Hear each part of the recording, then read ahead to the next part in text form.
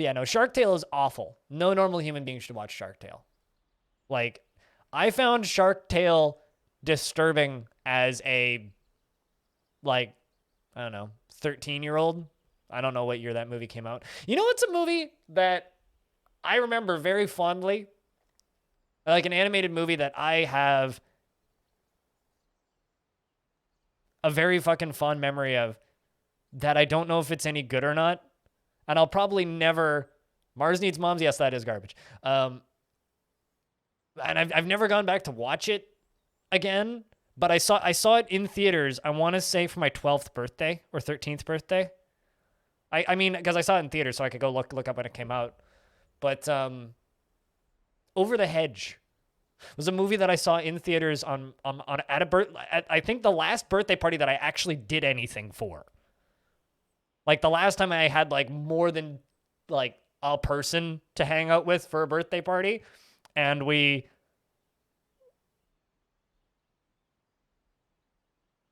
saw that movie. 21.5% done. Yep. Mm-hmm. And it's already paperwork o'clock. Stone, if you are present, we have paperwork. Apologies. We are early autumn in the first of limestone year 220. 31 dwarves are the full population, and 39 including merchants. As far as Crow, the bard, she is bored after being unable to wander. Very bored, actually, but blissful. Like, generally pretty happy, but her recent thoughts are bored. I need to get away from here and wander the world. It's boring. I kind of wish that I could let my dwarves, if they got bored, go on a long trip or something.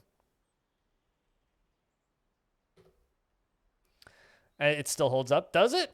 That's a movie that I've been wondering about a lot recently, is whether or not Over the Hedge holds up. It's a lot of like dumb potty humor with the squirrel screaming, I can't find my nuts and stuff like that. But like, I don't know. I seem to recall it being like a fun movie to watch. Anyway, like being on topic for a second here. Last time we played, we got the library done. So we've got these lovely green glass windows, these lovely iron bookcases, glass musical instruments I made myself, lovely iron chests, more iron bookcases, glass tables, and then some iron and glass tables over here in the corner. All of our books moved up. It took us about a year to move all 200-something books up here. Like they were still transporting books upstairs as recently as the beginning of this year, and we started this in, I think it was year 219. So it took a while to do that. Dwarven libraries aren't quiet. Well, I mean, right now it's quiet because there's literally one dwarf in there by themselves discussing division. So recently they've been discussing bodily fluids, which is fun. And then they were researching bodily fluids. Yeah. So they've been doing that. I don't know. It's hard to tell on what like the general noise levels of their babble is. Like I wouldn't really. Oh, now my king is up there pondering division. Or I'm assuming. Yep. My king is up there pondering division. So they were discussing division, and now they are pondering division. They're just like, you know, big Ubisoft fans, and they've all been playing the Division late at night. But yeah, I mean, the library is a weird place. A weird place filled with such books such as Foundations of Interviews, A World of the Lock, The Pursuit of Social Animals, Doubts About Reproduction. Yeah, well, that's my take on this fort right now. What else have we got recently? Stitchers for Everyone. Probably a guide on how to do surgeries and give stitches. Treatise on animal societies, true animal diets. Kade. Machine Hollow, Problems and Solutions, which is a self-guide about the king and how to be, I don't know, a dwarf. Ignorance Without Limits, The History of Social Animals. I really love it when, like, you'll see, like, a dwarf who's just, like, socialize is their thing, and they're in a room by themselves. It's like, what are you doing? Socializing. Where? Alone, in a giant cathedral, underground, when everybody else is on the other side of the fortress, and you're down there socializing. Tributes, yeah, we're still waiting for them to walk in. They're almost there. Well, one of them just arrived. I had the game paused. So council, well, let's start off with the group of soaring. Okay, well, that one's doable. It's 25 silver arrows.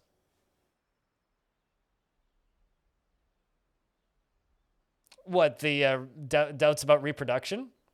I mean, here's the thing. It's never about dwarves, Authority. It's never about dwarves. It's always about animals. Like, they're talking, like, it's the equivalent of, like, saying that, National Geographic is pornographic material when dwarves write about reproduction. It's usually about like, oh, like the reproductive activities of dogs in the wild kind of thing. Who needs to talk about dwarves when you could talk to the gods? I mean, aren't we the gods in theory? Let me know when you want me to scroll, Stone.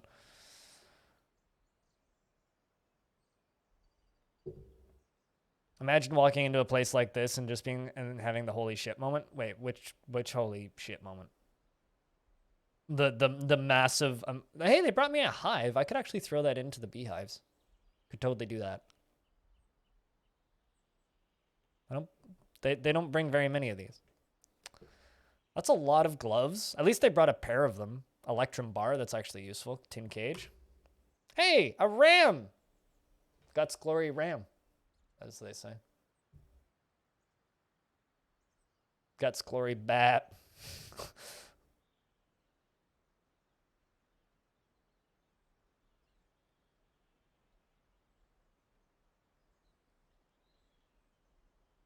The massive structure itself. I still want somebody to render it in 3D. Like the save file for this thing's available if anybody wants to go download it. But I've seen some people do some really convincing renders based on Dwarven forts. This is a big one. Yep, they've gotten big ones. Speaking of Stone, did you notice that these guys, the Council of Men, their city has 1,000 population? It's like, yeah, there. The human hamlet of Dimple Honey of the Council of Men. 1,000. 1,000. It's a lot of people for a hamlet. It's like, holy shit. Like, you probably couldn't even go there in adventure mode. You'd lag out. So how do I like the tribute system?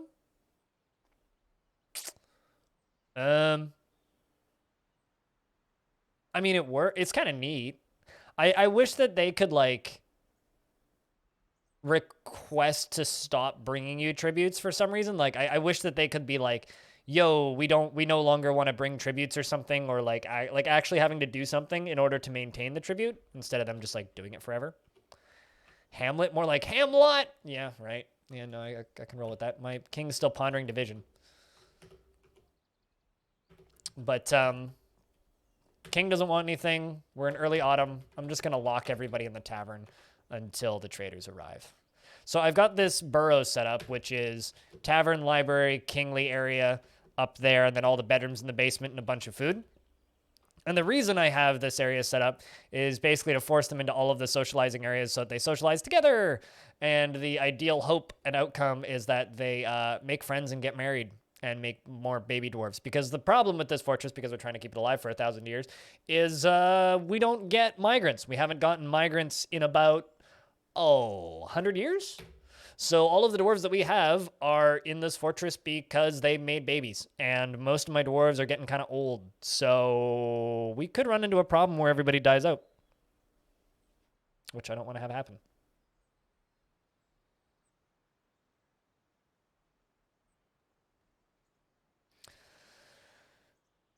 Which is crazy because we've done hundreds now. Well, over 100.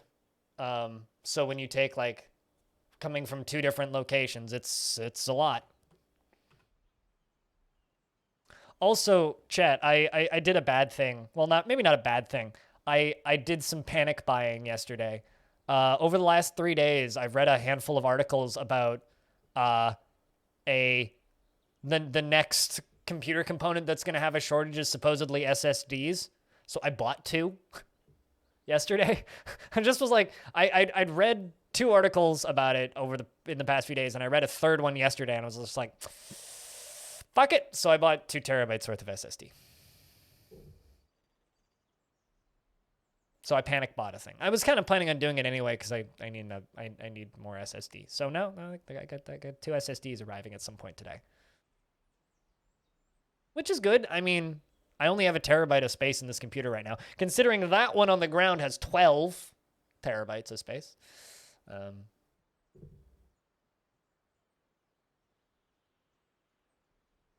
Can you actually request migrants? Nope, you cannot. You can request merchants. You cannot request migrants. In my defense, I was planning on buying them anyway, pilot guy. I've been planning on buying them for a while. But yes, I did a panic buy. You need to do that yourself. You feel like your whole HDD lags after 10 years and and you'd rather not lose the data. Yeah, fucking buy an SSD. And everything else on hard drive. So I used to live with that take and that opinion on that computer. This computer that I'm on right now, I have a onboard SSD, which is 1 terabyte, which has my OS and everything on it, and then I have another 500 gigs in an SSD connected to it. I don't think I'm ever going back to hard disk. After running with this computer, everything is so much faster. Loading stuff, editing software on different drives with software running on from other drives is so much faster. Rendering is so much faster. Like, everything is faster. Literally everything. That second one is probably the one that you were going to buy, which is definitely in a warehouse in Vancouver and not on your continent cooler. Yeah, no, I mean, my computer is also like completely silent. They also take up way less space. You've still got 5,000 rolls of toilet paper. Did you actually get... Okay, you put a /s on the end of that. I was going to say, like, really? That's, like, impressive. We can turn off the everybody hang out in the tavern button and let everybody split up. Oh no, Thob is depressed still. So Thob's been a little bit depressed recently. Thob is one of my merchants who isn't an actual dwarf, who I might just expel if they actually tantrum. But they haven't tantrumed yet, so not going to do that just yet. 438, man, that's like 200 more than I expected. That's kind of a lot, dude. But in my opinion, yes, it's worth it to just go with hard disks. With SSDs over hard disks. Also, I would also argue that I'm not part of the problem because I've been planning on doing this anyway. I swear.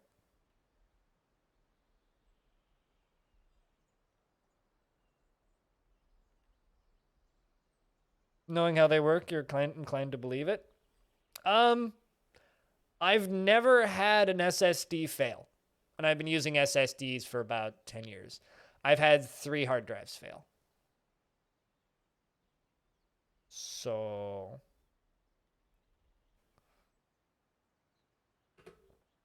Faikal had said, I'm your liaison from the mountain homes. Let's discuss your situation.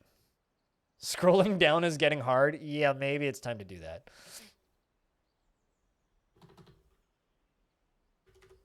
I'm just requesting fancy metal. So steel, rose gold, and black bronze. For fancy stuffs. And they look forward to our meeting next year as always, because our fortunes, of course, still rise and fall together. Yeah. Well, I mean, for like $100, I could get a 6 terabyte drive. Right? For $100, I could get a 6 terabyte drive if I go with hard disk. Costs $250 for a 1 terabyte SSD. So you get more space by a lot. But if you're constantly like moving stuff around on those drives and constantly editing things and storing footage and moving footage, and like if you're doing a lot of video editing, it is a lot faster on a solid state than a hard disk. So .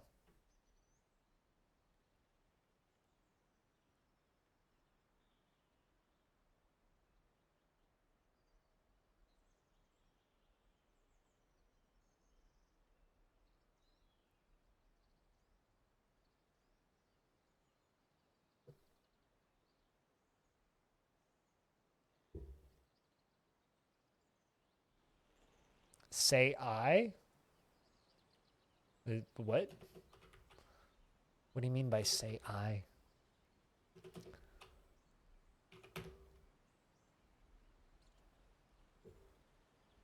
Oh, it has over 5K images in one folder? Yeah, moving those around to be a pain in the ass.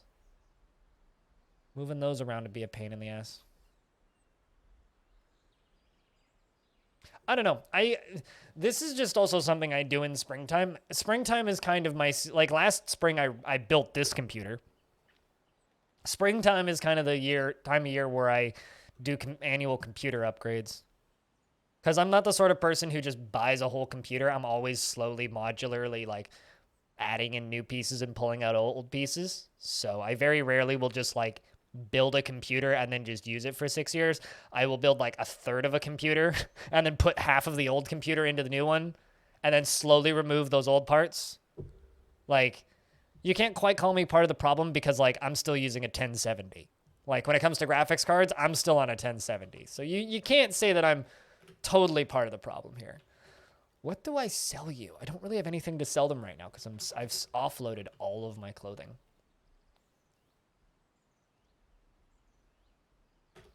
We'll sell them the trap components. Could sell them all the instruments that I'm not using. We've cleared out all the backpacks and quivers. Cleared out all those. 1060 650M. Okay, but like that's a problem that you need to fix. If you're still using a 650M, yeah, it's time to upgrade that shit, man. He'll be on this laptop till it dies. It's like my dad. He's just like my dad's using my old laptop from like the early 2000s. Oh, I know what I can sell them. Large clothing and armor. There they go. Like if you're storing data on a spinning disk and you read the magnet that virtually touches it, it's going to get scratched eventually. SSDs have no moving parts. SSDs have no moving parts, but they do have component failure and read-write failure. But also, like, I'm not talking about laptops here. I'm talking about desktops. Laptops are kind of a different thing. It's like upgrading a phone or a tablet. It's kind of a different thing. You've got a 2060 and you'll be using that thing for quite a while since you have no interest in going above 1080p. No, same here. Like, I'm actually, like, scared about things moving away from 1080p because 4K is so fucking tiny. Like, I can't see it. Like, I need a magnifying glass to use my monitor, which isn't exactly an optimal way of doing things, you know? Like, if I can't read my monitor, that's a problem. So all of my monitors are 1080p, and I've got two 32-inch BenQ monitors and then a 27-inch Asus monitor. So it's like I got big monitors, and they're all 1080p because I can't see anything that's smaller. Anything that's smaller is just too fucking small, and I can't handle that.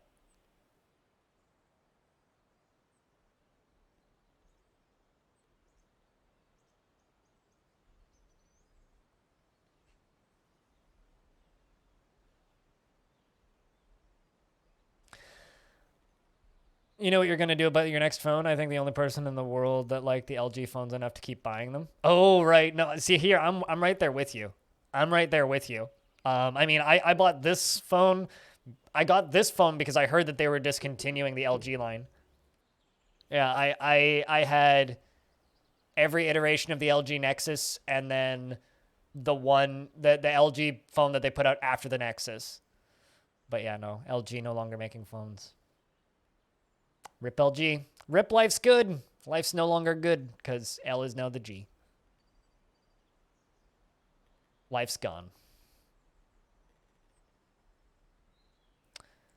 The awe-inspiring vaults of the scholarly band gave a single tribute. Wait, what? In the summer of 107?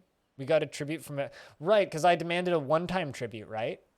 I remember this now. Yeah, I demanded a one-time tribute, didn't I? I did that a long time ago.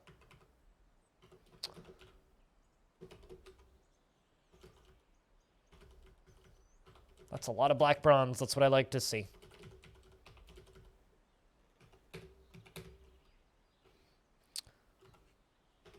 That poor dwarf.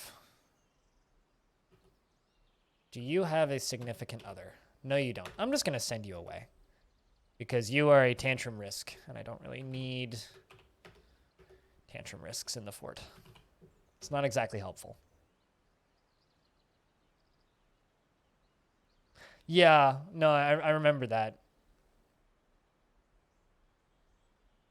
The pre-council tributes. Yeah, no, I mean, I have the Huawei phone because it has brilliant camera in it. And it's neat, but...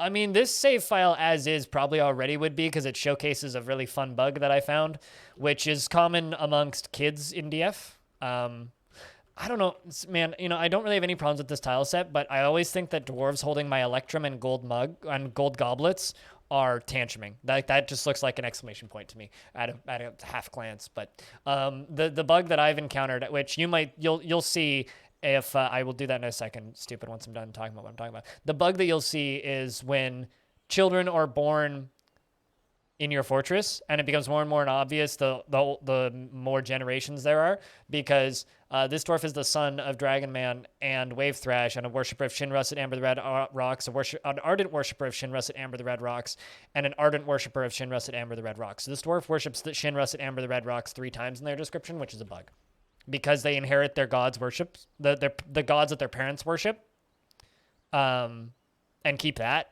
So if their parents worship the same god at different amounts, so ardent and a worshiper, so one ardent worshiper and a worshiper have a baby, then they'll have an ardent worshiper and a worshiper. Yeah, sure. I mean, it's like, I'm Catholic and Lutheran and Baptist. Thing.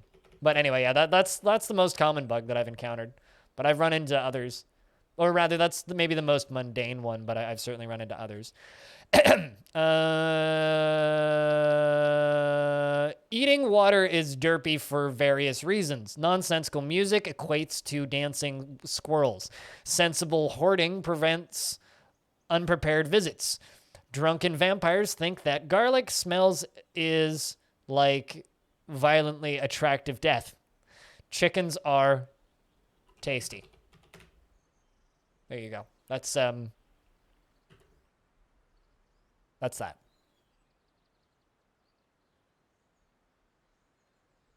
Father, Son, and Holy Ghost. Sure, yes. Sexist nightmares, religious hell. The slightly Catholic.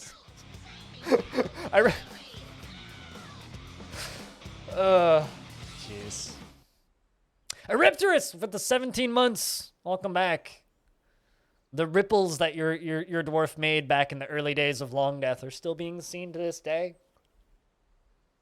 And artifacts still get dedicated to you and your lovers, which is cool when that happens. Go pull some plants out of the ground and hopefully at some point put some new plants into the ground. Oh, my mom's giving me a bunch of chamomile plants. Also, chat, can I get a big round of beers for Eripterus keeping that sub alive for 17 months? Just type in the word beer.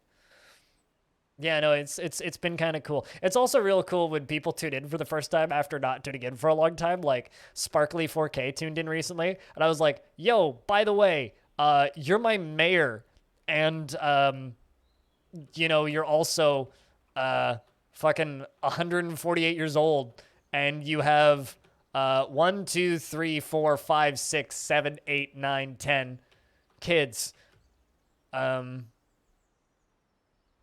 So, you know, that kind of fun stuff.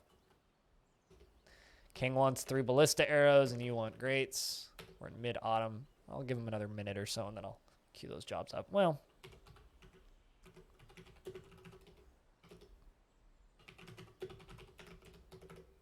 queue those up. We'll just let them chill.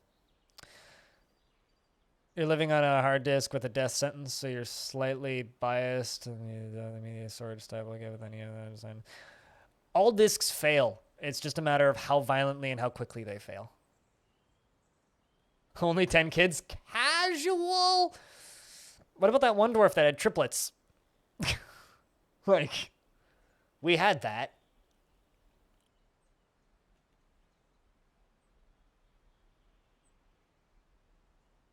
We had that.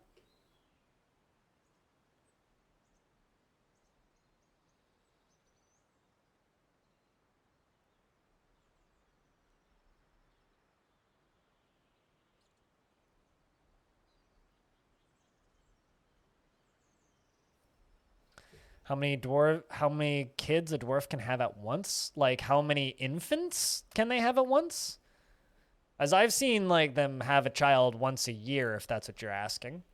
And it seems to be about that much. But I mean, I had a dwarf have triplets, so I don't know if they could have like sextuplets or something, if that's what you're asking. That would be impressive. I'd freak out a bit, but I'm not entirely certain what the actual limit of that is. Yeah, I've never heard of like octuplets or anything like that. Yeah, sextuplets are indeed biologically possible. And the last lady that had that turned it into a reality TV show, if I'm not mistaken. I wonder if that is still going. Like Octomom. Wasn't that a thing? Hold on. Am I offline or cool? Fucking brilliant. Is it on chat? Press 1 if you can see the stream. Because I see my stream. I just went and loaded up my own stream. And I see it just fine. So, like, if you see the stream, press 1 and at userun and tell him he's wrong. And he just gave me a heart attack. Okay, so then I think we're, I think we're, like, my VOD's not broken. This all looks fine. I literally went to my offline screen. Well, now that we're all on the same page.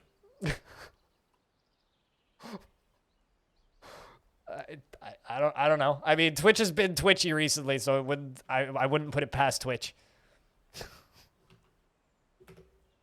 So yeah, Longdeath has been kind of not dull, but a lot of just kind of hoping that they get married. I mean, I've seen some of my dwarves get married or pick up lovers, so it's just kind of a matter of them getting onto that rotation of having kids once a year.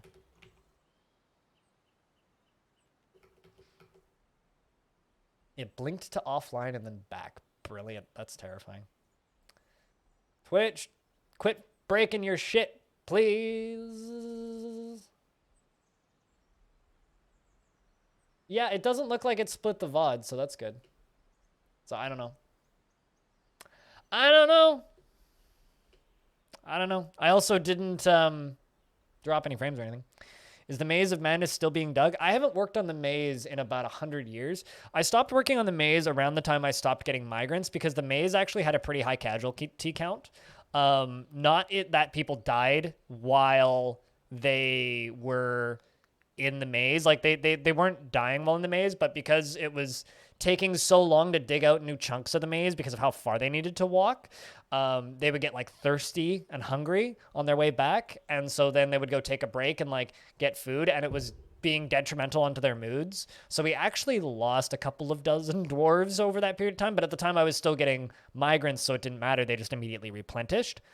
But that has since stopped. So I actually working on the maze has gotten a lot difficult. With a spoon. I don't know. I don't really. If I'm drinking vodka, I'm drinking good quality vodka. And if I'm drinking vodka, I'm drinking it with ice cubes. I'm not putting anything in it.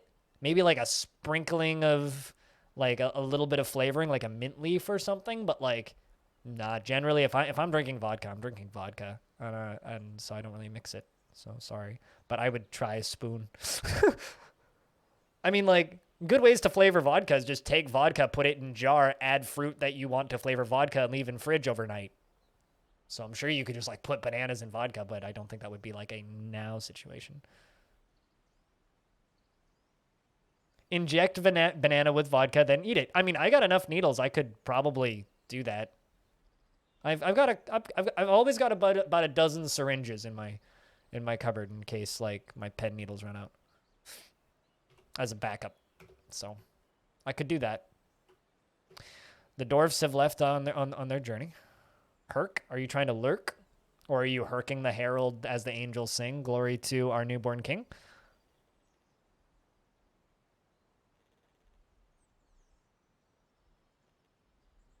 Peace on earth due to propaganda?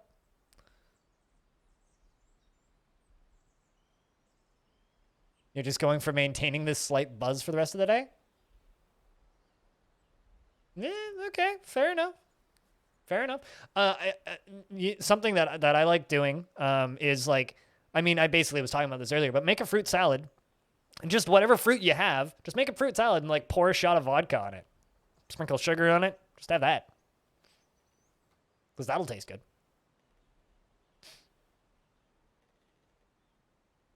The last time I watched somebody try to make flavored vodka with Skittles, it ended up coming out in like an almost molasses-y texture. I didn't have any of it. It looked disgusting. But they drank it and they seemed happy. I had my beer. So I don't know if I'd necessarily recommend like putting Skittles into vodka. But then again, I'm also not like a 21-year-old girl in college, so maybe my tastes are a little bit different than them. I swear I saw a petition request.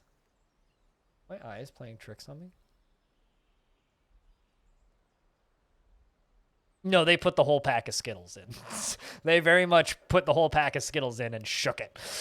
The whole pack and let the whole thing dissolve overnight. I've also heard similar stories about gummy bears or any gummy candy in vodka, is it'll turn into like a syrup texture. I mean, I like vodka, but I like my vodka to taste like poison. It has to like taste like it's trying to kill me, Tygo, for me to like vodka. So I like vodka, but I like strong vodka, and I like it with 2 ice cubes. And then I will let it sit for 10 minutes to kind of dilute a little bit, and then I'll drink it. That's how I like my vodka when I drink vodka. So I am not the person to ask about flavoring vodka. But like, yeah, no, just like put a shot on a fruit salad, and that's delicious. Fruit salad would make you go to the supermarket and being in the cash register with only vodka and a pack of coffee filters.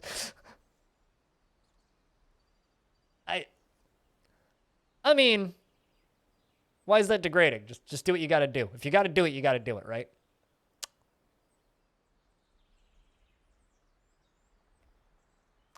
Are you making a pizza sandwich?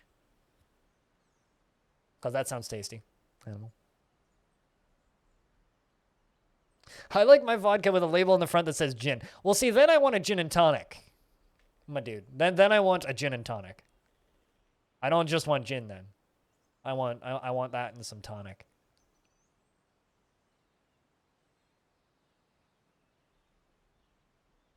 Hit it with a squeeze from an orange slice. Yeah, that would do. Well, that would do it.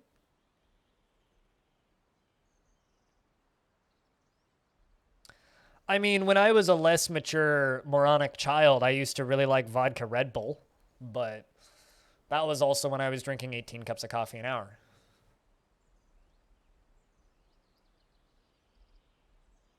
But, you know. That was back when I was going to 3 metal shows a weekend and working and wasn't, right, you know, caring about my health much.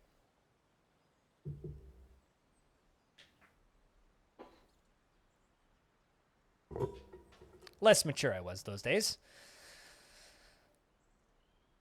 But, yeah.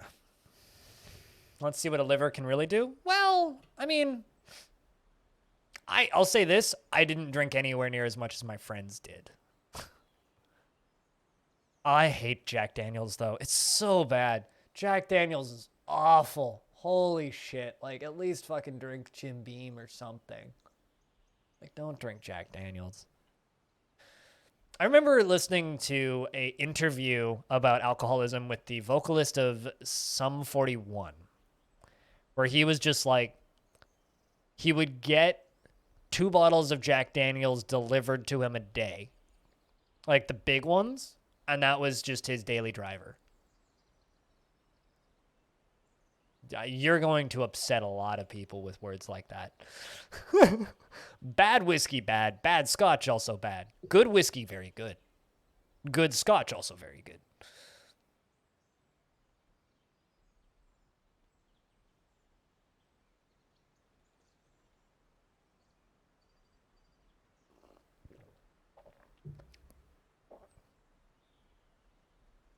But yeah, no, I mean, I used to mix Red Bull with vodka and then go to bed in 30 minutes. That's how you go.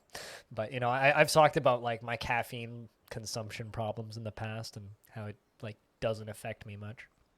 So, I mean, I had a cup of coffee, full caffeine, last night at 8:30 at night and went to bed at 10 and slept just fine. So,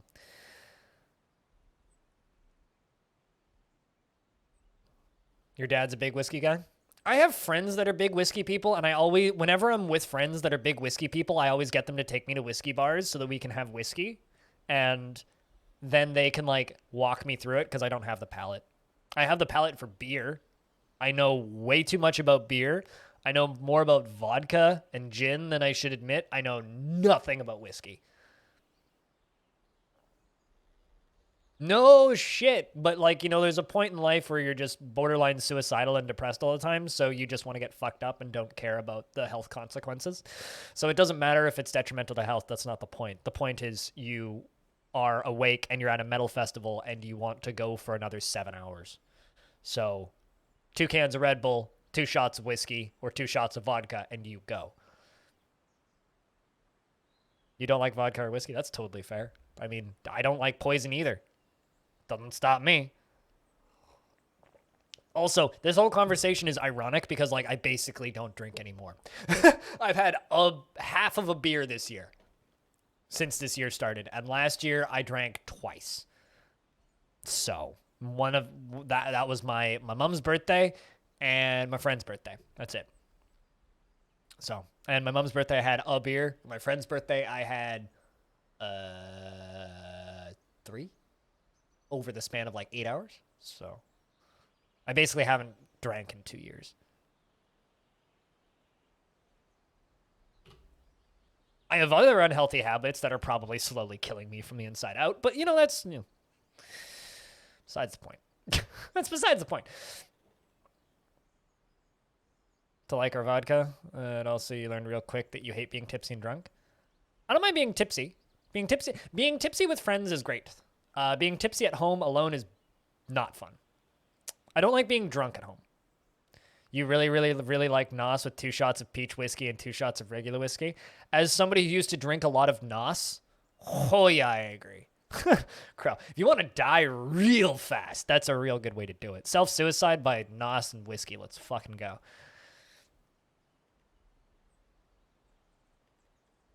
But no, I mean, like, these days I'm much more of a stoner.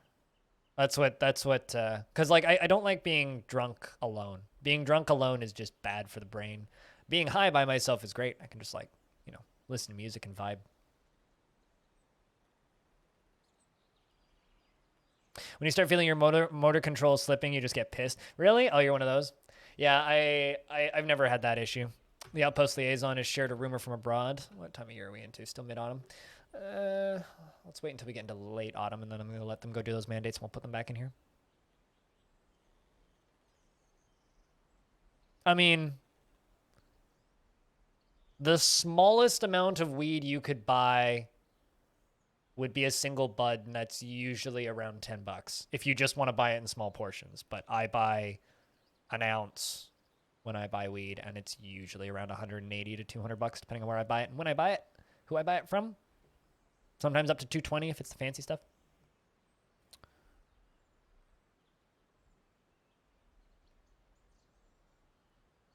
But like that lasts me 8 months to a year.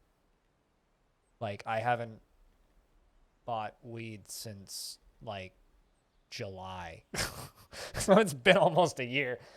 I had a small pick-me-up purchase relatively recently, but that was just because they had a strain that I really liked that I wanted to buy a little bit more of. I knew a guy in college who would fight everyone in the room if he had a single beer, and holy crap, that's really cheap. You pay 250 to 300. Yeah, and this is the legal stuff from the government here. Canada, more reasons to live in Canada.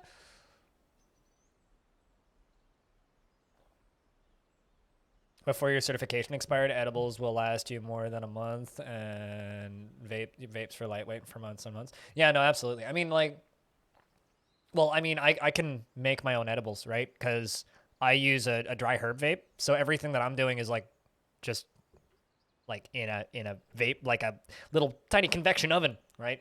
And through water, like you don't even feel it. It's great, but like that stuff, once it comes out of the vape, goes into a jar, which I can just use to make edibles. So I have, like, if suddenly I just couldn't buy weed, I have easily a year and a half's worth of edibles just that I could make that's just sitting in a jar dried. Like it's a 1 liter jar that's mostly full. So like I'm good for a very long time. That's my that's my post-apocalypse money. So when the actual apocalypse happens and all of the world's economy crashes, that's gonna be my bartering chip.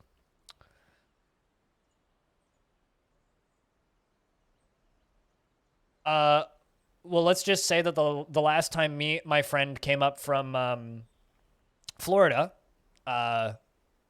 we smoked a lot of weed.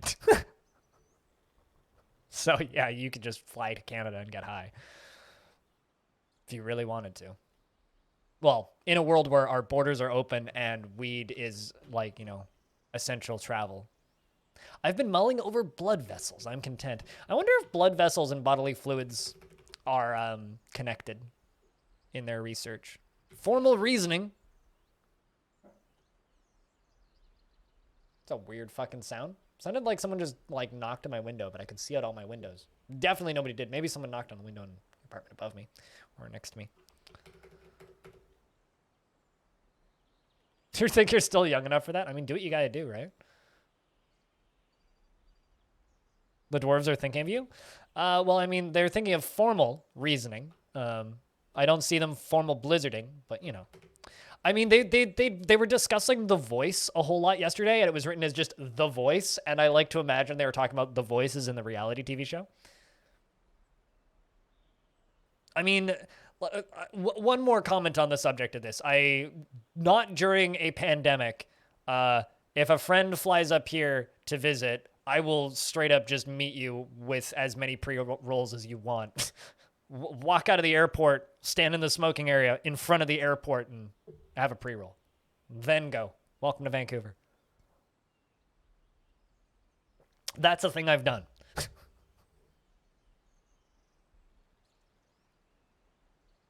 was just your girlfriend.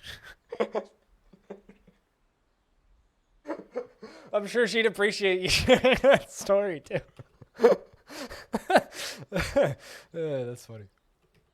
I mean, I thought I heard a gun go off the other day. It was just some guy revving his truck. His engine sounded like a fully auto. It was like, brrrr! I was like, what the fuck is that? Literally just a truck. Uh-oh. We got a dwarf running into alcohol issues.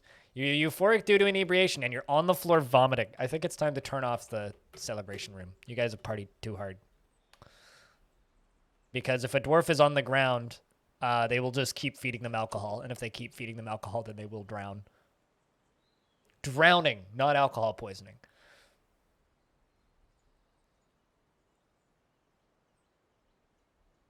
This is a good thing.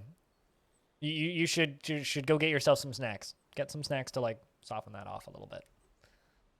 This is a very family-friendly stream today we're having. Let's see. We've gone from like borderline controversial politics talking about vaccinations to talking about unhealthy levels of alcohol consumption and when it's a good idea to fly to Canada to get weed.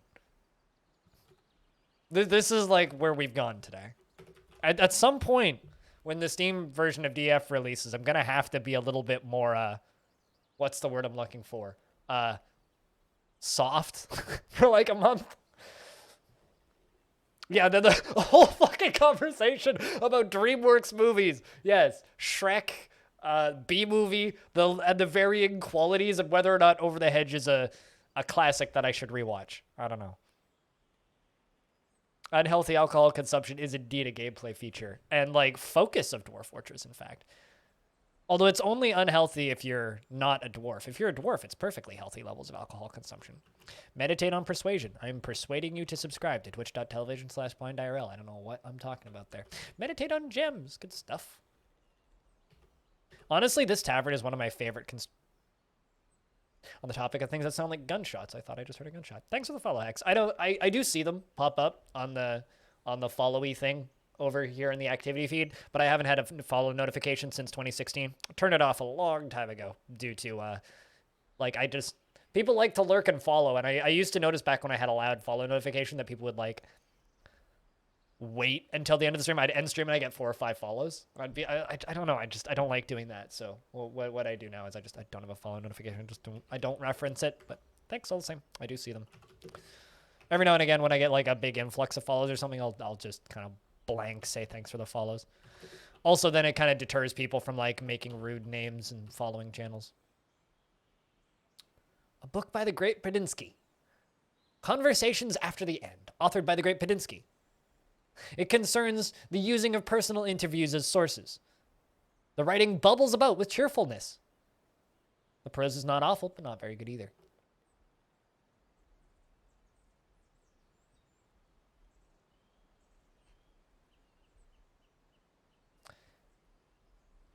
You're the opposite of a dwarf.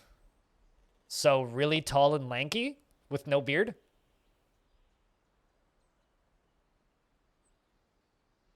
I'm trying to think like what's the opposite of a dwarf? Dwarf, short, stocky, big beard. Or short, stocky, bald. So like tall and skinny would be the opposite of a dwarf? An elf? Yes, there you go, the opposite of a dwarf. I mean, human too. Humans are taller.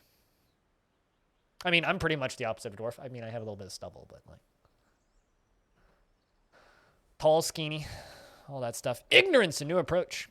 So something that I noticed, and maybe you might want to do this, chat.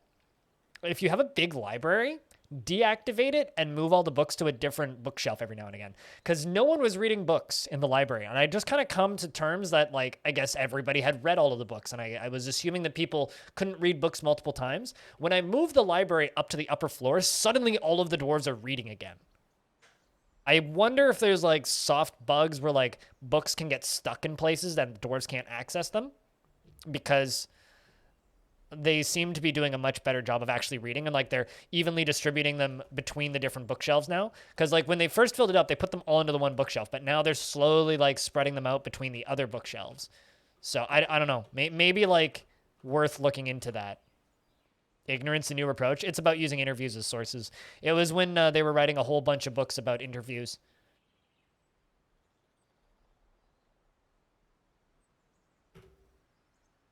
Because they were pondering interviews and interviews as sources, which I think is funny because it was around the time I interviewed Tarn the last time.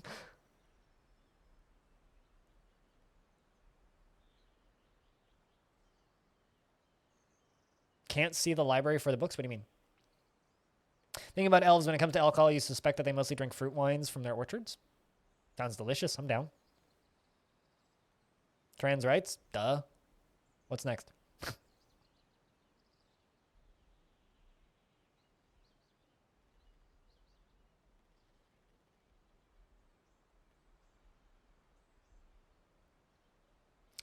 Some monster was putting them spine down.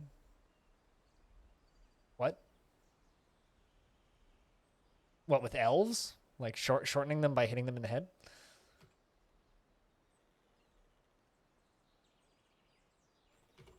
All right. Mayor is done. Now we're working on the king. We got a couple ballista arrows to work through.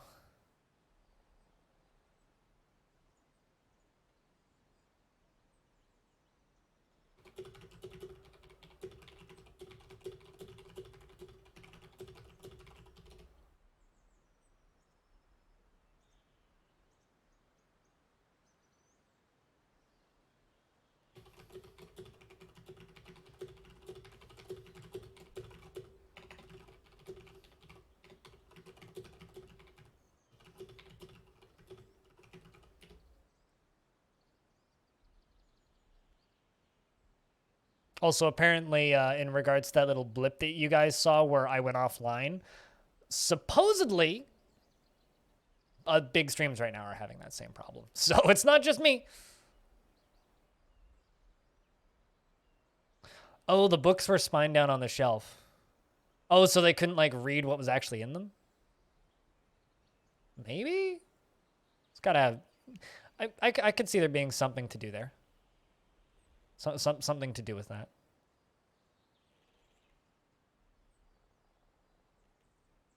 Well, no. Humans didn't come up with wines and beers. Humans just realized that if they ate rotten fruit, it would taste funky and then make them act funny.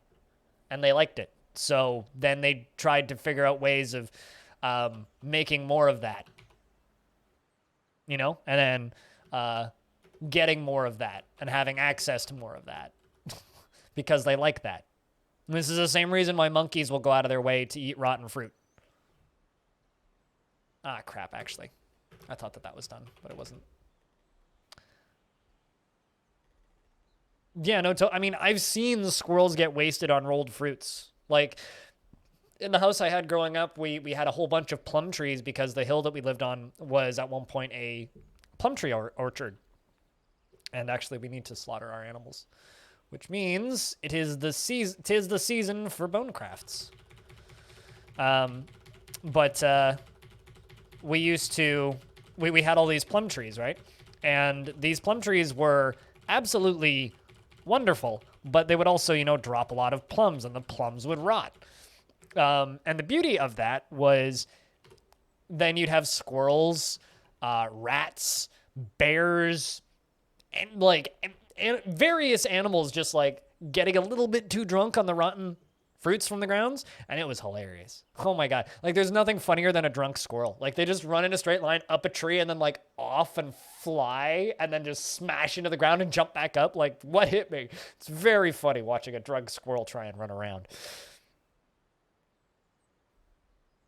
To get 6 squirrels high on edibles? Yes, that would be animal cruelty. But it is not animal cruelty to laugh at a squirrel that willingly ate rotten fruit.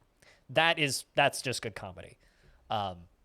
Now, if you were to do what my now unfortunately passed away uncle used to do, where he would take pigeons and feed them bread soaked in vodka and then put them in the elevator in the hotel room, that's animal cruelty. That's animal cruelty.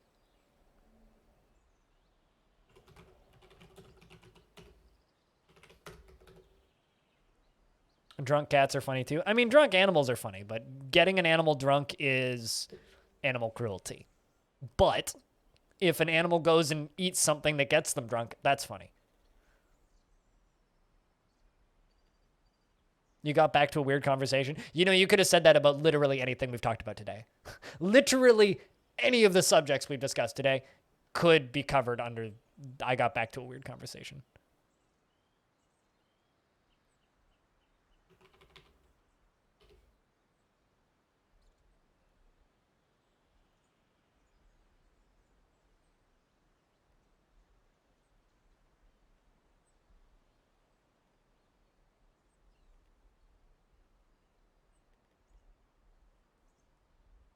Made the case that some animal cruelty is worth it. I mean, getting a pigeon really drunk and then picking up the pigeon and putting it into an elevator and hitting the button for lobby when you're on the 10th floor and then walking back into your hotel room giggling is not worth it, in my opinion. But out of context, if as not as the person who did it, I can say that is really funny. But also, don't be mean to animals, people. Come on. Come on. Mayor wants a pair of high boots.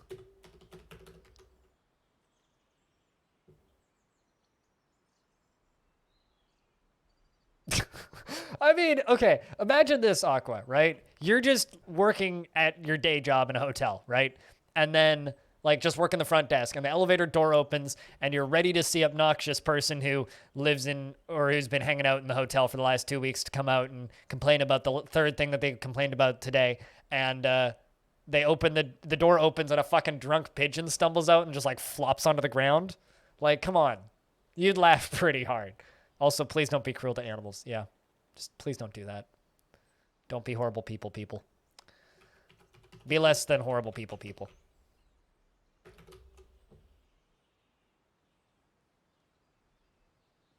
Yeah, you'd never do that, but you're glad that someone did. On the topic of famous stories to do with hotels, there is a hotel on Vancouver Island that had this thing happen a couple of years ago. And recently, he got unbanned from the hotel. So you could look this story up if you want, but I'm going to kind of leave names and locations out. There is a hotel in Vancouver that in the 80s, or on Vancouver Island in Victoria, that is a very famous old hotel that's been there as long as the city. And there was a food salesman who worked as part of a catering company who would do showings out of this hotel. So he would go he would rent a hotel room and set up a bunch of pastries and foods and stuff that he would sell to clients. And then would have clients that would be looking to have dinners for catering in the hotel would come up to his room and look at the food and like decide whether or not it was good enough for the catering thing. Because this was like, in a time where that's how you had to advertise catering, right? Anyway, one time it was particularly warm, so he left the door open and it attracted every single seagull in like the local vicinity. And so he opened the door up to like 300 something seagulls drunk off of their asses from alcoholic desserts, shitting and eating everywhere, destroying the room. So there's this room that's just like literally packed with seagulls. And so the story goes, he opened the door back in the hallway and they crashed into the hallway and just like barreled down the hallway because they couldn't get back out the window because of the way the windows are shaped there. They're like kind of this weird like down angle that faces out this way where like you can get up and in, but it's really hard to get down and out for a bird. So eventually they were able to get all the seagulls out and he was banned for life from the hotel. It was like 2 years or so ago. I think this is 2017, so a couple of years ago now. They finally waived the ban and he can stay in the hotel again after like 30 years. Tidal wave of drunk seagulls here, right? So like now that's not animal cruelty. That's just incredible.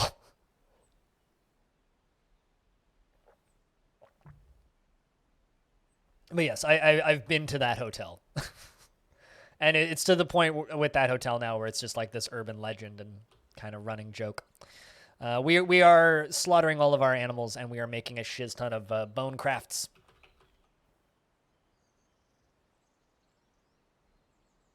They're aggressive as fuck. Oh yeah, no, they're mean. They're mean critters.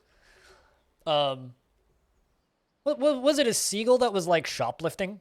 I'm trying to like remember what seagull it was or what type of bird it was, because there was videos a couple of years ago that popped up on YouTube of like a bird just like hopping into a grocery store, stealing a bag of chips and then hopping back out. I'm pretty sure it was a seagull that did that.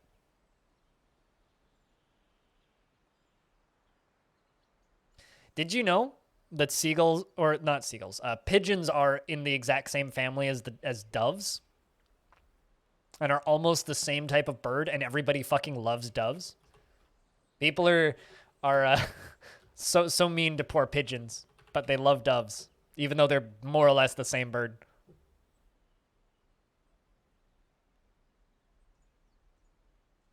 Also, it's like, don't be cruel to animals. Also, we're slaughtering like 70 cattle in DF right now. Doves are stupid as hell. Oh yeah, they're really dumb birds. They're just pretty stupid birds. Also, everybody talks about how evil geese are, but I guess they've never been chased by a fucking swan. The only difference is their coloration, Stone. Kias are very vile critters. Yes. Well, they're more maniacal. They're like the evil geniuses of the burb world.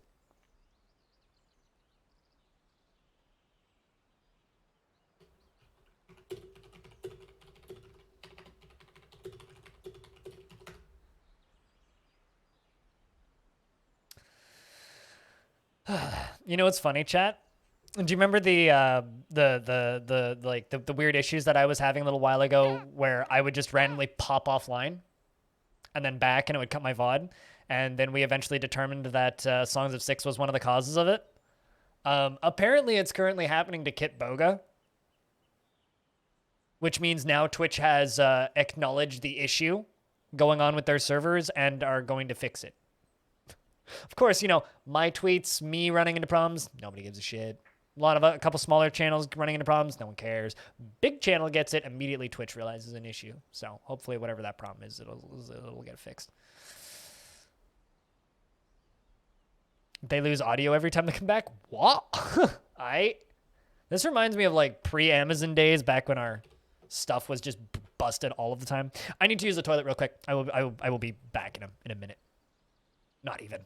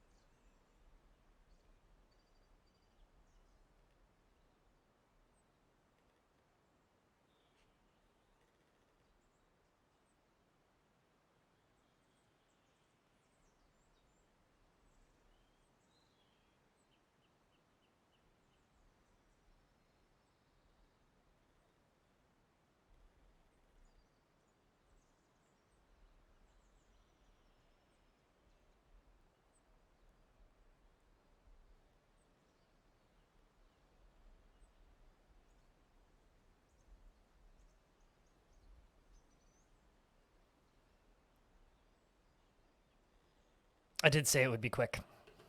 All right. Doves are nicer because doves are native where you come from, but pigeons are an invasive species that Portuguese people brought here because they were stupid and thought that all white pigeons would have only white mini pigeons, and now you have pigeons of all colors and they are all ugly. So you had me at invasive species, but everything else there just sounds like you're mean to pigeons. Back in a bit. Alrighty, do what you gotta do. Have a good day, audio. We're just slaughtering all of our cows and dancing in and out of the tavern and making ballista arrows. And high boots, apparently.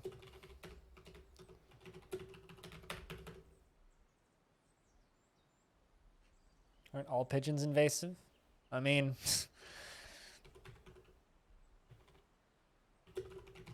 I'm just saying that I think it's funny how people hate pigeons, but not in the hotel, just more in a distanced snubness. I mean, you're probably like my friend who just complains every time he sees a pigeon. It's like, they poop on things. It's like, yes, naturally, that's what pigeons do. What, pigeons delicious? I mean, go nuts. Oh, also, I just got an email stating that the soundtrack for Ape Out just shipped. So that's pretty cool. So I get to torture you guys with some obnoxious jazz drums that I'm going to love and most of you will hate. Pigeons are dumb, but the only birds that you actually hate are sparrows. They infest everything. I hate starlings. Pigeons are fine. Pigeons are fine. They just poop in cities. But starlings can fuck off. Fuck starlings. Terrible, terrible, terrible birds. Starlings just destroy the natural populations of birds around here. Pigeons are fine. Pigeons just exist. I'm not going to hate a pigeon for existing, but starlings are a problem. I hate starlings. I'm going to give these dwarves with nothing to do some bone carving.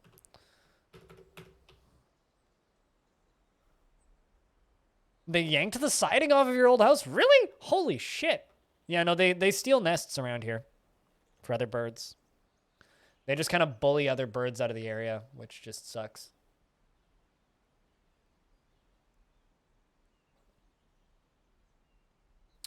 But I think this kind of should go without saying as well. I know that we just kind of ramble about totally off-topic shit while I play DF in the background. But if anybody actually does have like straight up just questions about DF, just shout them at me and I can show you things. If you need help, feel free to ask. Or if you have DF related things you want to talk about, we can also talk about that stuff. It's just, you know, we're here every day, so we talk about whatever. There's a sparrow species that are infinite for putting their eggs on the grass fields, so grass fields are unsafe because they will fuck your shit up for getting close to the eggs. You can't see them because they're in the grass. Well, stay the fuck out of that field. I mean, I don't know. I've never run into that. That's kind of funky, but...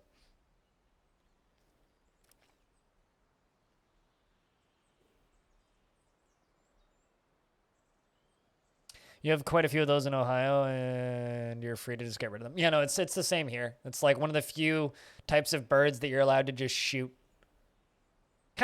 There was a very brief period of time where Vancouver... Whoop. Why am I jumping up here? Apostle has given birth to a boy! Apostle's had many children in the fortress, so this isn't new for Apostle.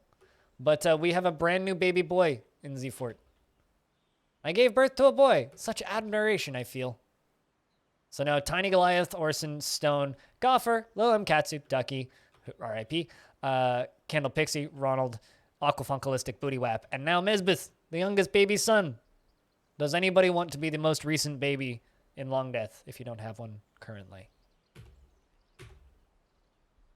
You know, I think I'm actually just going to...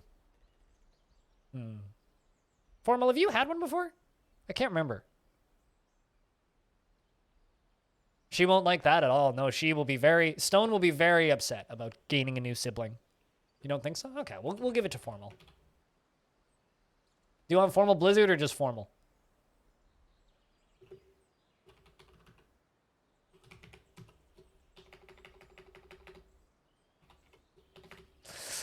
Either or. We'll just go with Formal. Tuxedo Winter Storm. That's just like his superhero name, right?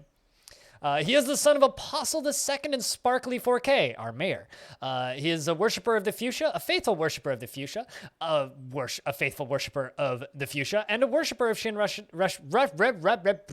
Amber the Red Rocks. I can't say that. Russet Amber the Red Rocks. You're a citizen of the Ignited Creation and a member of the Eternal Adventure of Time. He was born today, which makes him very young indeed. He is short. He has a broad frame, almost no fat on it. He has a square chin and a very deep voice. His sideburns are clean shaven, and his very long mustache is neatly combed. His very long beard is neatly combed, and he has very short hair, which is of course neatly combed.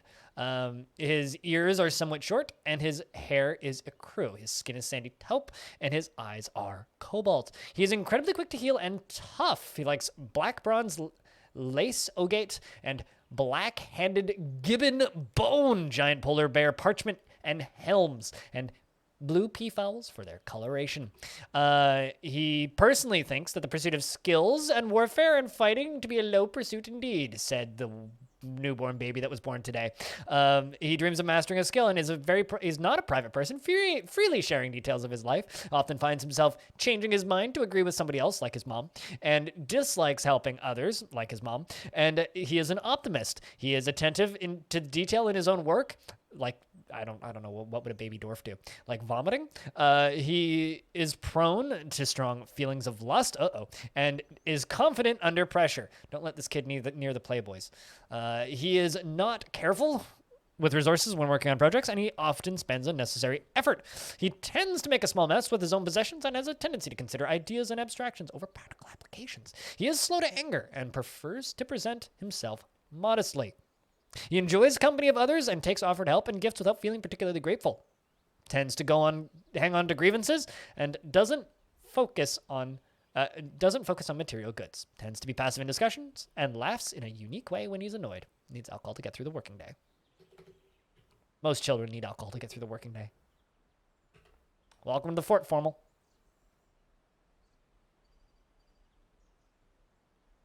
Also, investments are open, by the way. Do let this kid near. We must incense. Not for 12 years. He was born today. He's very young indeed. He can't even walk yet. Although, what's funny is, like, out of the gods that we have in this fortress, one of the most popular ones is So we have Shin Russet Amber, the red rocks, which is the deity of jewels and wealth. But we also have the fuchsia, which most often takes the form of a male dwarf and is associated with persuasion and speech. The other god, however, which the king worships. Oh, hey, they're pondering the voice again. Everybody's favorite reality TV show. This one. I think. No. Is this one? This one. Yeah, the embraced roses is the deity of lust. So, like, one of the most popular gods in this fortress is the deity of lust, and it's clearly not working.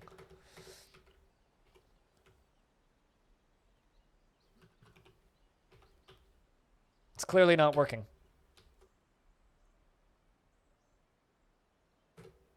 Anyway, that's good. Child hath been born. Oh, I dare you to steal my tick jets.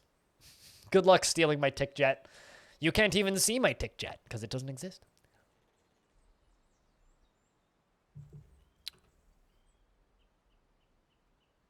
So that's one new child today. Hell yeah. Hell yeah. Off to a good start, I do say. I do say.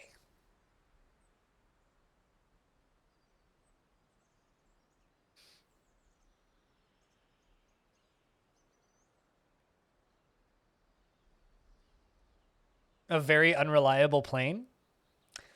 I'm imagining a jet made of Tic Tacs, so I guess it all goes to the same place, yeah? I'm just imagining a jet made of Tic Tacs.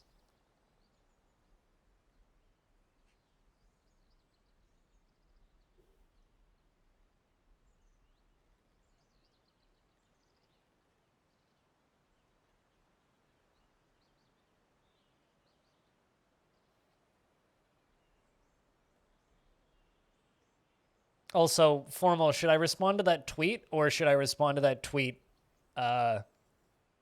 in person since you're in the chat anyway?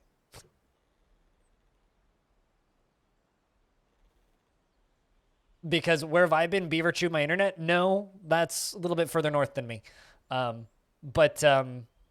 Which did actually happen. Beaver chewed out 900 people's internet in northern BC not too long ago. To the point where, like, me and my mom posted this article at, like, exactly the same time on my family Discord because it's brilliant. Hundreds lose internet service in northern BC after beaver chews through internet cable. It's like, fuck yeah, absolutely. That is the news that I actually want to read.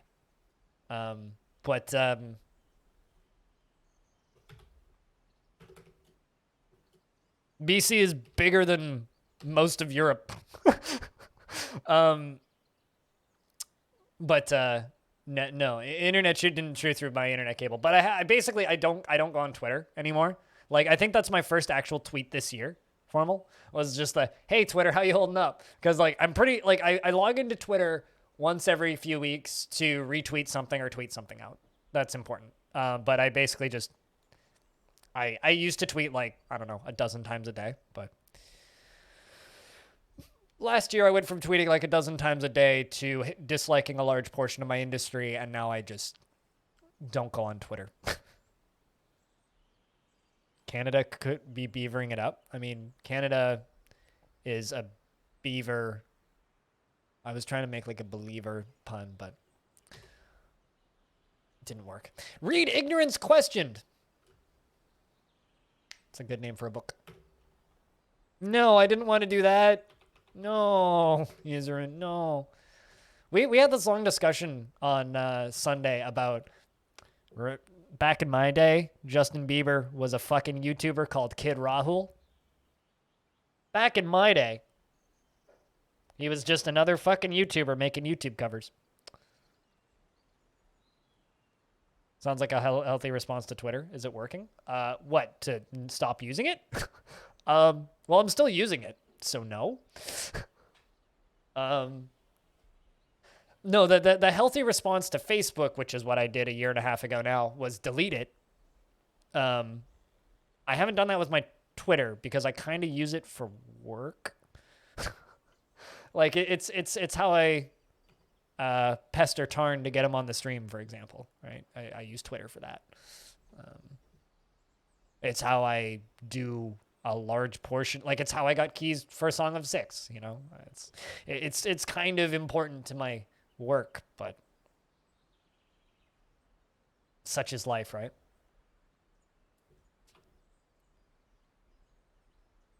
But I'll say this, it hasn't really affected my business not being on Twitter, which is what I think a lot of people in this industry will kind of tell you, more or less, is just, hey, you have to, if you don't be on Twitter, you won't get anywhere in this industry, or it will impact you if you are on Twitter and then stop being on Twitter. I haven't really found an impact. That you don't have access to things? I mean, it's fucking annoying. I now have no way of contacting my tattoo artist. Because my tattoo artist does all of his bookings and appointments through Facebook and Instagram. I don't have a Facebook, and I don't have Instagram. He checks his email maybe once every 3 months. Maybe. And he has a number where you can text him, and his girlfriend sometimes responds with more or less just, hey, we'd love to work on this with you. Reach out on the Instagram. It's like, but I don't have an Instagram, and you never hear back. So it's like that, and like invites to events and shit that's all done through Facebook. It's like, fucking just use a different platform. Come on. There's other sites for this shit. Doesn't work though. Doesn't work. It's frustrating, but it is what it is. It is what it is.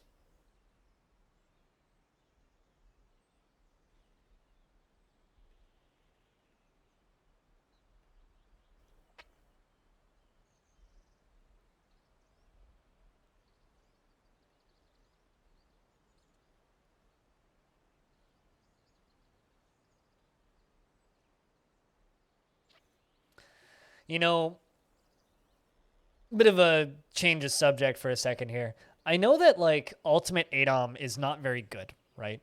And a lot of people are very niffed with that game right now. But they're certainly interested in watching it on YouTube. Those VODs do really well when I put them up. A lot of people watch them. And a lot of people watch them for a long time too. They got really good retention on them. So that game might like not be very good right now, but a lot of people are interested in it. Even though it doesn't do all that well on Twitch, it does well on YouTube. It's a weird thing. Finding games like that where it's like, man, a lot of people watch this on YouTube. Very few people want to watch me do it on Twitch. Not quite the truth for that game, but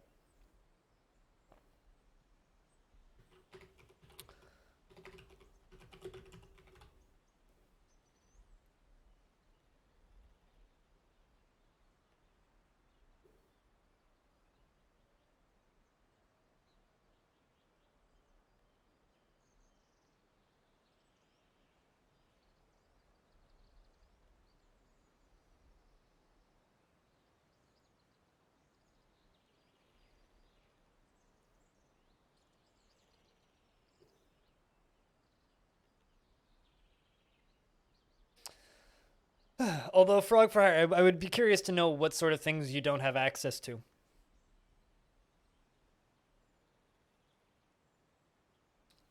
Kind of like Kenshi? Well, that's not a similar situation at all with it's not a similar situation at all with Ultimate ADOM, because Ultimate ADOM is just arguably bad. You're traveling overnight to get the shot. Oh, like, wait, how far are you traveling to get a vaccination? Because the furthest I've heard about people traveling is 4 hours. And then there was one instance of somebody that I know of who traveled for 4 hours to get a Johnson & Johnson shot, got his shot, and then just kept going. Like, instead of driving home, he just kept going. And he's just been, like, on a, like, vacation for the past month, just, like, going from place to place and sleeping in his truck. Like, I guess he really needed to get outside. Oh, that's not too bad. No, that's not bad at all. I thought you were like going like 12 hours or something ridiculous. When you said traveling, I was like, what? I mean, that's about as far as I did.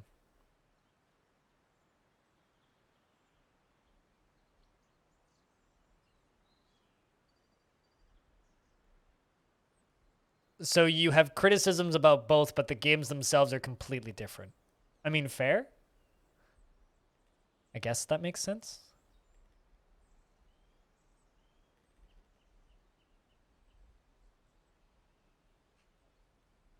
I guess that makes sense.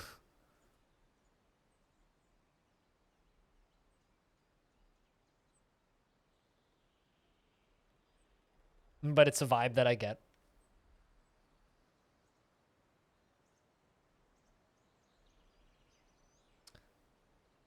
I don't know. I've never fully been grasped by Kenshi, so maybe one of these days I will be. But game that I am like very interested in while we wait for hopefully more babies is this thing, which like at a glance just kind of looks like a weird mountain climbing thing, right? And then you realize, oh, it's a hex grid. And it's a turn-based game about surviving while climbing a fucking mountain. I'm way too interested in this. This looks like a lot of fun. Such a cool theme for a game. Like just a procedurally generated hex grid climbing a mountain. Like I'm in. I'm in. Give me that. Here's a link if anybody wants it. Getting over it, but with hexes and turns, so significantly less frustrated. Often games integrate with Facebook for login and offer rewards for linkages with Facebook accounts or Twitter. Even Nintendo Online stuff wants you to link your account to Twitter. And they give you rewards for that? I mean, like, I've seen those options being available, but I've never actually seen rewards being, oh, like maybe like icons and small stuff, but like nothing actually major. I think like the only real example I can think of with that is like Amazon desperately wanting you to link your Prime to Twitch so that they can give you League of Legends skins or something.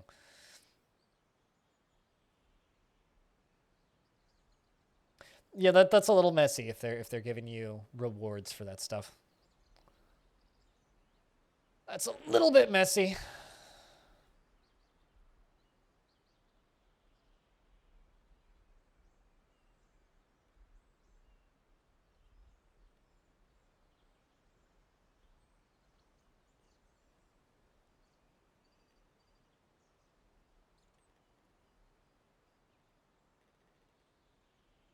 So any speculated release dates in Steam version of DF? I mean, we confirmed yesterday that it will be released before 2025.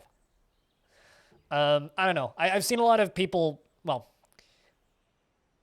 betting that it'll be out this year, but there was a lot of people betting last year. Is this a tree fort? No. It's a big old fucking hole in the ground. Let me zoom out. My mouse wheel isn't working. I've decided I'm not gonna buy a new mouse. I'm just gonna try and take apart this one and clean it, which is probably just the issue. No, it's not a tree fort. It's a giant platform that is sitting above the giant hole in the ground that is the fortress. So it's a giant hole in the ground. But the tavern, library, and King's stuff is all up here, and then up above it is actually another tower which has bees in it. But yeah, no, this layer is just like our fancy living space layer that we are slowly expanding. But down here is the actual living fortress where all the dwarves live and do all their crafting and such. And then down here is tombs and coffins, the small maze with Minotaur for aesthetics, and then drainage and other things down here. We haven't done it much underground in about 100 years, but most of our recent work has all been above ground. We also go all the way down to the cavern layer as well. Yeah, it's taken 200 years, but recently we've been doing things slowly because I'm trying to get the dwarves to make babies. So I'm just kind of letting them exist.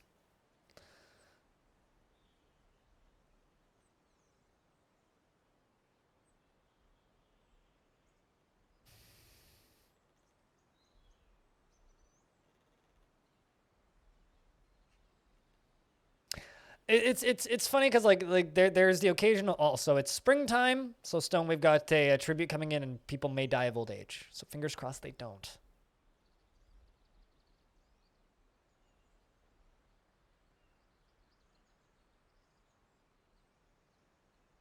You've been waiting on it before you lose 3,000 hours playing, but you might just plunge into the current release at this rate. I'll say this right now. Plunging into the current release of Dwarf Fortress will probably make learning Dwarf Fortress easier. And the reason plunging in now will make it easier is because Dwarf Fortress is not impossible to learn. People make it seem like it is. If you can read and type, you can play Dwarf Fortress because you know all the hotkeys already. It's just typing. And if you can read the instructions on how to play and read people's comments on helping you learn how to play. But the difference between right now and when the Steam version is out is right now there's a small, dedicated, wide community of people that are over multiple languages that can help you learn to play the game. But if you start learning once the Steam version hits, there's going to be probably, I'm just going to throw out numbers here, 500,000 other people trying to figure out how to learn the game at the same time. So there will be a lot more mess when the Steam version hits. So if you already know the game by the time... Nervicious was found dead! No! R.I.P. I liked that dwarf. That was a good dwarf. You were carrying some wolf meat and some dingo meat. Man, that's such a goddamn bummer.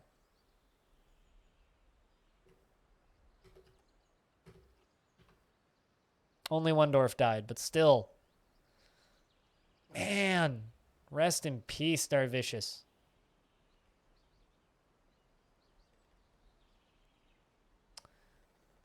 You're not under the impression it's that hard to learn at all. You already did something harder by getting into CDDA. I mean, CDDA is a very similar type of learning curve to DF, for sure. It's a very similar type of learning curve. If you can learn CDDA, you can learn DF, no problem. There's the tribute. Stone. There's the tribute.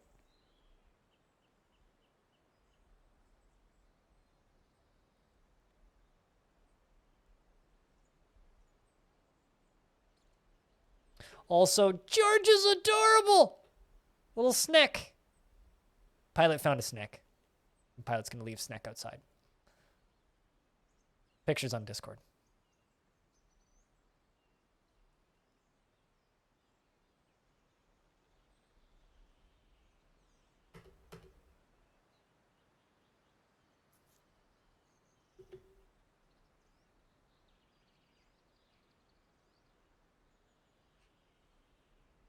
It's the big zombie survival roguelike that everybody loves and gets mad at you when you don't play and don't like. Frog for Hire, which is why I make people upset sometimes. But it's fine.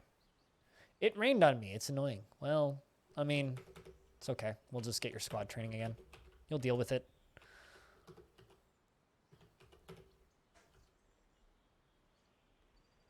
It's the massive open source zombie survival game roguelike that a lot of people like. A lot of people like.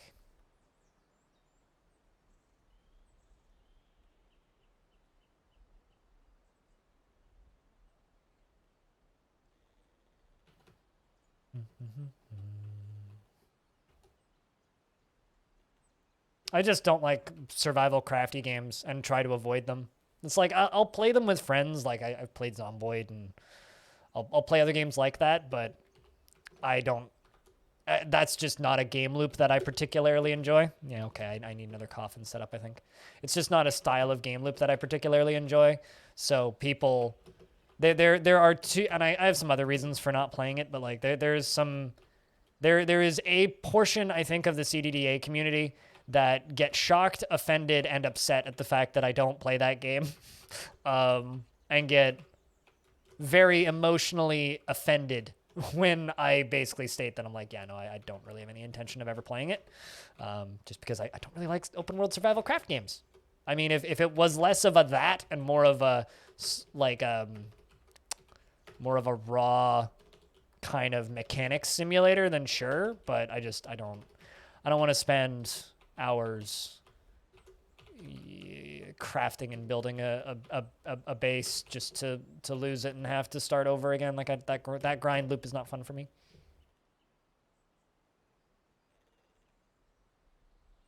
I mean, the only reason I don't enjoy any of the survival craft part of Zomboid. The only reason I like Zomboid is because of its crowds, the crowds that it can simulate.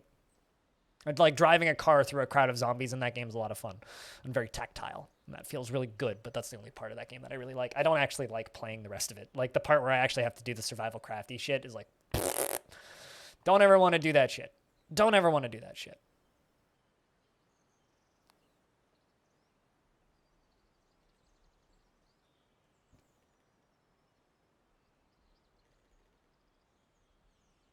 But yeah, I don't know. The survival crafty part of CDDA is way better than Zomboid, though.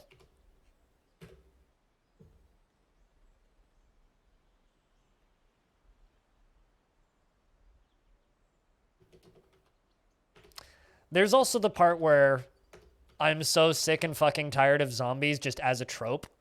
If I never play another game with zombies in it again, I'll be so happy. It's like in Dwarf Fortress, yeah, we have zombies, but we also have like the intelligent undead, the possessed undead, the necromancer experiments, and so many other variations on that stuff. It's not just zombie.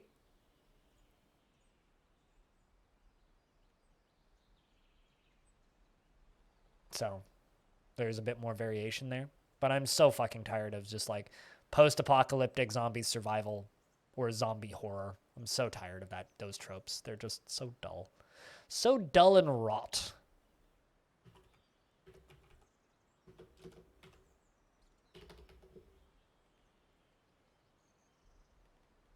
I think that there's portions of Lovecraft that are super underdone, and then there's portions of Lovecraft that are super fucking overdone. So I kind of agree with you halfway on that. I think that there's a lot more variety in Lovecraft-related things that I think is not particularly well explored in video games. But yeah, like just kind of your standard Arkham horror stuff is very common and boring.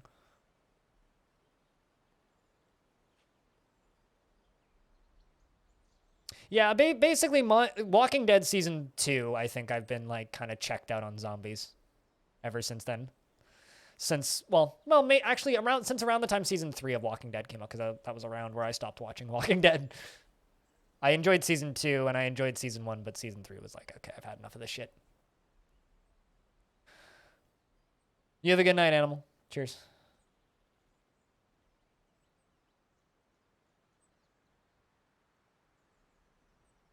Don't instantly somehow die the millisecond a zombie appears. Well, zombies aren't the biggest threat in DF. But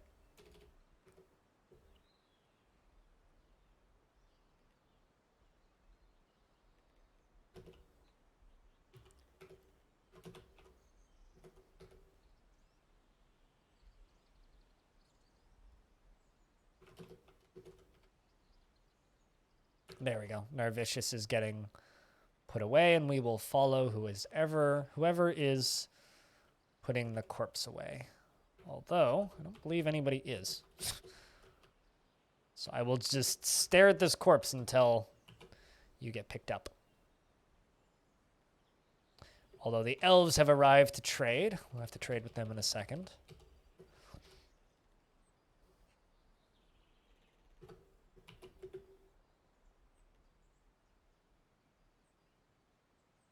The show you've actually gotten invested in is The Expanse.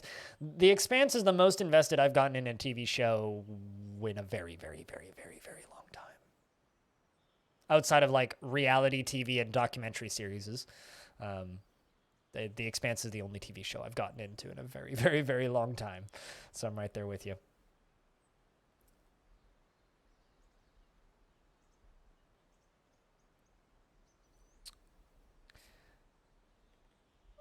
Just because corporate shills realized it sold really well. I think this is my problem with post-apocalypse, and it was voiced really, really well in an article I read pretty recently on the subject. My issue with post-apocalyptic games is most of them are the prepper fantasy, right? They are the, oh, you are and this is kind of one of my issues with Zomboid or Daisy or most zombie survival flicks. And media is it's always the prepper fantasy. You, by yourself, alone, surviving. The world's still fucking ended. So you by yourself surviving isn't interesting. The parts of Walking Dead that were fun and interesting were the parts where you had to band up with a group of people, and it becomes more a character study of relationships between a group of people trying to survive as a unit to keep the species alive. Whereas most of the post-apocalyptic survival games are always the you are alone and you're fucked. Doesn't matter what you do, you are alone and you're fucked. Very few games actually tackle the, unless it's a multiplayer game, very few games very rarely actually tackle the we need to rebuild a society and actually like keep our species alive, which is why I think that something like Frostpunk is actually a really cool depiction of a post-apocalyptic future, because it's like it's post-disaster society rebuild kind of fiction instead of just prepper fantasy. You're great and everything's wonderful. I mean, I live in a world now where like I was fucking watching The Long Dark last night, right? And or was it last night or the night before? It might have been the night before. I was watching my teammate Sui play Long Dark, and she was going through this whole quest line where multiple actors in this story are type 1 diabetics and need insulin to not die. And I'm sitting here going like, those people are just fucking dead. Like, just let them go. And she's like, well, what do you mean? I'm like, well, insulin can't freeze, and you're in the Long Dark, so that it's going to freeze. Insulin can't freeze or it's useless. So it's probably already frozen. So it doesn't matter if you go and get insulin for these people. They're already fucking dead. Just shoot them in the head. Like you're literally wasting food on these people. And that's kind of the discussion that I think is interesting in post-apocalypse, and most prepper fantasy games don't even do that.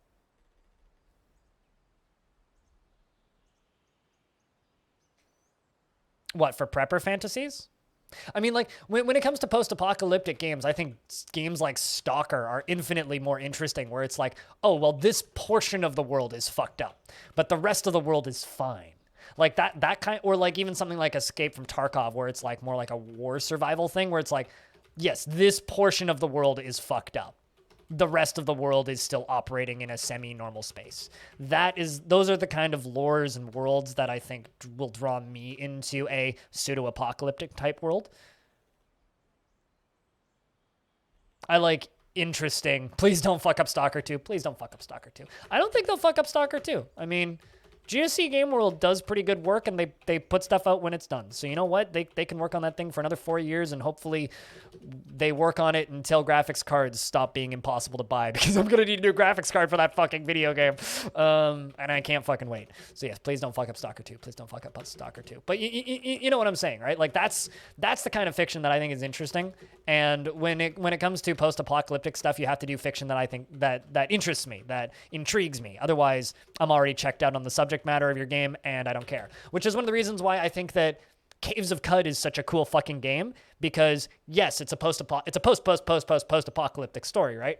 But it's also a story that addresses it in an absurdist angle in such a way that feels so unique from everything else in the media, in media that is in a similar space.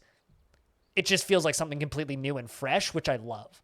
So it's a game that I'm always excited to explore when they put in new writing, because it's new and fresh, because it's different, and there isn't a ton of media like that. So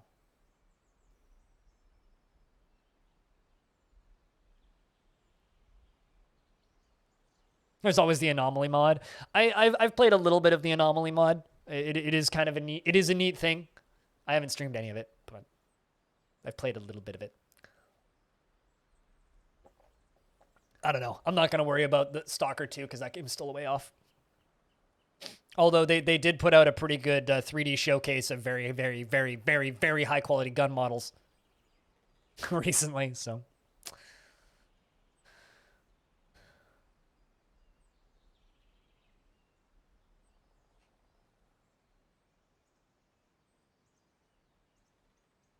You believe in Stalker 2? I think Stalker 2 is going to have some really weird jank to it, but I think they know what their community wants.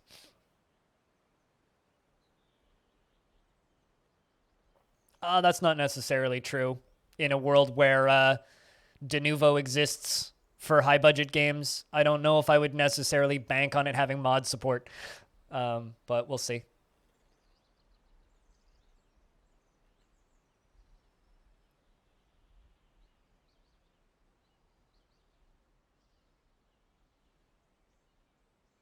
The recent unpleasantness is zombie enough for you? Yeah. Getting stuck in a panini is not good for anybody.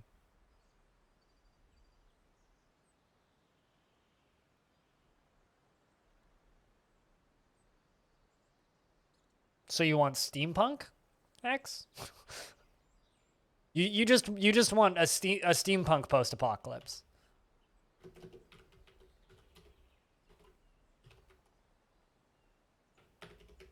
Like what's the name of that book series with the machine cities that move that they made into a movie recently that nobody liked? The fuck's the name of that movie?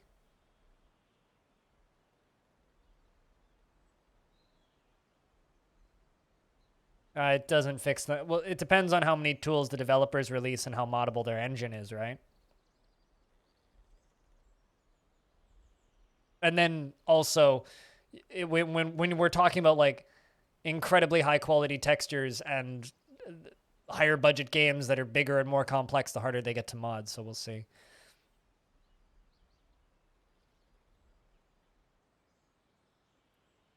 You want a feudal society? I don't know if you're into big strategy games, but I would take a look at Star Dynasties, which is literally just like feudal society in space. It's literally like feudal society, Crusader Kings in space. Turn-based. Very much an early access game, but... because that's what that game is doing. It's feudal society in space.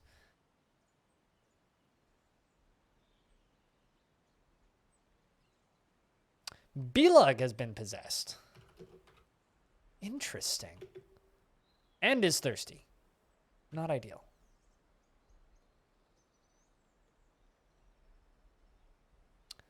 Beelug the Second has been possessed. What are you going to go claim? A clother's shop, eh? Grabs one piece of cloth. Two piece of cloth. I haven't traded with the elves yet because I forgot and I was talking.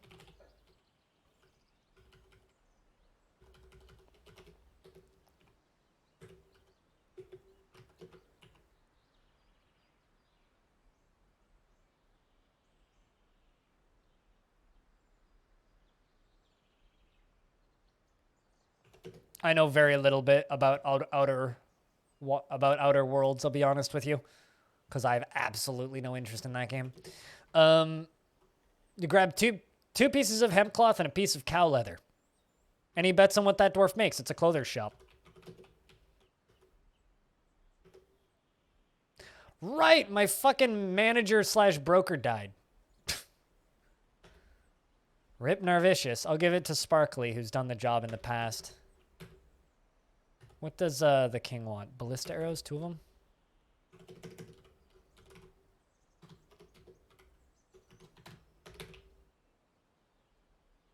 Leather boot.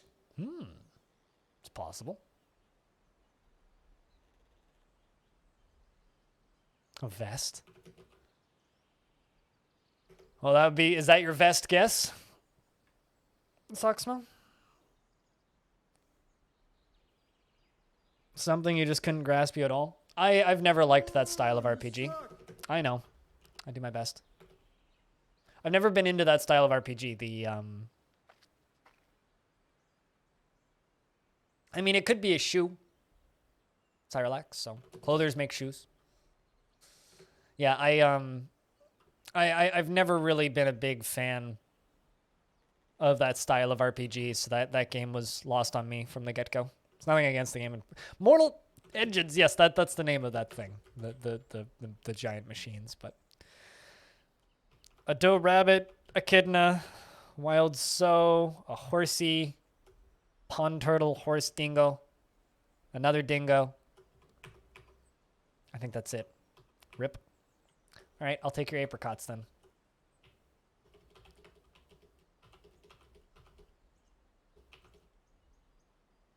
Because that's more than one item. In Dwarf Fortress, anything is undergarments if you try hard enough. Heck, all of your garments could be undergarments if you just put them under something.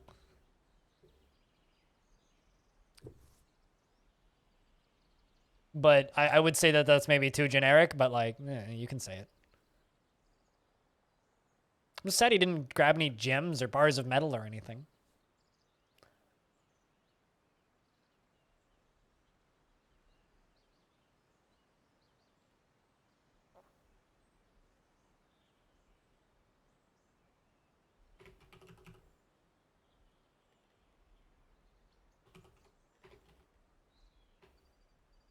Ooh, you suck.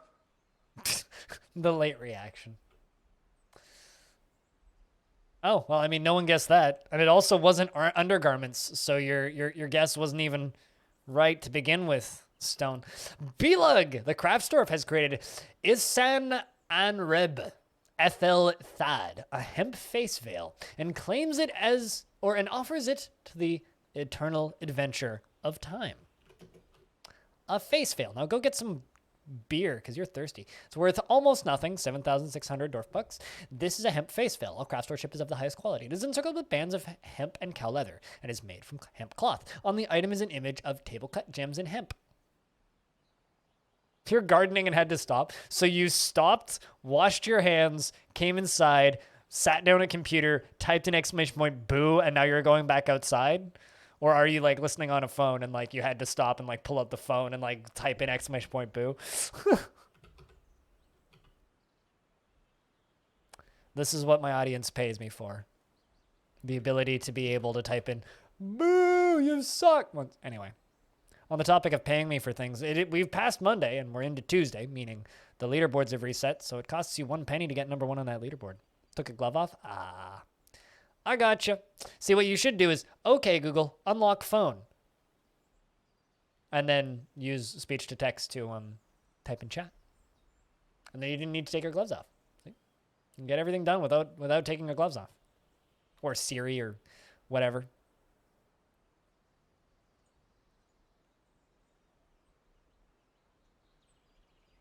Also, you use gloves to do gardening? I've never used gloves in the garden. How much of a penny do I really get? If someone cheers 1 cent, I get 1 cent. If someone cheers 100 bits, I get $1. Of course, I have to subtract taxes from that. But 1 penny is 1 penny in bits. You pay for the bits up front. So you've already paid for them if you've bought bits. But streamers gotta pay the bills. We had a couple of resubs today, but I've got to sell out a little bit harder than that.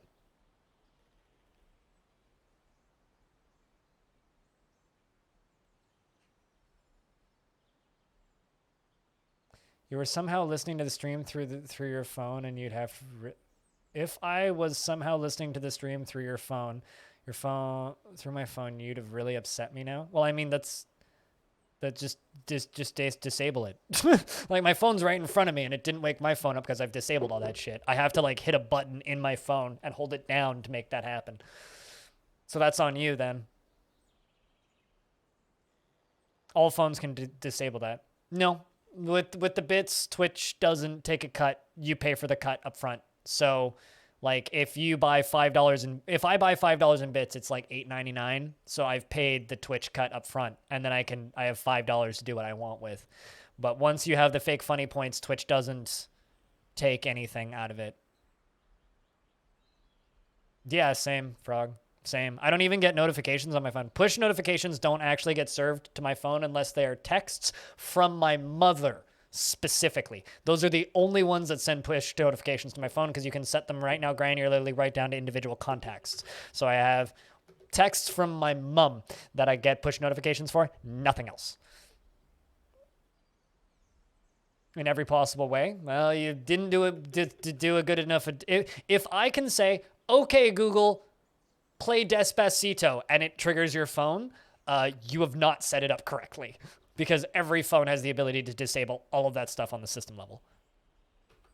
They do a very good job of hiding it in the options, but you can do it.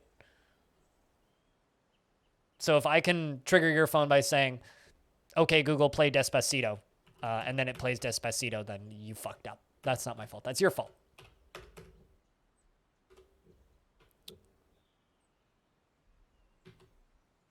Just like the time that I was watching another stream, and there was a viewer who was worried that he got his girlfriend pregnant. And the streamer told Alexa to order condoms. And supposedly, it triggered his Alexa and ordered condoms. Supposedly, legend goes. Which is funny. Or at least I think it's funny. But yes, if it's picking up my voice, you need to lock your phone down better. Oh, the one that fucks me up is Cortana. Although I have Cortana disabled on this computer, I think. Cortana, don't do shit. Although that being said, I am very much amused by the fact that Cortana is called Cortana. Is anybody else amused by that? Like, anybody else who grew up with Halo, like, amused by the fact that Cortana's called Cortana?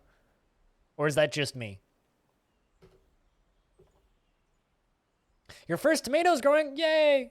My mom has a bunch of big tomato plants in her greenhouse that she showed me yesterday. Because my mom has a greenhouse now.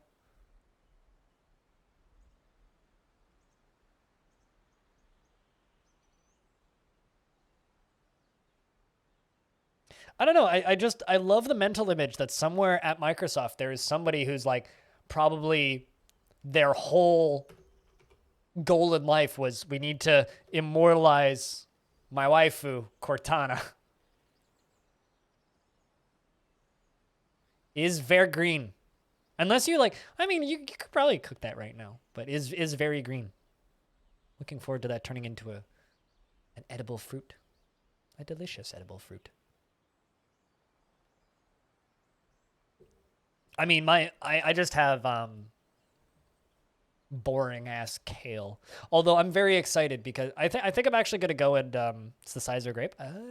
I think I'm gonna go buy some more mint plants because my big plan for my garden is to get to the point where I can make enough mint tea to survive until next spring. Into desktop assistants like Clippy. Fortunately, I think we've done away with desktop assistants. I mean, if you really want a desktop assistant, you could definitely go find yourself a very cutesy anime waifu desktop assistant that bends over in very revealing ways as you hover mouse over them, because those exist. But like, I mean, outside of self-imposed desktop assistants, we've mostly done away with that design aesthetic, fortunately.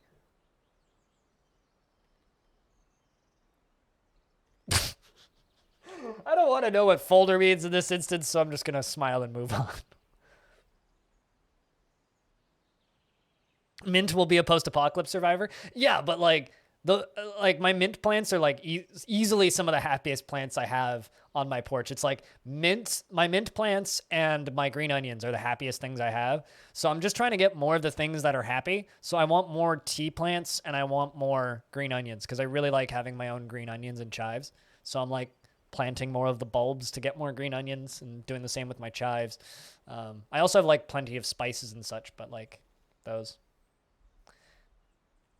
Oh, same. I also have it disabled. It breaks Windows sometimes? How does it break Windows? Because I've never had it break Windows and I have Cortana disabled. Mostly because I don't like my computers talking to me. I'm totally fine with voice activated shit. I just don't ever want a voice to echo back. Like, if I talk to my computer to make it do a thing, that's great. And all fine and dandy. I don't want to talk to my computer to make it do a thing and then, thank you, your real name? I will get that for you. No, fuck off. Just shut up. Computer not supposed to talk to me. Computer is supposed to be computer.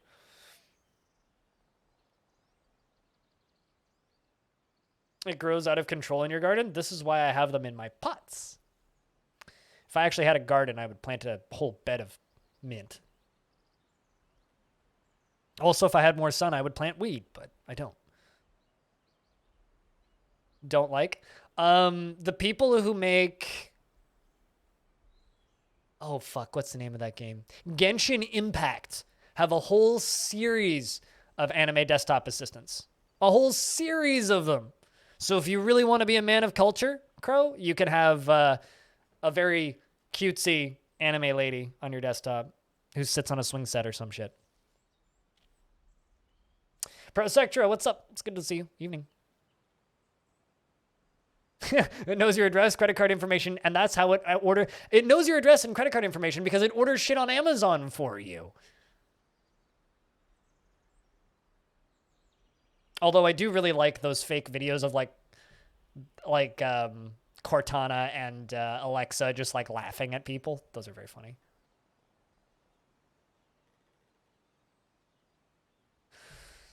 Is getting on that one game for the spicy men of culture.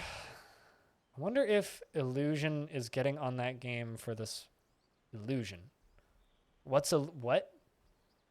Is your dwarf still alive? Unfortunately, you didn't fall to death, but you did die of old age, Pro Sectra. Yeah. Your dwarf's been dead for a bit. Your dwarf has been dead for a little bit. Yeah, you died of old age. Not again. Not again. It's pretty cringe to you. I get it. When it comes to like the waifu shit, like I get it. As a lonely dude, I get it. But it's like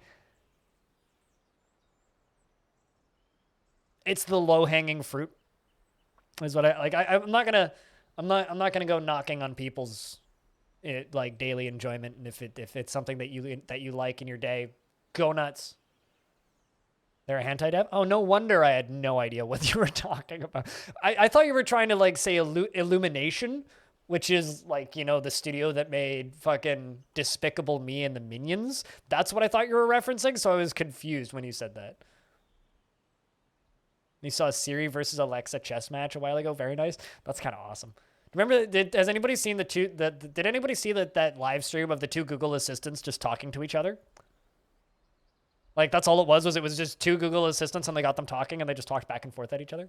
So funny. You need to go back?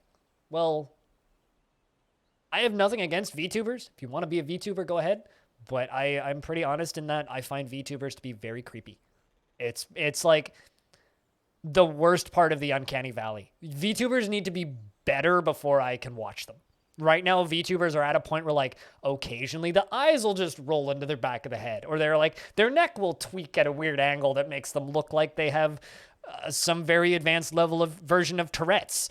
They will like blink in weird ways, and like their necks will break. Like I don't know. Watching VTubers just creep me out right now. It's like I get why people like them. It's like it's a streamer, but it's an anime. Cool, but also I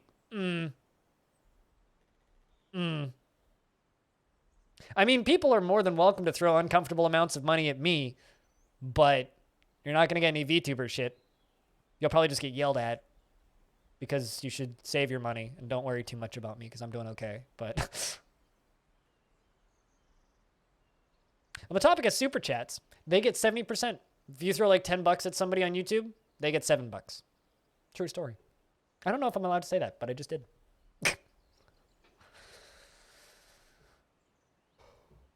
But I don't know.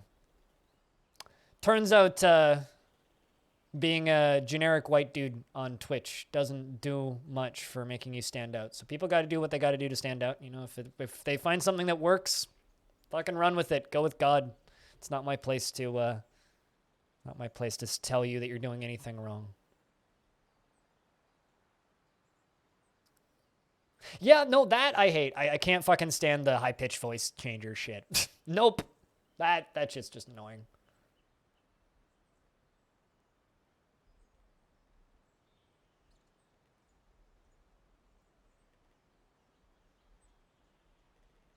There's just like vomit everywhere, wine everywhere, and all the dwarves are socializing. Just keep doing this, please, and get married.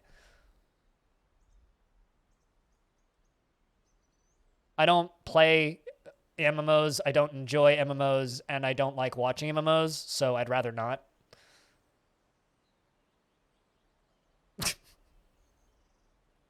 I find watching MMOs to be mind-numbingly dull. Like, it is literally the least interesting game you could stream. The only people that I will watch playing MMOs are people that I already watch for playing other stuff because their commentary is entertaining. Like, there's one streamer I've watched in my entire life who plays an MMO, and she doesn't stream anymore. And I enjoyed watching her because she was my friend, not because she played an MMO. In fact, I liked it a lot more when she played story games. It was a lot more fun, a lot more entertaining.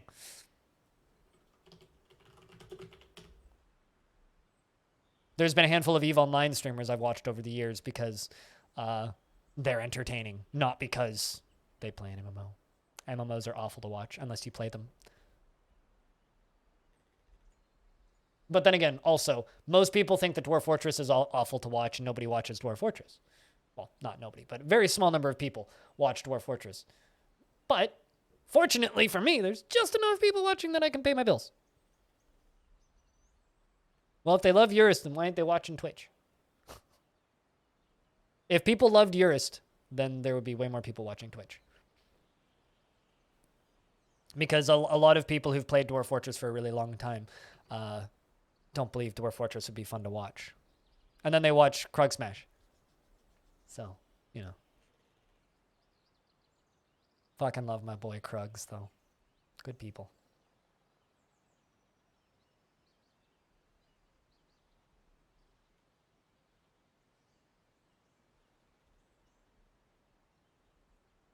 You barely watch my stream, you mostly listen. That's what I've been told.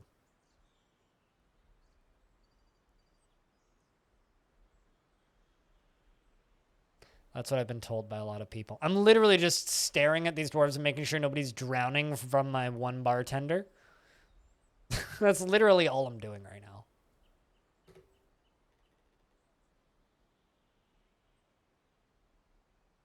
It is pretty exciting between walls. When was the last time you played?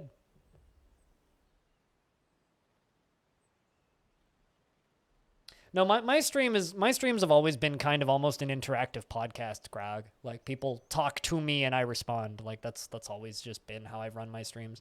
I've always played games that are kind of boring to watch, so it's very much within my wheelhouse.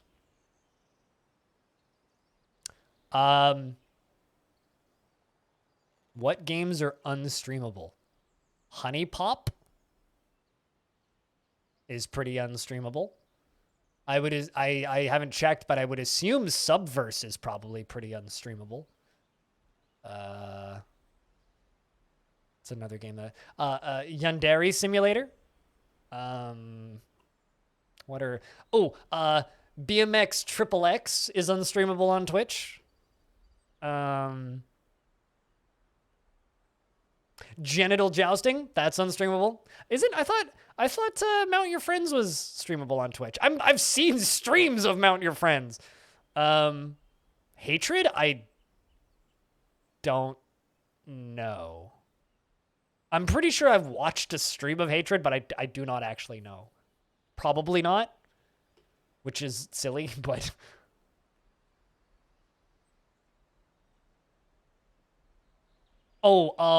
that one game where you played as a person that's been sent to hell, and that game features baby rape. That game isn't allowed on is unstreamable on Twitch. But like, I'm just sitting here going on like what will get you in trouble if you stream it on Twitch. But what is a game that is unstreamable? Any game that the streamer doesn't enjoy playing. Period. Like, quite literally, that's it. I mean, a lot of people will do me a huge favor and don't just copy paste the whole list of them. Hex. Especially like the more shitty ones. But yeah, no, it's like there's obviously like porn games are unstreamable on Twitch, but it's basically whatever a streamer doesn't enjoy playing. Anything that a streamer enjoys playing is streamable on Twitch. Certain types of games are harder for certain channels to play. So certain types of games are Patriot is not banned. Good. It shouldn't be because the game's stupid. And like not even like as vile or violent as something like Postal, which is super commonplace.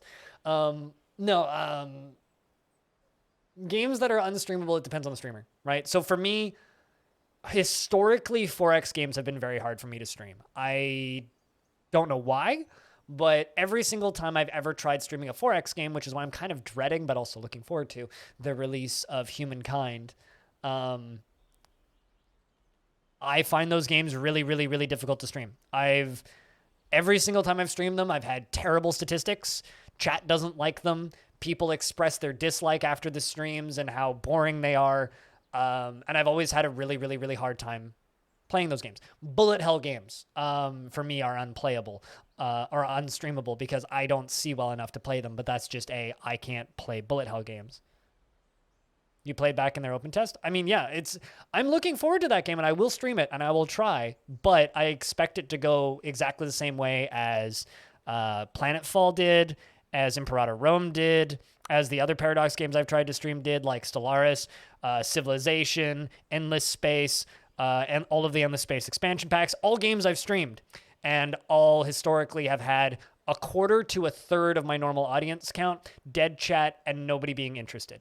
So looking forward to that. But I'm sure it'll be fine. I'm looking forward to streaming it to the 15 people that show up.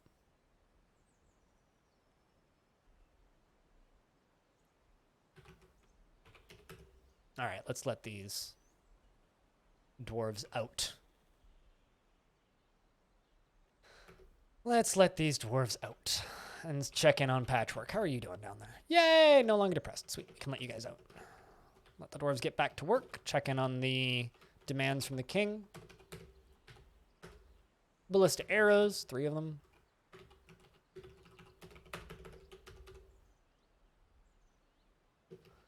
Dwarves all run back to work, harvest all the strawberries. Lots of storing foods and stuff.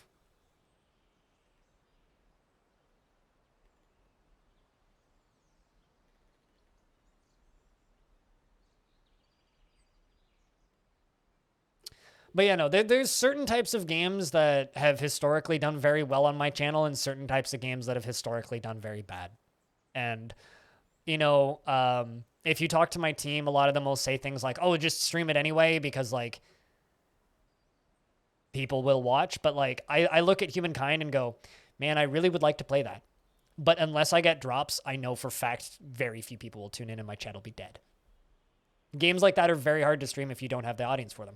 But then again, I could also say that about any traditional roguelike, right? It's very hard for most channels to stream a traditional roguelike, right? Partially because the kind of mentality you need to have towards a game like that has to be very specific, and also because your audience has to be willing to watch a relatively repetitive sequence of movements and to understand what's actually happening and the nuances that make it interesting depends on the audience that you've cultivated. The audience that I've built over the years is very into games like Dwarf Fortress, games like Doom the Roguelike. Like, for example, if I just turn around and stream Aliens RL, which is a game most people have never played and most people have never heard of, if I turn around and stream that, I'll do better than if I were to turn around and stream Humankind right now, most likely. Because that's what the people who watch me are interested in. And I could try and cultivate a big, wide audience that just wants everything, but that's not the kind of person I am, so. I'm interested in specific types of games, and I play those games. Also, I'm going to go prep my lunch stuff right quick. I'm not actually going to do lunch just yet, but I'm just going to go pull it out of the fridge, so I will be back in a moment.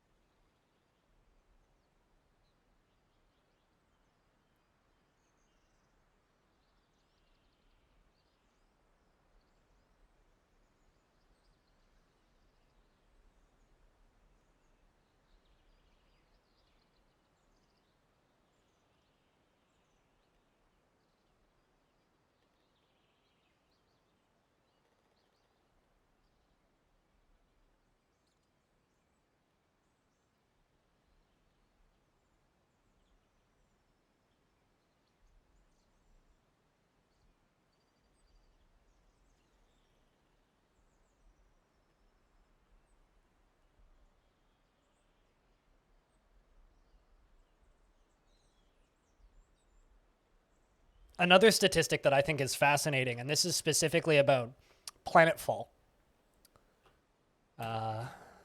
Royal Treasure has arrived. This is specifically about Planetfall. So, to anybody who watched or played Planetfall, which was a game I was quite excited for because I really liked the franchise historically of Age of Wonders. I really, really, really enjoyed that franchise. I also really enjoyed what I played of Planetfall, which wasn't very much, admittedly. I played it for like 3 days. But I really enjoyed Planetfall. But I found an interesting statistic out of Planetfall. It was well viewed because I got a lot of big raids from channels who I'm friends with who do very well on those types of games. But it was the lowest percentage of subscribed users and followed users chatting that I've ever had. So the lowest percentage of my audience that was actively talking was subscribed that I've had since I got a sub button. So there were people watching. The day did pretty well numbers-wise. I made no money. And the actual number of people who paid to watch my stream was the lowest it's ever been that tuned in. I don't know what that says, but you guys can think about it if you want. So those are the kinds of statistics I look at when I'm talking about games like Humankind or any other 4X. It's because that's the sort of shit that I look at. It's like, well, if you guys want it, then why didn't you show up? If you guys want me to play those games, why don't you tune in? That's on you. I look at the stats and the stats don't lie. Because you didn't know I was playing it? Well, probably. I mean, nobody did, but nobody watched, so does it matter? Too late. I moved on. I'm playing games that people tune in for, right? Like, I do better playing Ultimate ADOM or Jupiter Hell on a patch day than I would on Civ. And then everybody's always like, but I would have tuned in if I knew. I'm like, well, I do everything that I do to tell you guys that I'm playing something different. If nobody shows up for the 5 days that I do it, whose fault is that? Is that me or is that the game? Also, Stone, we have a new human talking to us. Hode Cobrith of the Merchants Guild. Hode. Hello, Hode. Who are you? There's much to share. We've updated our civilization and world info. Well, I will ask for iron bars and... Well, actually, no. I think I'll just ask for gold. Don't need gems. I need to move up in the screen. Go back to here. Don't need iron bars. I need gold. Wrong one.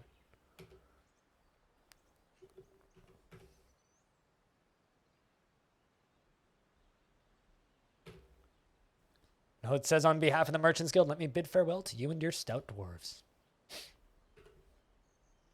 But yeah, no, these kind of statistics suck to talk about, Crow. They really, really do. But it's like, it's the way it is. And if you're me, you learn pretty quickly to just kind of live with it and move on. Could I screenshot it? What, the name? I mean, I'm just going to screenshot this for you. Way ahead of you.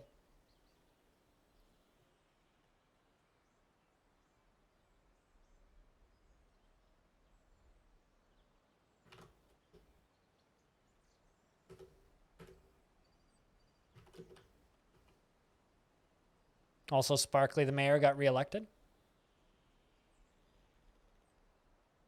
Did I play the game? Or should I simply have played a different game that day?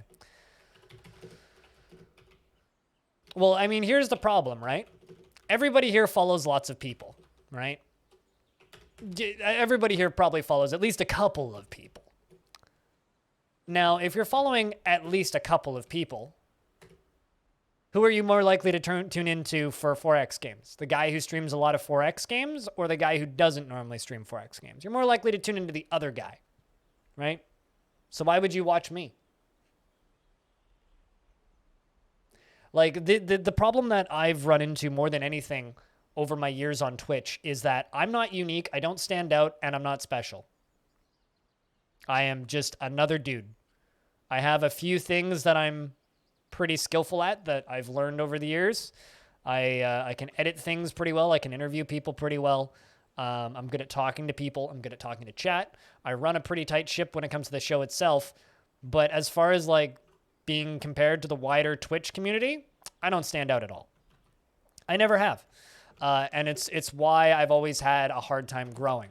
I'm not interesting enough to bigger channels, and I don't get support from people that I've met in the industry. It's never really been the case, you know, like, I used to do the thing that a lot of channels do where at the end of every stream, you raid the nearest big streamer you can find and hope they host you back or something. And I did that for years and never got anything in return.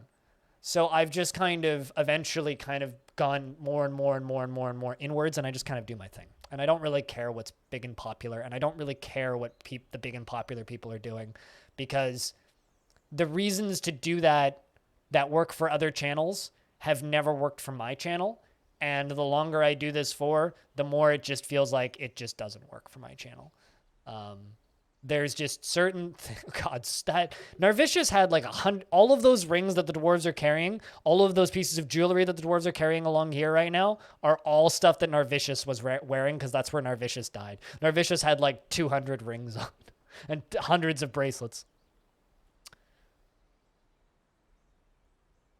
But yeah, no, I've just learned over the years that like, if I'm going to play something weird, I'm going to play something weird that I'm super into, and just, there's always going to be enough people streaming the big popular game. There will always be enough people streaming Humankind for you guys to go watch. Like, if people want to go watch Humankind, go fucking watch Humankind. Dozens of people will be streaming it. Thousands of people potentially will be streaming it.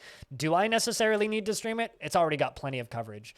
There's stuff that I could be playing that I will play that I'm excited about and interested in, and that will always be more entertaining to watch than me playing a game that just makes me upset because a significant number of people who pay me to do this for a living don't tune in because they're not interested or would rather watch somebody who's better at those types of games.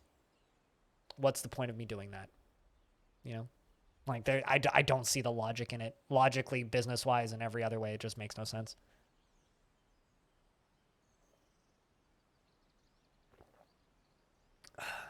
Also, check. Can we get a round of beers? We're a little lurky right now, and I'm in a rambly thing. So if you guys want to change the subject, I'm more than willing to talk about literally anything else. But you guys got to give me something to ramble on and work with me here. Keep the convos going. Otherwise, I'm just going to sound like a broken record like I do when I don't have your help. Come on, there's more people watching than that. We can do better than just like 1, 2, 3, 4, 5 beers. Come on, there's 72 people watching. Let's get at least a dozen in there.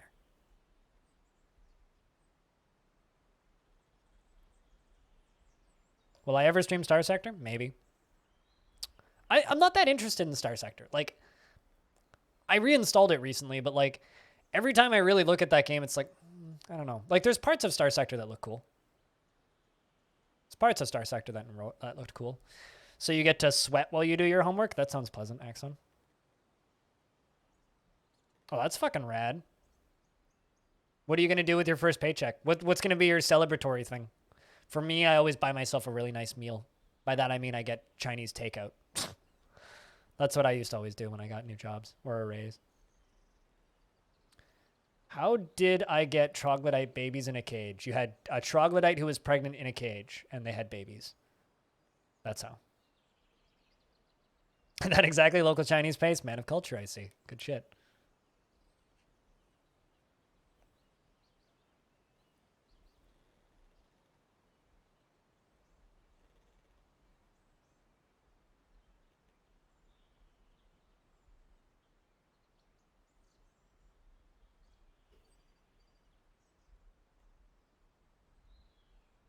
This one always bugs me. That is a very broad question with no actual question in it. What are your opinions on balance? What do you mean?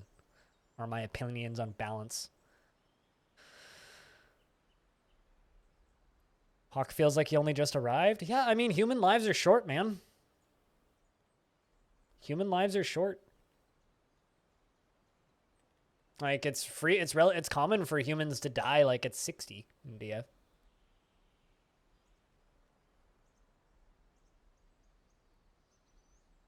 As do you think there's a point in nerfing that people use in a single player game?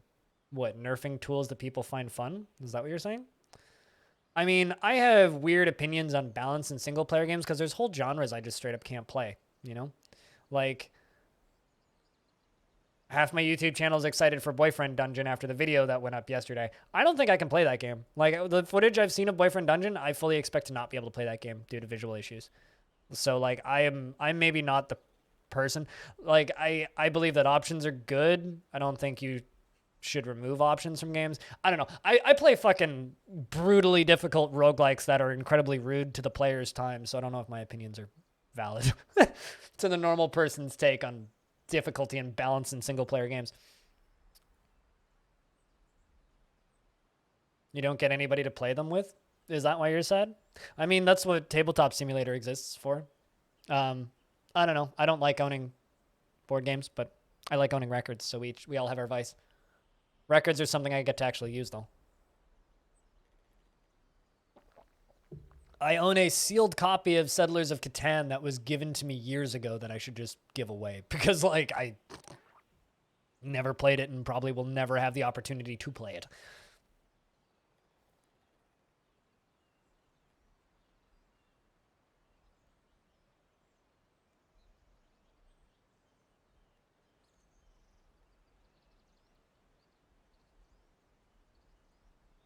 Hello, Quivinair.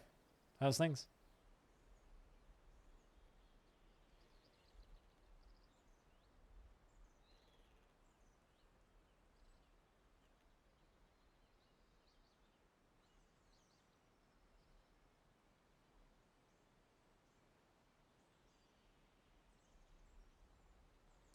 Poker Week, the human who is bad at poker?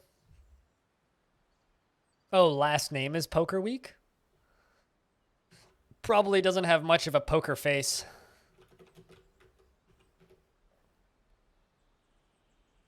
To see another day of Longdeath? Well, there will be a little break from Longdeath next week. Because next week we're going to be... That's a good number of drink. 2021. 2021. Next week we're going to be playing Jawa Fortress. Which, by the way, Cooler got me a thumbnail for. Which looks like this. Isn't this great? It says Dwarf, but it's scratched out around Jawa. Jawa Fortress. That's going to be fun.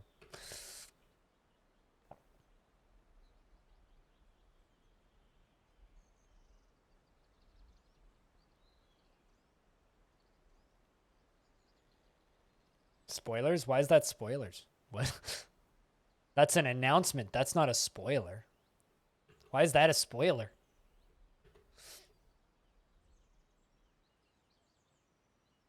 Hey, Brander. How's things?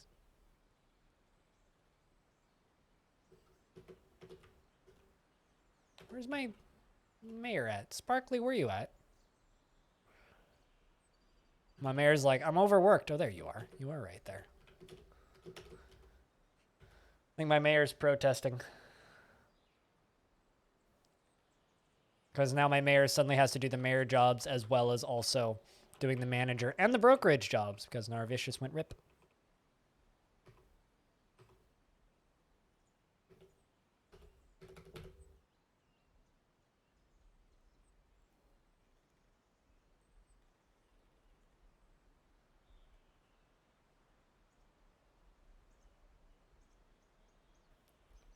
That is some fucking shower thoughts right there, Authority. Yep, Narvicious died in the spring of 221. R.I.P. Our tavern keeper, manager. I think I might give Crow the job, actually, because Crow is kind of taking the place as, like, tavern keeper Dwarf. In fact, there is still clothing in the pile where Narvicious died. Also, do you ever notice if a dwarf had stitches, right? Then they die.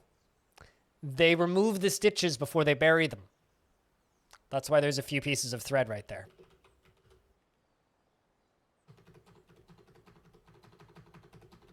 Those. Rope reed thread and the pigtail thread.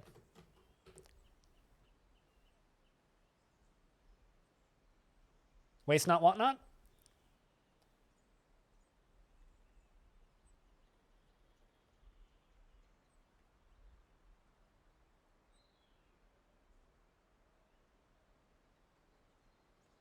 Waste not, want not, I think.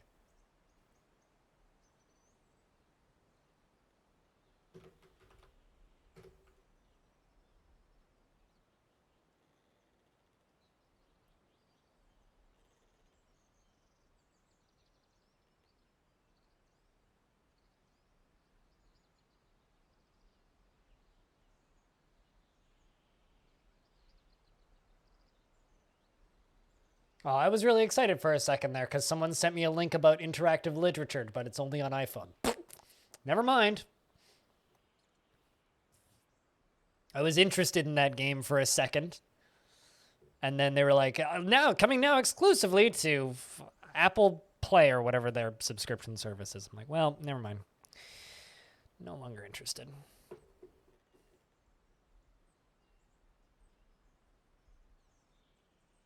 Technically, that's useful when some dwarf was accidentally fixed with the whole fortress's adamantine supply. I mean, they're never gonna. I mean, you that means that you don't have much adamantine if they're using your whole adamantine supply. But I guess I've personally never run into that issue myself. But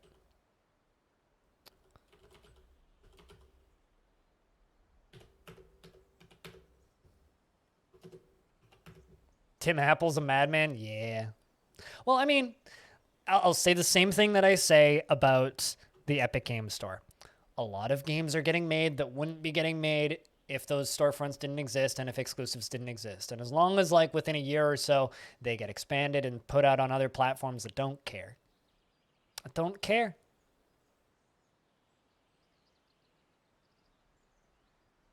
I don't care. It's just when they're permanently exclusive to a platform that I kind of care.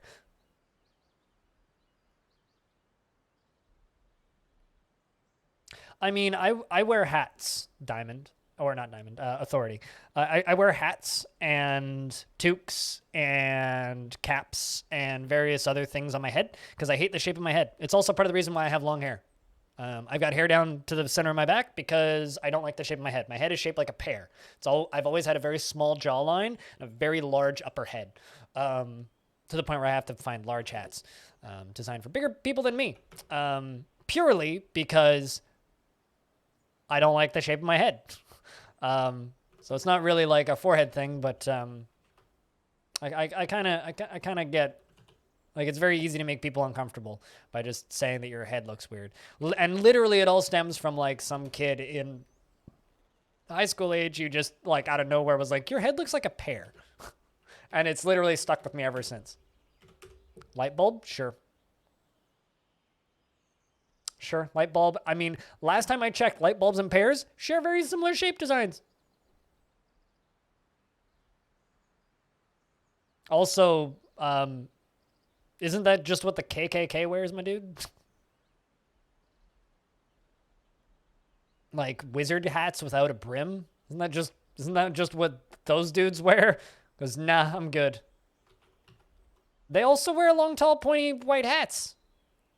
So I'm staying away from pointy wizard hats that aren't actually wizard hats. Thanks.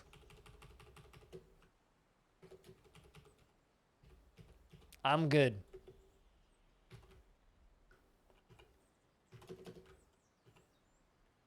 Pondering the voice and water clocks. One new baby today, though. We got Formal, who's, this is for anybody just tuning in, the child of Sparkly and Apostle. Another one. Yet another one.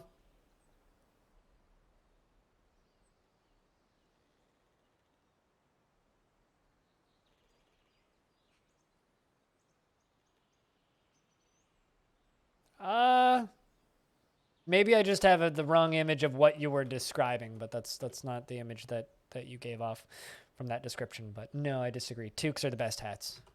They keep my ears warm, they keep my glasses from falling off, and they keep my headphones in.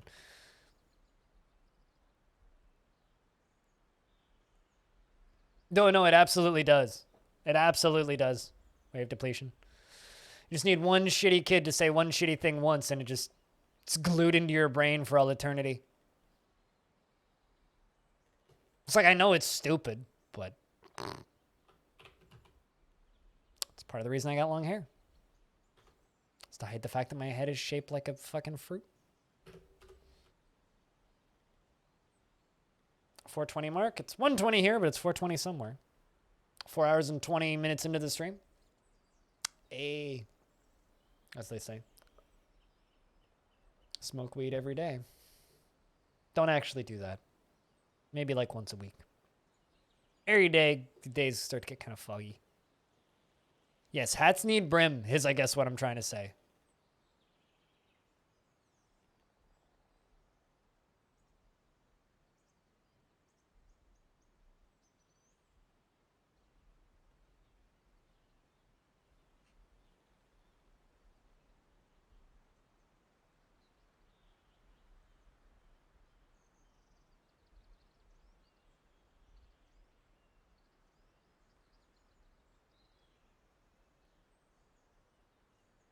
You know, chat, I open up Steam.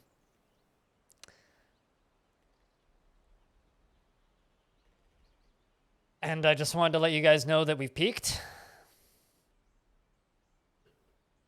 Crypto mining simulator is now a thing you could buy, I guess.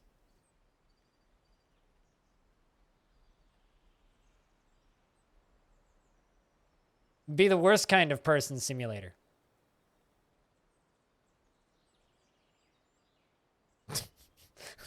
$9. It's like $10 full price. Also, it looks awful, so maybe don't buy it.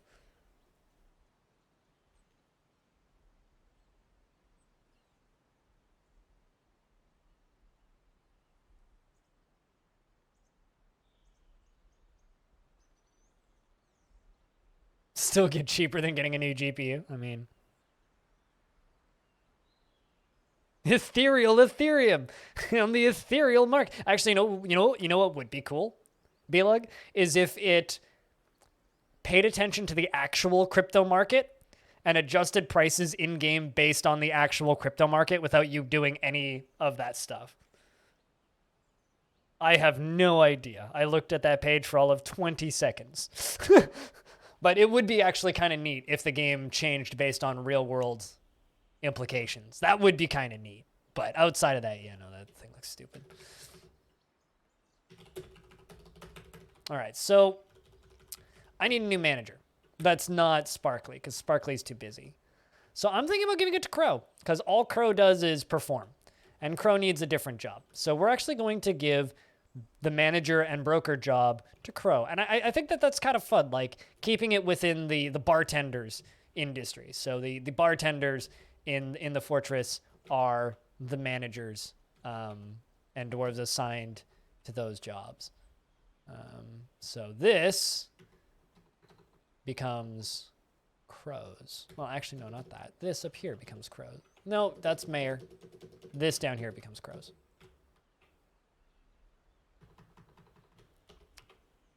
I hope you like your new job, Crow.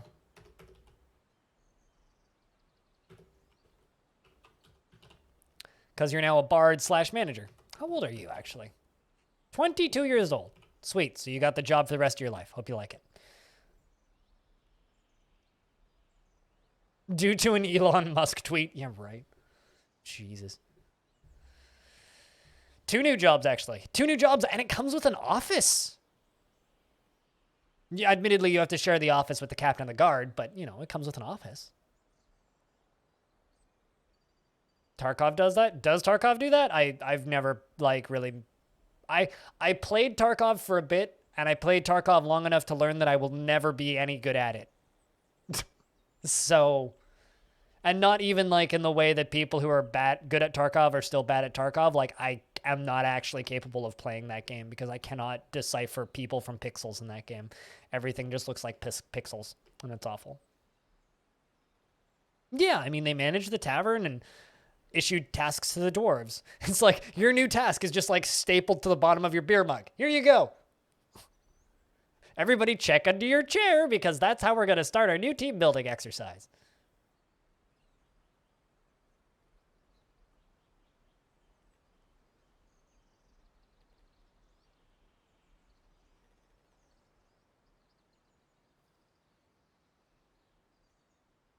That's kind of a neat, like, connection there, though. I kind of like that. You wish your tasks came with beer? Yeah. Imagine how much morale would go up. Although the cleaning bill would also go up, too.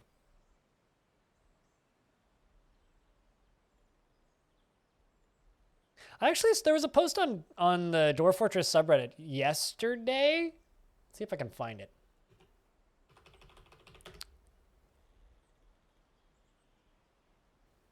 Game Devour? Isn't that just like generic horror McGame the Third?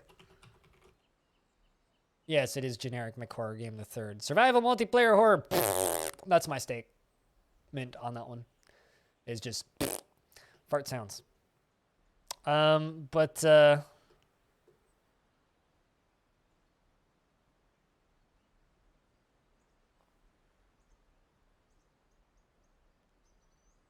was it?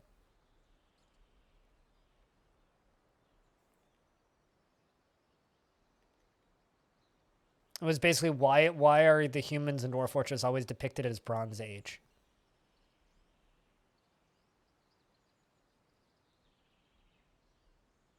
I can't find the post now.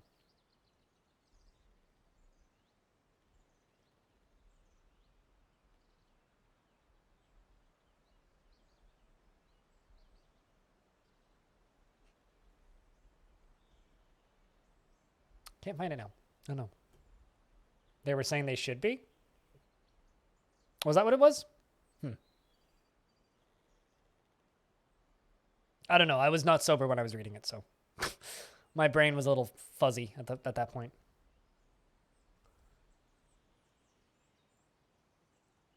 I mean, let's see if Hode's still around. I can tell you. Yeah, Hode is still around. I can tell you what Hode is wearing. He has a large llama leather loincloth, He's got 2 loincloths on, one forwards and one backwards, one made of llama leather, one made of wool, an elk leather skirt, a rope reed dress, a llama wool dress, a rope reed robe, an alpaca wool robe, a spiny dogfish leather something. Leather cape, spiny dogfish leather cape, an osprey leather head scarf, a llama wool cap, a dingo leather hood, an alpaca wool left glove, an alpaca wool left... Okay, so he's got 2 alpaca wool left gloves, I guess, on the left hand, and then a sheep wool left mitten, I guess, on the left hand, and then a glove, and then another alpaca wool right glove, and another sheep wool right glove. Now, he's also wearing a normal number of socks, but he's the worst person because he's also got sandals on. So he's got wool socks and rope reed sandals. He's got a hammerhead shark leather skirt over the other skirt and the dress under the dresses, I would assume, and a sheep wool cape, not to be complemented with the other cape that he's already got on, just to show off his true importance. And of course, a rope reed hood. I like that. I don't ask you to check. Yeah, one for front butt, one for front butt, one for back butt. Just needs more zippers, and he's a Final Fantasy character, yeah. Couple zippers and a few belts. Maybe a whip. A whip. That's funny.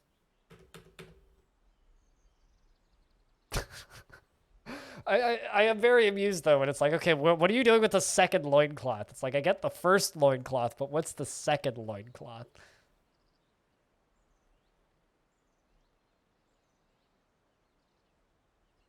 Yeah, you can link whatever you want, but if you link something that breaks Twitch's terms of service, you'll never link anything here ever again. That's basically, we work on like just kind of a trust policy. It's like, if you break trust, you won't post. But if you don't break trust, you're good. I mean, I don't know what the fuck that is, but sure. I don't know what the fuck that is, but it looks like color vomit. Kind of looks like that one artist that was famous for riding a bicycle through paint, but like clothing. It's like those old YouTube videos where people would try to put on 365 t-shirts. Let's go from FF6. I don't know. I never played that game.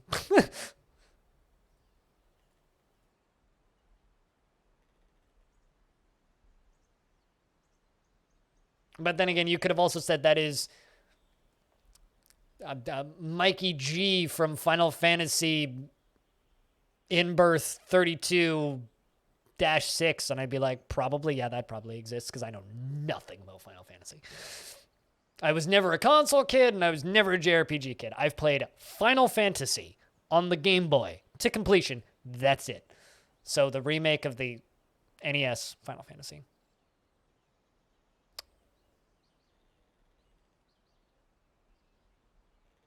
From Final Fantasy Vomit Mode? I mean, sure. Ironically, I think I probably know more about Undernight Inbirth than, or Undernight, or the Melty Blood games than I do. Like, I know more about obscure fighting games than I know about, like, fucking Final Fantasy.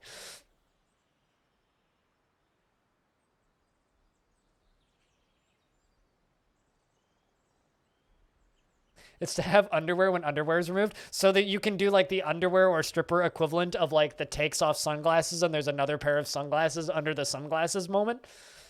Like all of that shit, or takes hat off to reveal another hat that's identical to the first hat that they were wearing.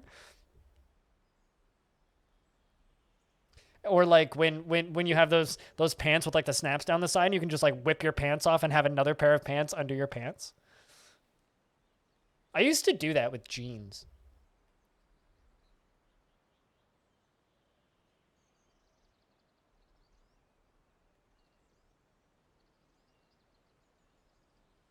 Is there a deal where you can get a domain for, but wouldn't be a .com domain? Oh, do you want like another, like just a non-top level domain that's cheaper? I mean, just go onto Hover or Google Domains and just look it up. I mean, Google Domains is where I bought all my domains. Like I used to own, like I let it lapse, but I used to have skull.zone and it was like $3 a year.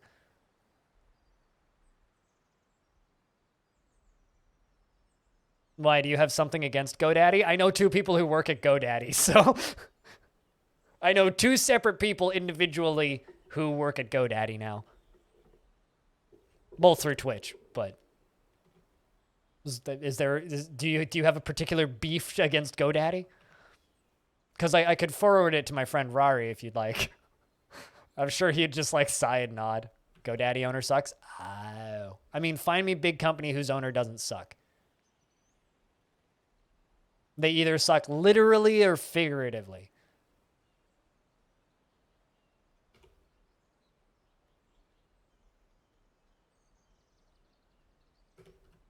We're into late summer.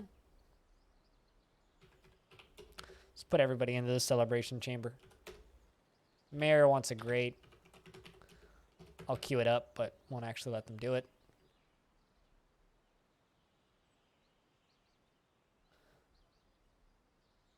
Is this a GoDaddy owner sucks in the same way it would be a .nl domain? I mean, is there a .or? Because then you could have gremlin for may.or.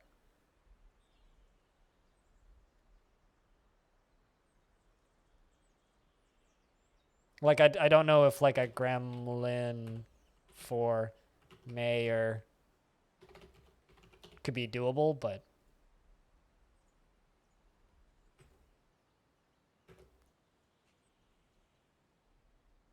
Mayorg, yeah, I mean .org.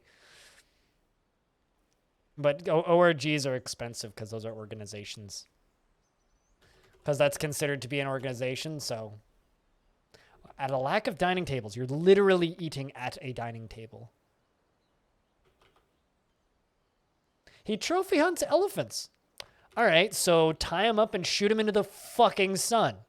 Fuck that, dude. Jesus Christ. Yeah, fuck GoDaddy. I'm right there with you. Sorry, I don't follow that kind of drama, so I don't see that shit. But yeah, right. No, I'm right there with you. Fuck GoDaddy. Never used GoDaddy, and now I never will.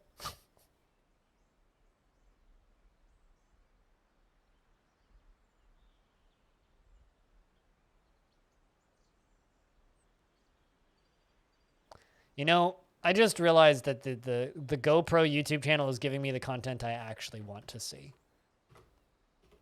I had a notification for a comment, so I opened up YouTube, and the GoPro YouTube channel is giving me the content that I really want. It's literally just like a GoPro on a fucking Hot Wheels car on the beach. It's like, what more do I really want? Nothing really. Just GoPro on a Hot Wheels car on the beach. Fuck yeah, I'm in.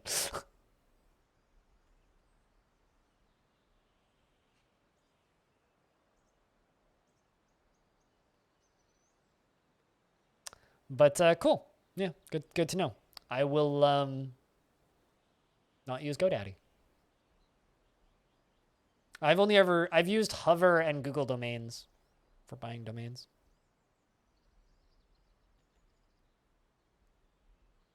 I wonder if you could get Gremlin on a .bike. Gremlin on a bike, and just have like an animated GIF of like a gremlin on a bike. Because .bike exists, which is one of my favorite stupid domains.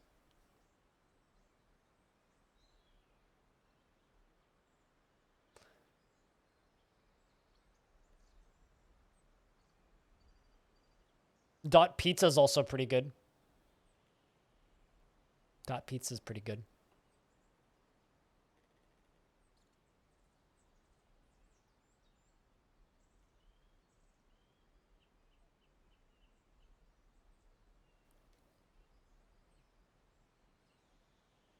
Yeah, no, there are certain like big industry like spheres that I just don't follow. And that side of the tech industry is one of the parts of the world that I don't have the effort to and energy to be able to cover that stuff.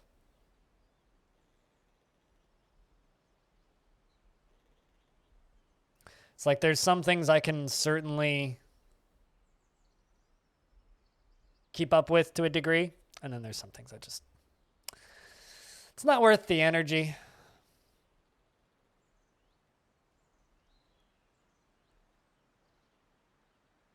It's just not worth the energy. .vote? Ooh, that's probably expensive though.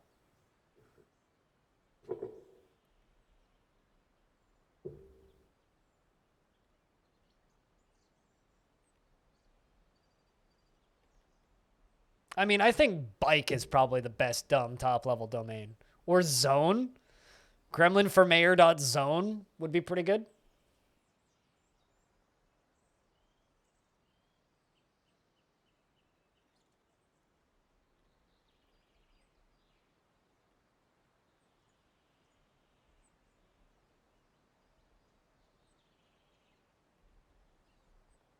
Gremlin for if it wasn't so expensive, you could go for .win. Gremlinformayor.win. Gremlin for mayor. What the fuck? Why does what the fuck exist? Like, hold on a second. Why does what the fuck exist?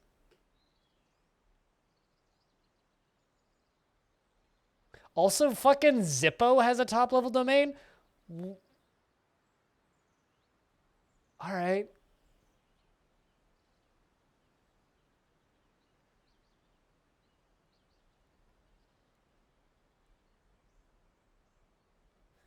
All right, I'm closing this list of top level domains because that's a big fucking list. The annual tributes have arrived. Heads up, Stone. 20? Is it 29 or 69? Because it's probably... Here's the thing. Probably not worth buying a dumb meme domain. Probably not worth it. .df is not a thing and you are sad now? Yeah. Wow. It is what it is. Is .dwarf a thing?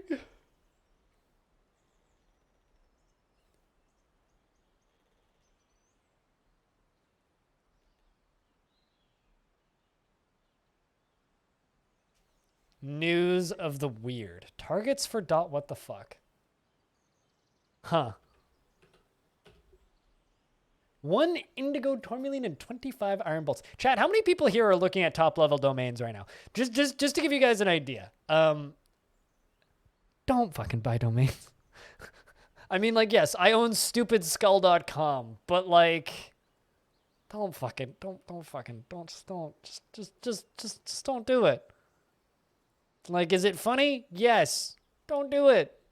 Just don't do it.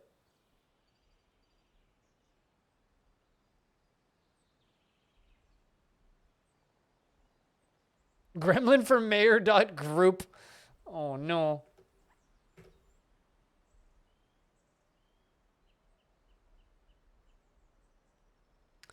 It's a short and sweet one. I actually own my name.com, like my first and last name.com. That's the unironic one that I own, but I own a couple ironic domains. I own or used to own blindirl.com, but I let that one lapse. And I own stupidskull.com. And I also used to own skullskullskull.zone and skullskullskull.bike. For reasons. Gremlin for Guru. I mean, you could also just go with gremlin.zone, but that's probably already owned. Businessname.uk. Yeah, that's fair. See, .xxx domains are exceptionally expensive. I did not need to do that.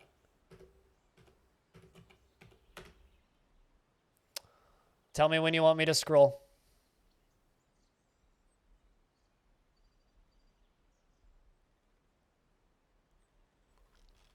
Wait, for gremlin for mayor.xxx? Really? Gremlin mayor for life. That could work. That could work. Gremlin mayor for guru could also work. I'm assuming that soul means scroll. Hold on a second. Spinach leaves. Staring at the spinach leaves. Okay, it's not a whole thing. 5 prepared horse eye. 4.5 horses were killed in the making of this film. 1 copper halebred. Look at that. Black zircons. Purdy. Copper bars. Nice.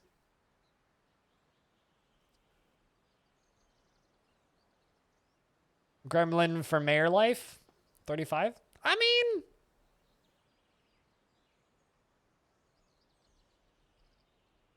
yeah, .gov, you need to be a government organization. You need authorization to buy those.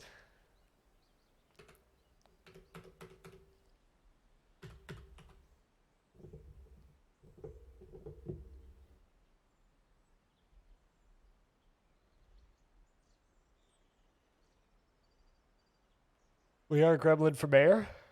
I'm going to disappoint you by never getting a Gremlin as my mayor. It's never going to happen, man. It's fun to joke about, but it's never actually going to happen.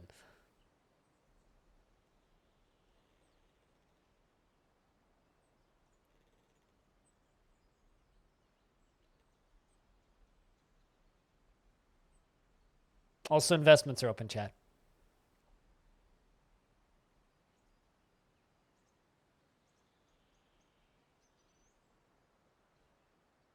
And gremlins into dwarves? I mean, or I could just like load up a copy of the game with DF hack running and spawn a gremlin that's tame.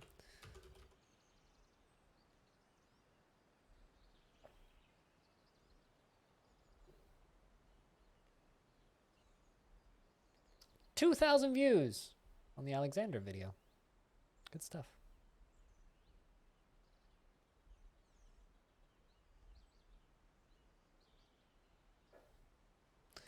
And opened your Steam account a month after it came out in 2004. Finally beat it today. Huh. What was the occasion that you decided to go and beat that game? What was the occasion?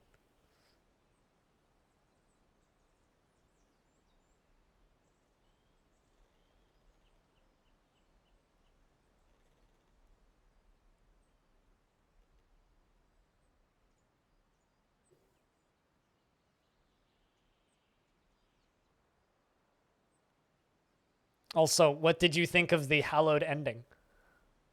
It's kind of random. Fair enough. Just had an inkling. Did you beat it from the beginning or did you pick up an old save? That's my question. Did you pick up an old save, or is this a fresh playthrough?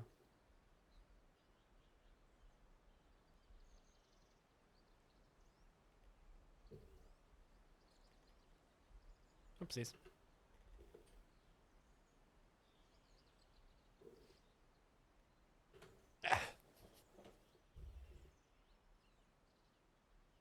From the beginning? Gotcha. It's not that long of a game, though. It's a pretty easy game to just kind of power through. Hode's there now. We have a drawing of our new human. So chat, remember, this is a human who is wearing not one, but two loincloths. I'm curious, are those two separate colors depicting the two loincloths, or is one of those a skirt? Regardless, there is our very well-clothed rendition of our human by Stone. Thanks, Stone, for your participation in the art channel of the Discord. It's a skirt? Okay. And as Userun very kindly pointed out, it's a cultural thing. One of the loincloths is for the front butt, and the other one is for the back butt. So everything is covered.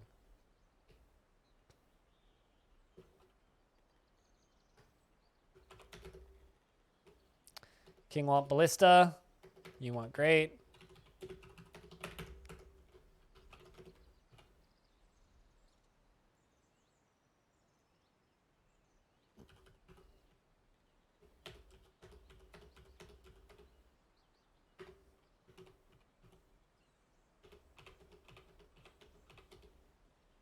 And what is the other thing I need to do?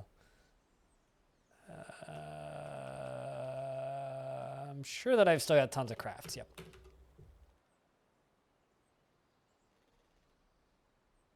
Yeah, you'd have to do like an undressed and redressed image, which would get us in trouble with the Twitch lords, I think.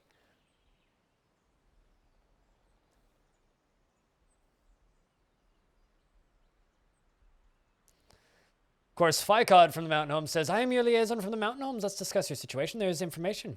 What requests do you have of our merchants? Also, I can't remember. Did I ever do a drawing of, or not a drawing, a statue of Hawk? I don't think I did. I need to do that if I haven't.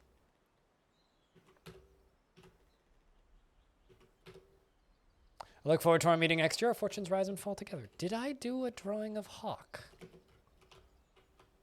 King, cheers, Jamie, you. No, I didn't. I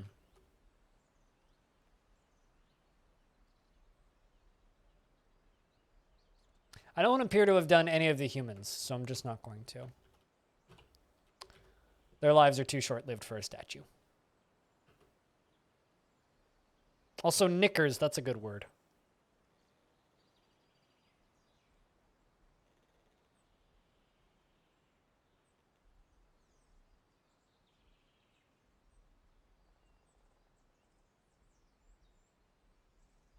Yeah, there's a lot of different emotions and things that you can convey with the word knicker. Man, since Narvicius passed away, look at all of that clothing that's getting emptied out from there. Jesus, there's so much.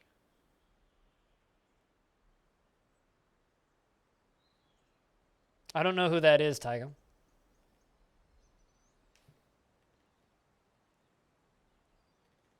It's like user, and it's like something that like a doctor in the Iron Age would say. It's like one for the front butt and one for the back butt. We don't know how anything works or how any or have names for things yet, so I've ever heard it used like that was Gremlin for Mayor not party. I like how you two are still like on this is a problem. Like the top level domain bullshit jokes is just a problem.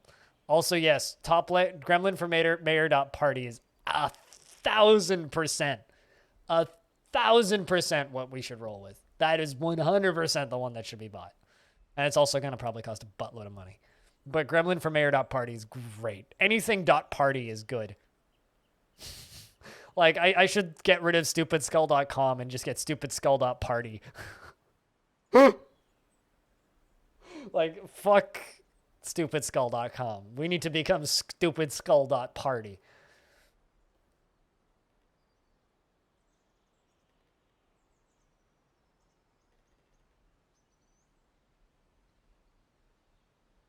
It's $50 CAD for dot party. That's $50 more than I'm willing to spend on a dot party, so I think I will like I said earlier, you guys shouldn't buy a domain for this. I do agree that this is really funny, but you shouldn't buy those.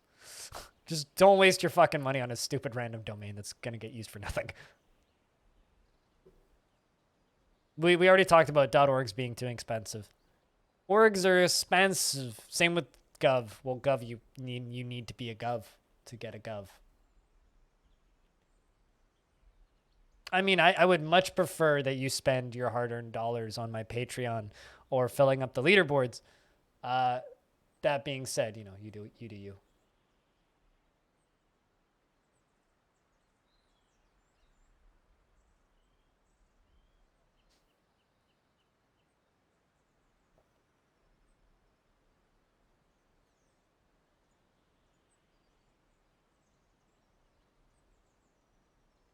That being said, dot party is pretty funny.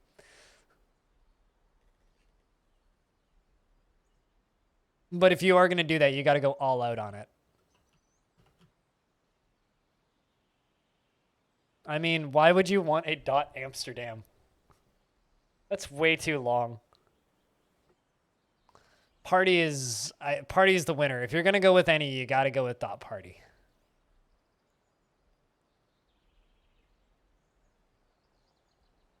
I mean, sure, but isn't there a dot weed? I'm mostly certain there's a dot weed. Now I'm reopening up this top level domains. What are you guys doing to me?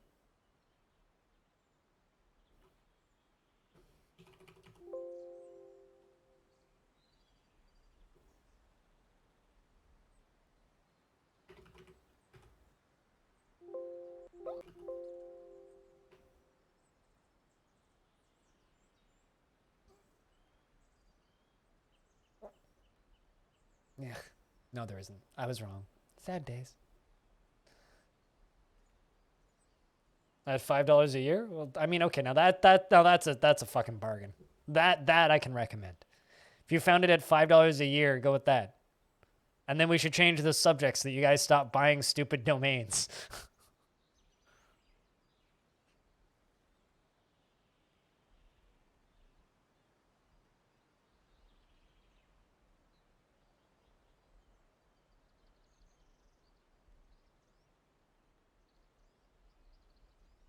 The renewal cost is probably bad. Who cares? The joke will be done by then. Just don't set it to auto-renew. Problem solved.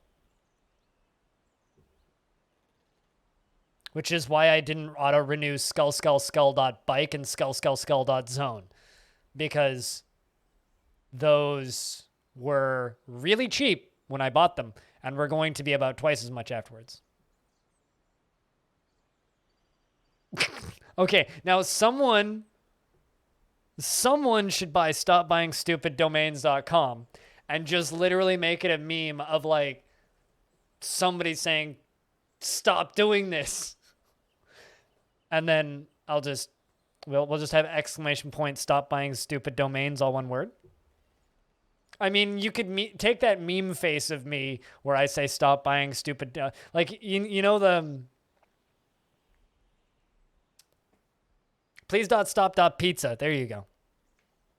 But like if you go like and scroll up on my Discord, find one of those pictures people were adding captions onto and just like take a dumb face that I made and then just put stop buying stupid domains.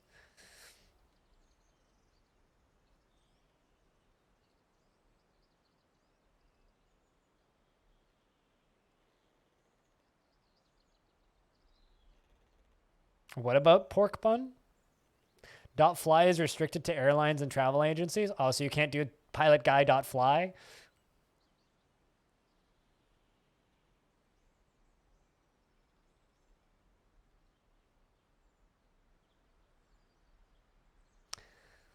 I mean, at that point, Axon, you might as well just go with it's time to dot stop. It's time to stop. Eat the dot burger. Is there even a dot burger?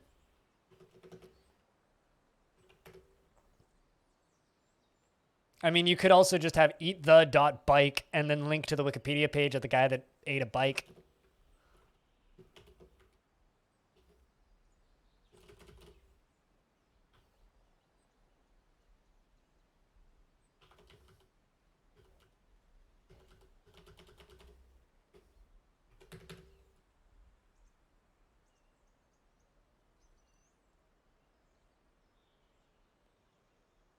Is this gonna do something bad if I click it? It's an amazingly awesome. I can't domain register.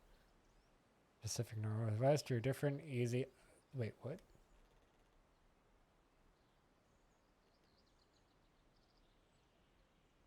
Oh, it's a web hoster. What?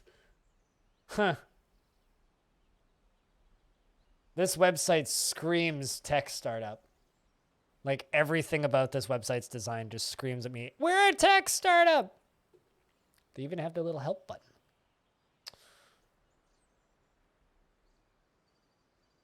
It's like this website smells like Silicon Valley.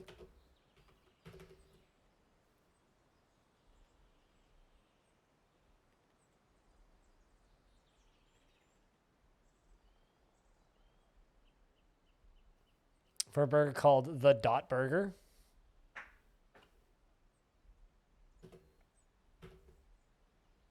I mean, then you'd have to have a burger place called burger.com. Just called burger.com. And then all of your marketing goes into buying burger.com. Your entire business funding goes into purchasing burger.com and you immediately go out of business. Oh, wait, what? A copper statue in their Roman... Sparkly is demanding a copper statue. Sparkly, what's something that you hate?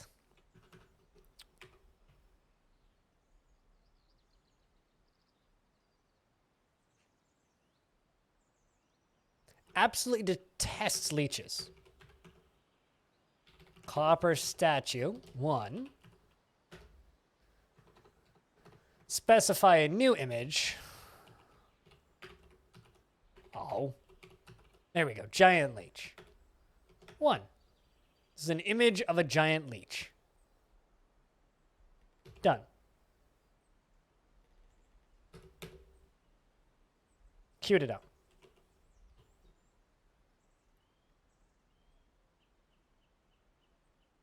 I mean, now that might be a good business model. You actually exist just selling the dot burger. Does .mac exist? Because someone should buy big .mac if if it does.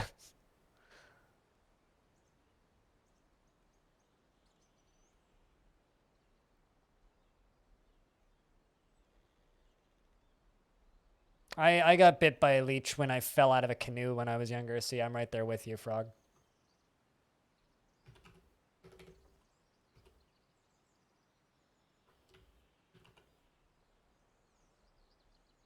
Aw. Because big.mac would be really good. As I always say whenever we talk about dumb domains, this is my favorite dumb domain. It's an actual link, and yes, it takes you to Taco Bell's website. ta.co. Daddy.mac. Daddy got Mac, you mean? But yeah, ta.co is my favorite dumb domain.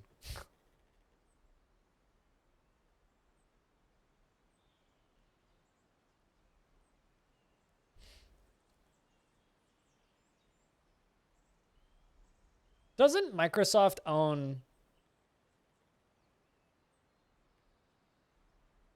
xbone.com and xbone.live? I'm pretty sure that they bought the xbone domains like outright, so people can't spoof them anymore.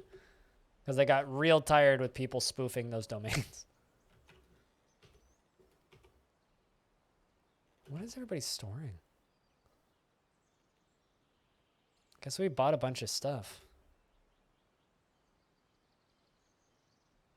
Oh, from the... Because we were locked inside when the... When the tributes arrived. You have a fly in the house and you blame me. Why are you blaming me for a fly being in your house? You should really just blame Big Airplane for not letting you buy annoying.fly.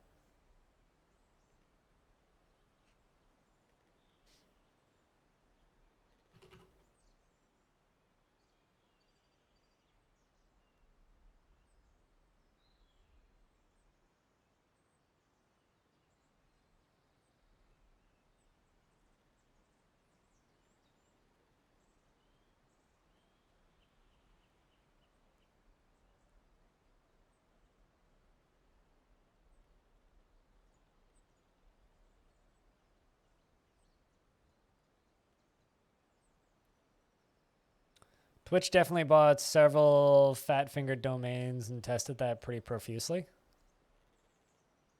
Which ones? I know that Twitch.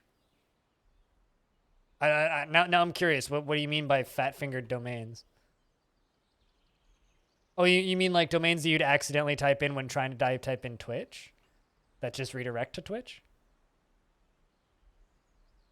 The very first wagon? I don't know the wagon, but I do have a block that I made out of the wagon wood, which is right there on an iron pedestal, surrounded by statues. Wagon wood blocks. So yeah, I have those. But I don't have the actual wagon.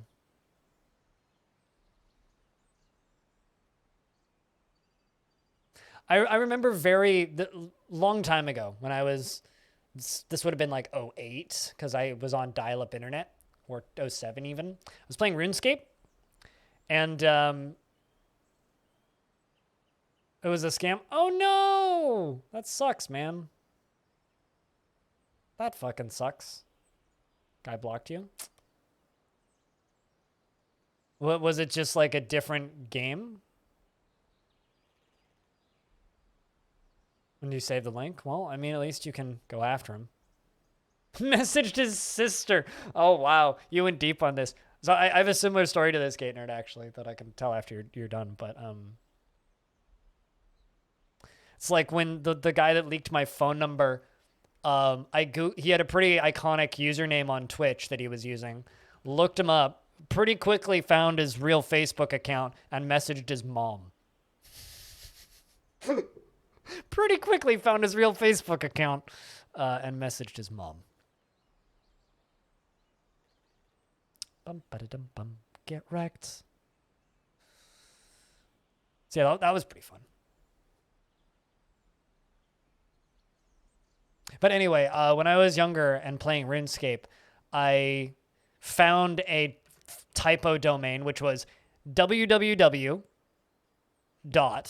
Then www.runescape.com.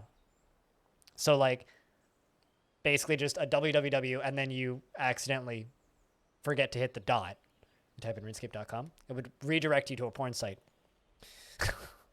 Which I stumbled into and got in a lot of trouble for. Like, you know, little kid me in the living room going to go play my hour or whatever I got to play of RuneScape that day and sit down, then suddenly it's just anal porn. Yeah, my mom was thrilled about that one. Got in a lot of trouble.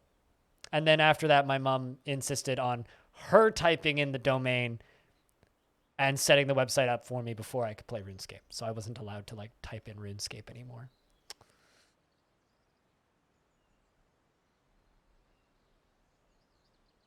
I mean, people need to make $1.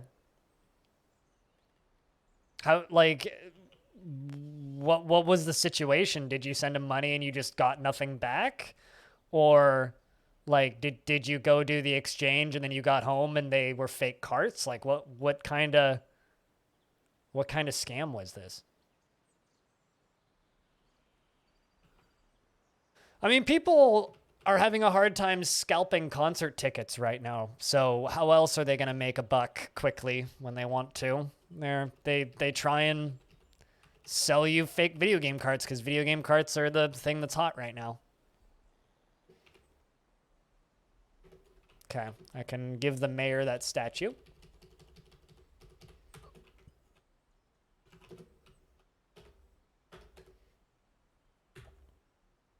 It's now a yellow demand. Copper statue in throne room / office. Working on it.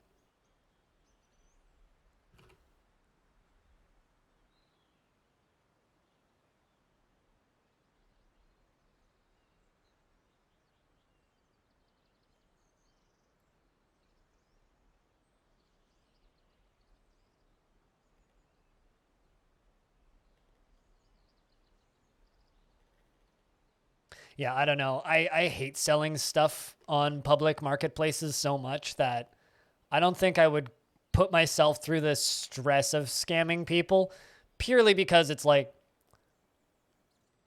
I don't want to go through that level of effort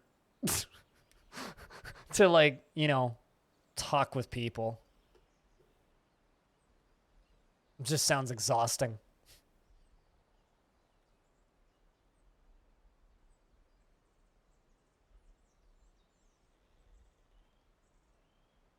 Somebody had a public birthday fundraiser? Okay. Where you could see all 650 people he had invited. Oh, fun.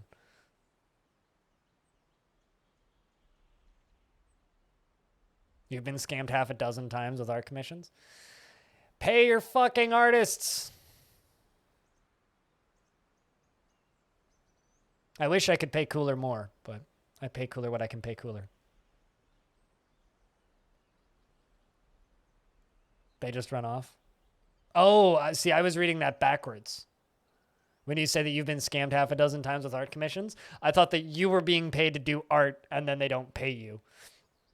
Well, that sucks. Well, pay Cooler. He'll draw you good art.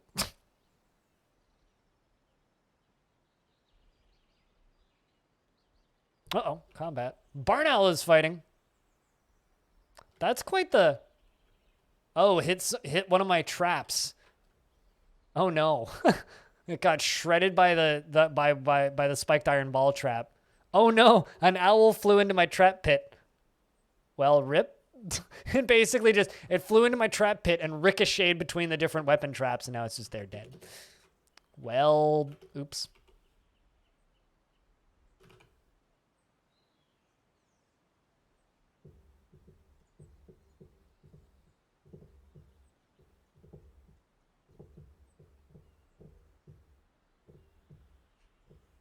Well, Owl is dead, so.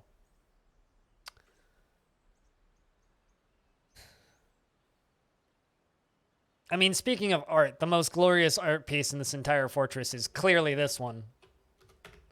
An exceptionally designed image of a horse by Eternal. The horse is falling. The artwork relates to the collision of a horse with an obstacle in Longdeath in the mid-autumn of 31.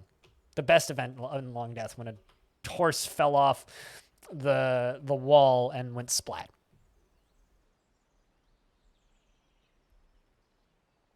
Yep, that horse went splat. It fell off the walkway and went splat.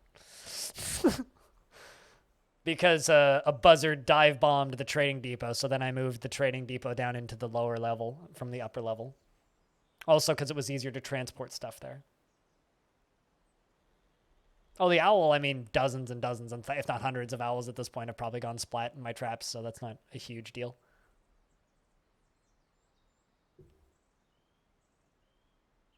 Let's see if the mayor likes his statue of leeches. A giant leech.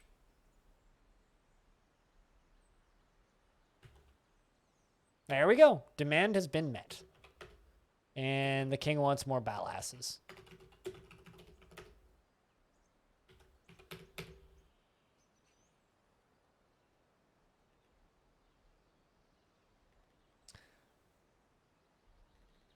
My favorite defense? Self-draining magma chambers. Or easily drainable magma chambers. I like drowning my enemies in magma and then draining the magma into something fun. So you get all of the magma safe metals back and also get to watch the magma flow and watch everything catch fire. All of my favorite defensive setups I've ever made are like on the edges of volcanoes and you just get to watch the lava just like over top of stuff. I had one defensive structure once for a fortress which was a giant bridge walkway, and I had ballistas that I would shoot through, and as a last ditch effort, a lever I could pull which would cover the entire walkway in lava. So I was shooting ballistas, shooting ballistas, shooting ballistas, and then just pull a lever and the whole thing just covers in lava. Those are my favorite ones. I like drowning stuff in lava. If you go back in time on my YouTube channel, like a year, you'll find a couple forts where I built on volcanoes and did fun shenanigans like that.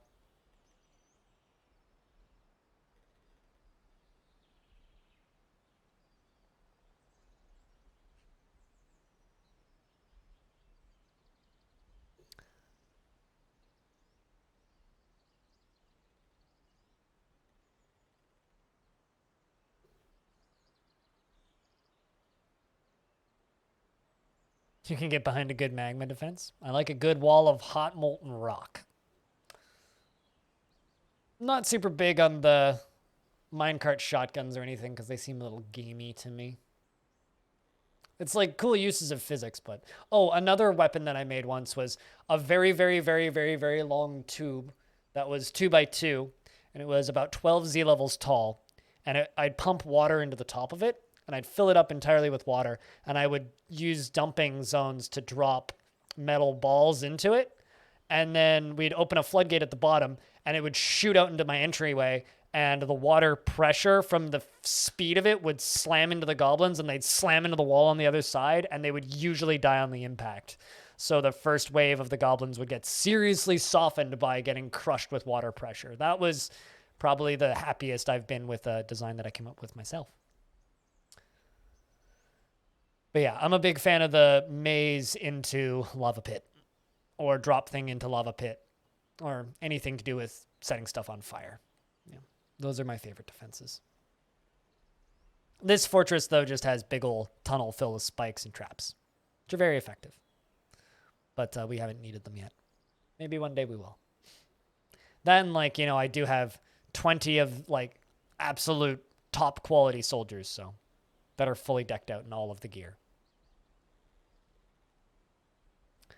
Was you had a magma crab in a walkway? The problem with magma crabs is they have limited ammo. So you need to give them a magma pool to refill. But if you have, like, if you've given them access to magma fuel to refill, yeah, then that's real fun. I've tried to set that up, but the two fortresses that I tried to set that up in, we got killed before I was able to actually get that functioning. But I've tried it a couple of times. Winter is upon us. I'm worried because we just lost a dwarf I'm very fond of, so.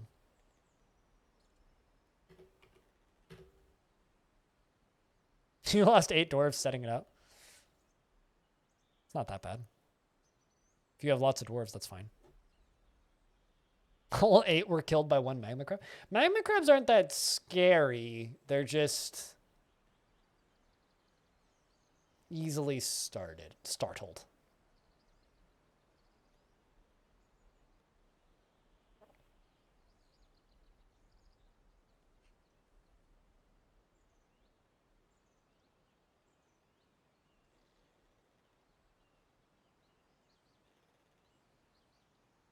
I love how ironically excited people are about the 2020 before 2025 release date confirmed for Dwarf Fortress.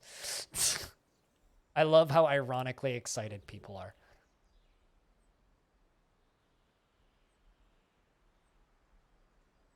In a single line, oh, did it just like shoot magma at them and they all just caught fire? I mean, yeah, I'll do it. Dwarves are unfortunately flammable, you know, with the beards and all.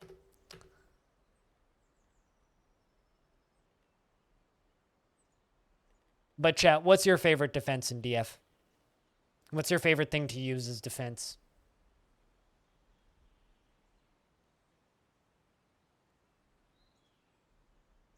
Oh, another defense I'm quite fond of, actually, is things to make them dodge out of the way and fall off of a large surrender. Yes, the French and Italian technique. No, I mean, my favorite, or another one that I really enjoy doing, is really long, spindly walkways with stuff to make them trip and drop and fall, or like dropping rocks on them or stonefall traps. And then they fall off the edge and go whee down into a cavern layer where you have a forgotten beastie or like a or like something big and scary down there that they fall down and get eaten. Those are always fun. Archer towers? Yeah, archer towers are fun. Yeah, I'm too frustrated with the way that archers work, so as much as I want them to work, they just kind of don't. All right. Let's put them into this trapped cave dragon in a bunker. I love doing stuff like that. I really hope one day I see a cave dragon because I've never seen one. If a cave dragon spawns in this in this base, I will freak out. You're excited for a pre-2025 release? You mostly lock the bridge in the entrance and forget and have a nice time drowning in a nice simple drowning chamber. Yeah, those don't work so well on zombies though, the drowning chambers. The only time you've ever gotten to range to work is in a mod? Really? I've gotten it to work, but it's clunky and not very effective. I think that ranged attacks are really good combined with something else, like sort of like I was describing with that shotgun water tower. It's like it's really effective at not killing things, but really good for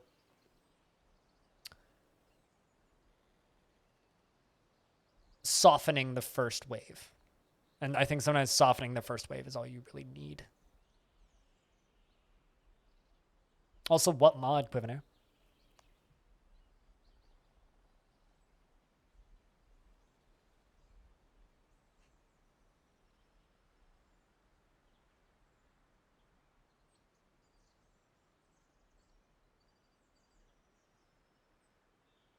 The Long Night? Huh.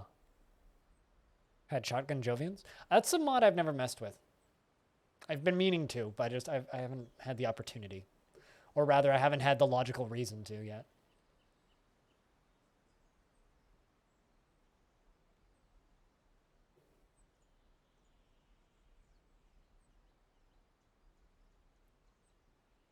What's your favorite mod? I think Dwarf Fortress is my favorite. Just plain old Dwarf Fort. All of the mods I've played have always they've always had, like, I like the idea of the Mario Brothers mod, but there's enough, like, weird extra things added in that I just kind of go, eh. Like, the question mark blocks are pain in the ass to actually deal with and stuff. A lot of mods add things where they don't need to be added. Trap Hallway of Death is always a good, simple, staple standby. No, totally. I mean, like, there's something to be said about just weapon traps. Although there is something to be said about feeding the streamers. So I'm going to go. Well, first off, I'm actually going to put on a little bit of music so that you guys don't sit here in silence with bird sounds. But I'm going to go and grab me some lunch because I'm getting hungry. So I'm going to go do that. I will be back with a sandwich, so it won't take me too long. But while you guys are chilling, if I could get a round of beers in the chat, that would be fantastic. No, I don't want to use Windows Media Player. Oh, thought that in what world would I want you to launch that with Windows Meet? No, I want VLC, a proper media player. Thank you. All right, if I could get a round of beers in chat, which you guys are already doing, that'd be ideal. And I will also sell up for a second and remind everybody that because we've passed Monday, all those leaderboards have reset. So if you have bits in your account, it only costs you a penny to get number one on those leaderboards. I will be back in a couple of minutes. If you happen to have sound commands, now's a good time to use them. Entertain the chat and watch those dwarves dance. And I'll be back in hopefully 5. BRB.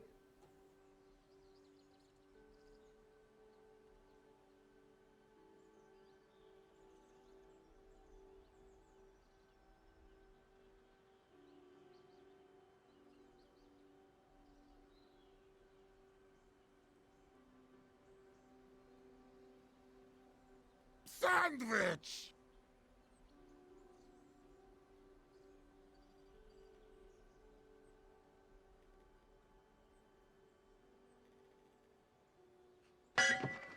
Bring out your dead!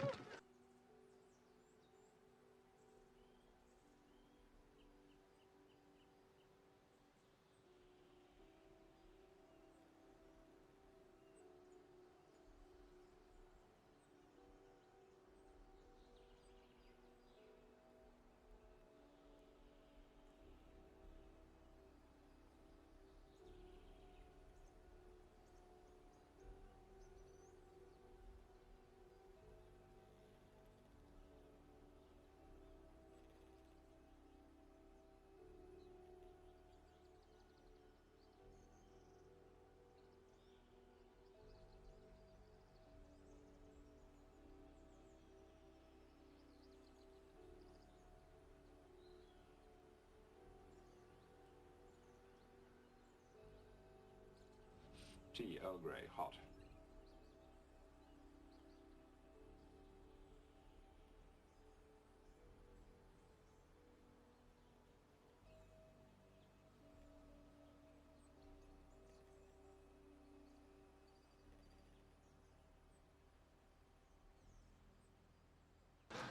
Nuclear vessels.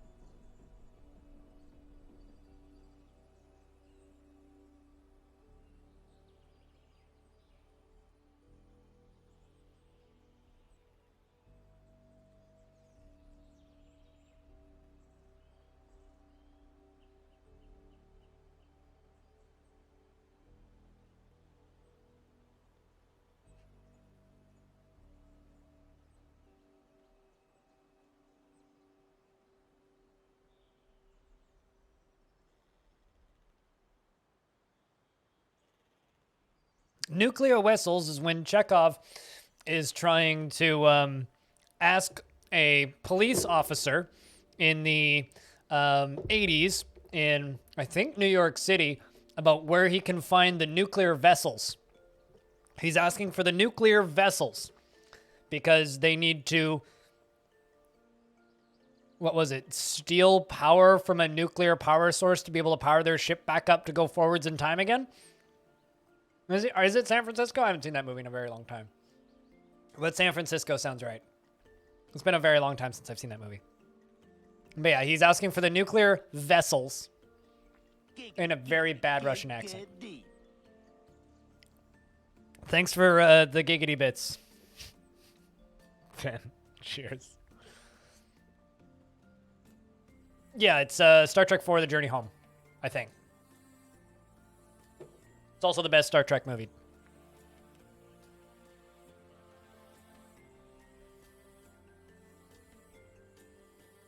Voyage Home, I was close.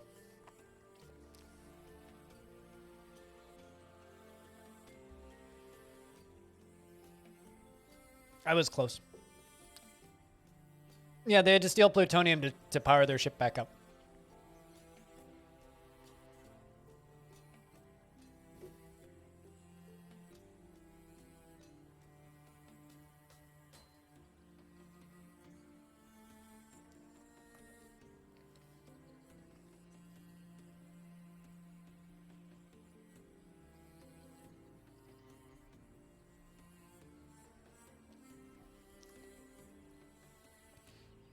What, for a couple of years?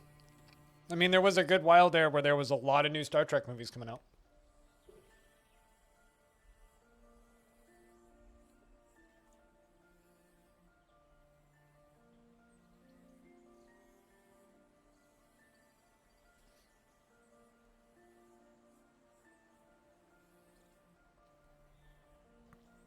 I don't know, but that was the one where they had to save whales, right?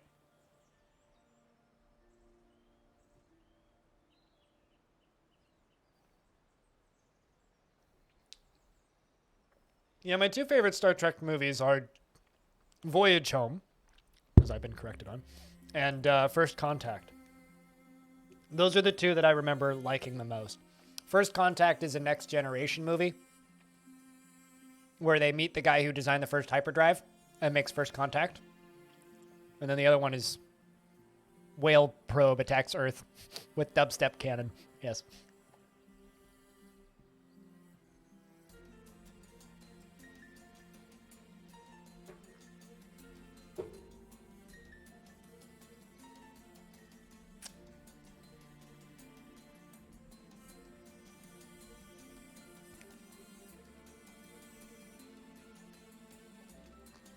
Yeah, the one with the whales as aliens, because whales is aliens.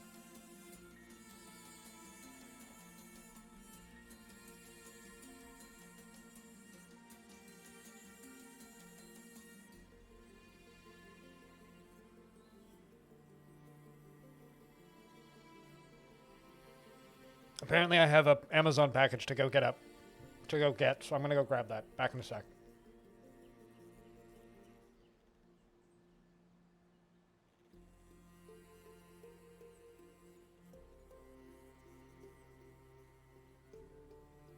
Yeah, I'll be back in a sec. I got a Amazon package to go pick up.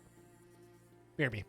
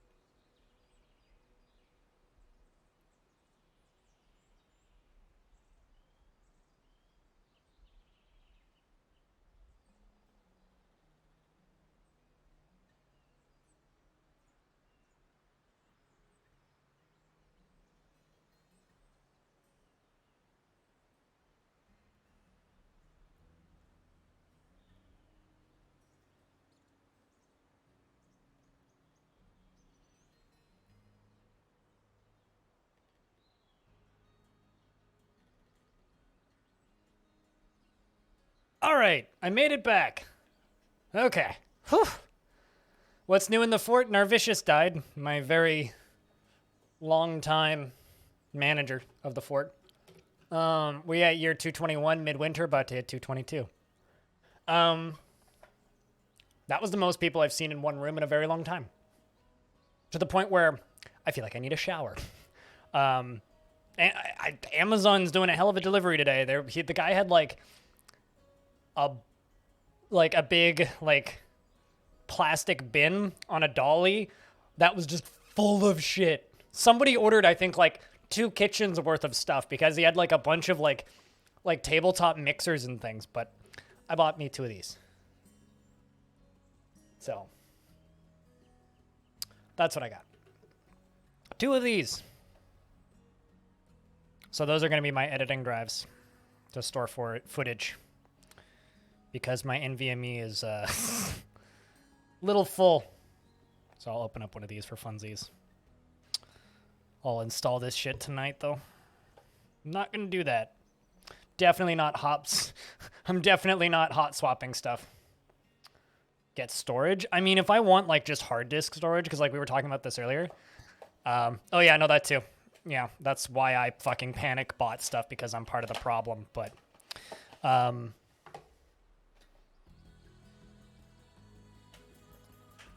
That's it. It's a nice little drive.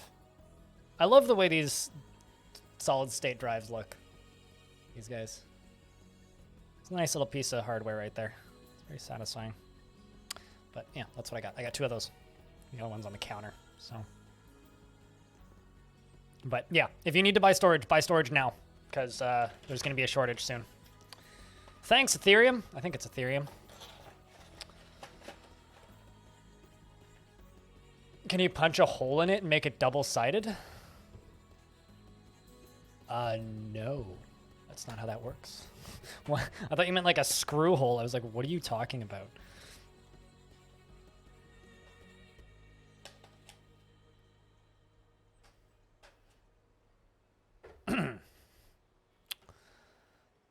All right, well, did I miss anything fun while I was gone?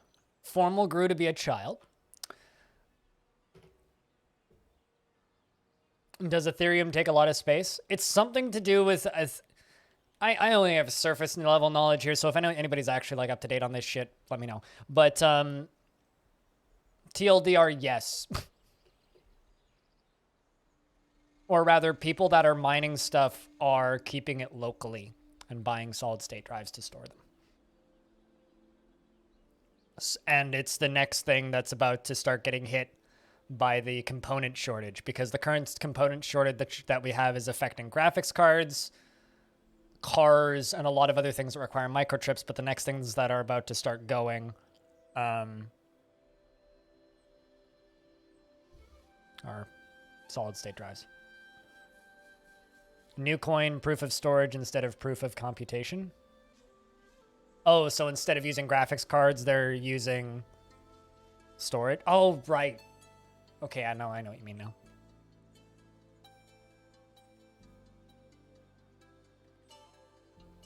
Yeah, I think I understand what Frog's saying, but I don't know if I can necessarily explain it.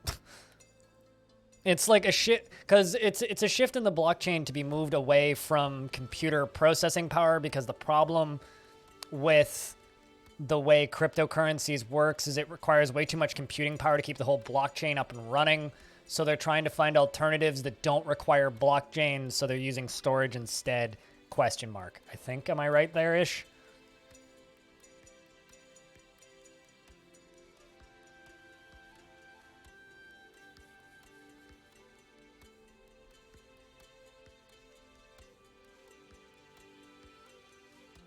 It's imaginary fluff. We're recommending our clients invest in canned goods.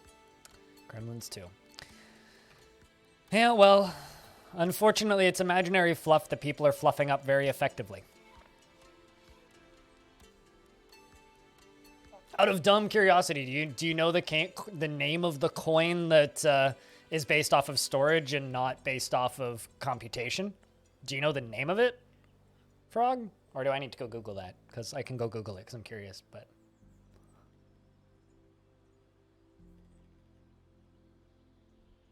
But anyway, this is gonna be my footage drive for editing shit. So, and I need more drives right now. I'm short, and I've been short, and I've been putting it off for a year. So it's like, nah, fuck it, buying 2. Google said crypto slate? Question mark. Okay. The more you know. But yeah, no, I mean, I've seen enough articles about how new cryptocurrencies are about to just completely obliterate the solid state market. So the first article I was like, huh. Second I was like, uh-oh. Third one I was like, well, fuck it. Panic bought 2 drives. So I'm part of the problem. I'm sorry. I need it for work. Like, I'm at the point right now where it's like, I could play some Forza Horizon with some friends. Or I could, like, and then I go to install it on Game Pass, and then I look at it, and I'm like, that's 100-something gigs. I need that footage for editing flexibility. And then I just don't buy it. Or I don't download it. So, and in a world where, you know, maybe I want to do that. Like, this gives me the ability to be able to do that. Also, investments are open. From the pinnacle to the pit.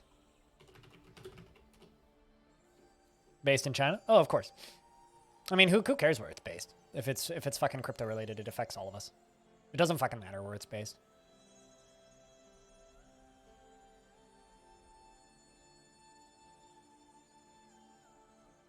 Starts trading May 3rd. May the 4th be with us.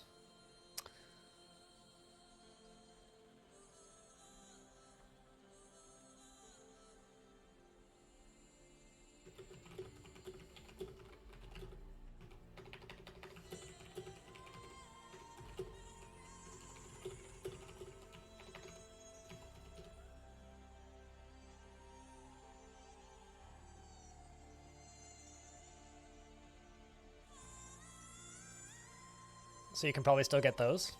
I mean, here's the thing. Right now, there is absolutely no shortage on them.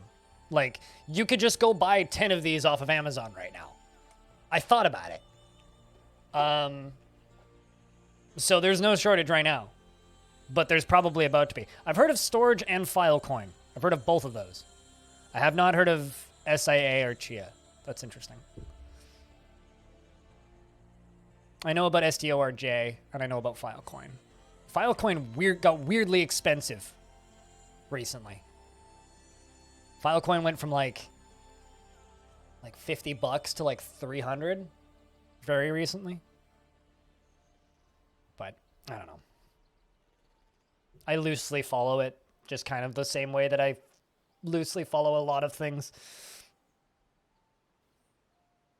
10x 16 gigabyte at some point, but you can probably make it through a year. Well, I mean, if you're not, are you talking solid state or hard disk? Because you're probably fine on hard disk. Because there's no component shortage on hard disk. There is component shortages on solid state. So if you need solid state, I mean, yeah, okay, if you're talking hard drives, you probably won't have a problem then.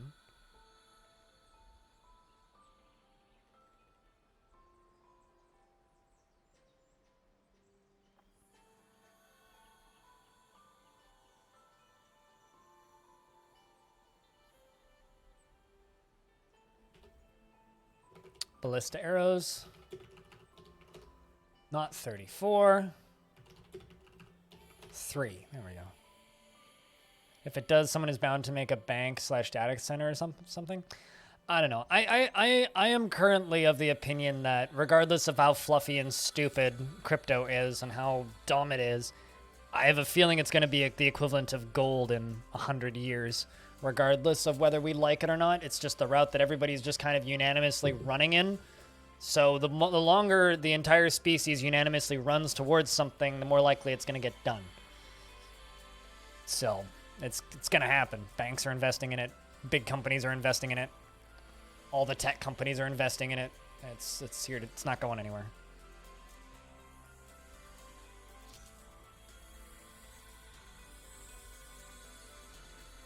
Yeah, because I googled it. It looks like it's a Like a Coinbase alternative.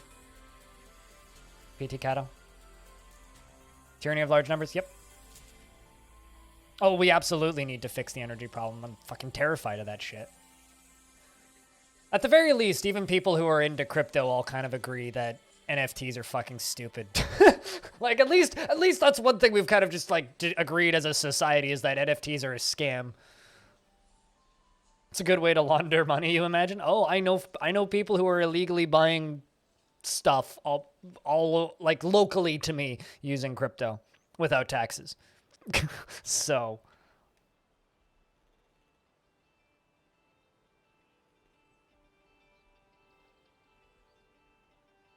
and run crypto there? Really? Fun.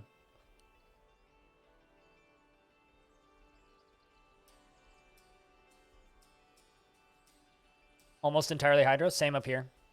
It's all fucking hydro. Everything up here in Canada is hydro, more or less. Well, everything in my half of Canada is hydro. And we sell power to other people because we have too much of it. We're like that megalomaniac in SimCity who's just like selling electricity to all four of the neighbors.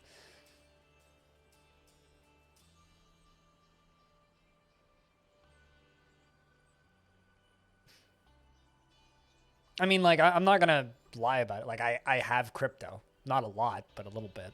Enough to kind of keep up with it because I think it's important to know what the fuck's going on in that industry. But I just sit on it. I don't actually do anything with it.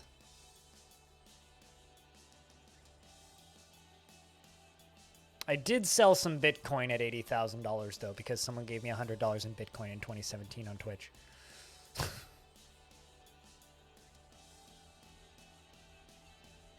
Bought a synthesizer. It's a good purchase. Turns the wrong way. Ow. I did that while sleeping recently. Passed out.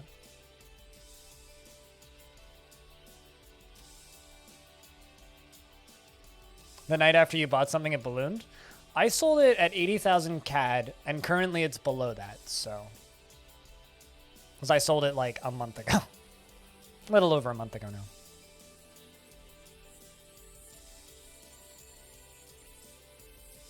You heard a popping sound too? I mean, that's just means you had a kink in your neck. You should stretch your neck more often. Muscle spasms in the neck are no fun. All right, it's time to turn this off because I'm seeing dwarves getting thirsty, meaning we've run out of our alcohol supply. Go do things, dwarves. Triple the frame rate. Get back to work.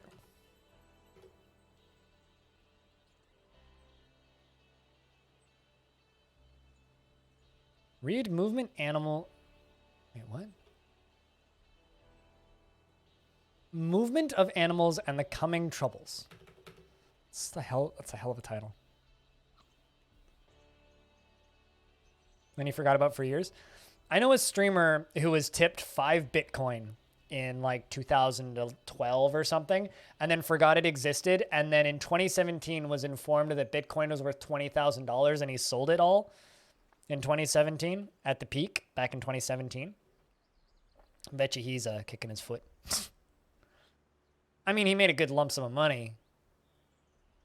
But my favorite story that I always come back to is the guy that I know who mined Bitcoin on his home PC throughout university in 2011 to 2014. And lived off of Domino's pizza that he bought with Bitcoin. And he was spending 13 Bitcoins on a pizza. So based on today's value, well, that's like, what, 70,000 US a piece? Times 13. We could have made 300,000 USD today. Yeah, I think, you know, wave depletion. I think, I'm going to go out on a limb here and say, I think that Domino's won in that exchange there. I think Domino's won. But yeah, no, I mean, he's still a Bitcoin millionaire, but like, he's still like a multi-millionaire these days. But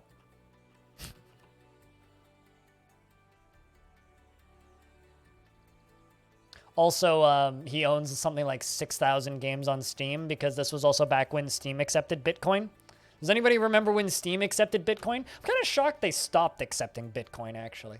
But yeah, so he owned like every game that came out on Steam for a while there. He just owns ridiculous numbers of games on Steam. Absolutely ridiculous numbers of games on Steam.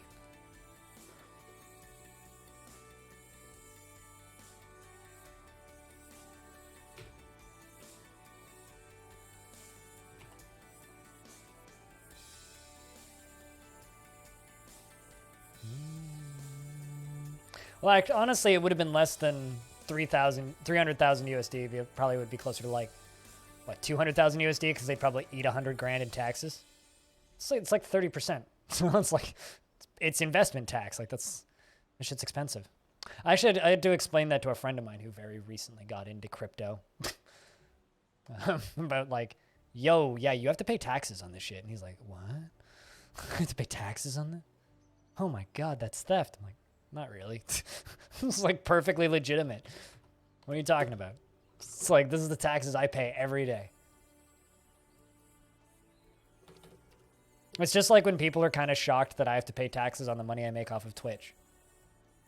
Duh. It's like, you send me $1, I don't get $1. I get like 70 cents because the rest goes to taxes.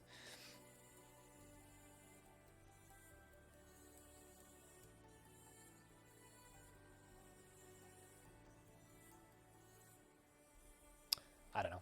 It's a fucking nightmare hellscape that we're jumping into, but I think ignoring it is completely illogical. Like, I know some people who are anti-crypto who just kind of go with the, oh, I'm just going to ignore this kind of mythos. And I think that that's really stupid. I think just kind of ignoring something like that is incredibly dumb.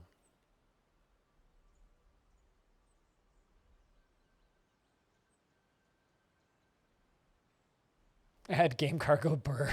Yeah, pretty much. Also, spring has arrived, so hopefully nobody's died. We did gain a dwarf, but we lost Narvicious already today.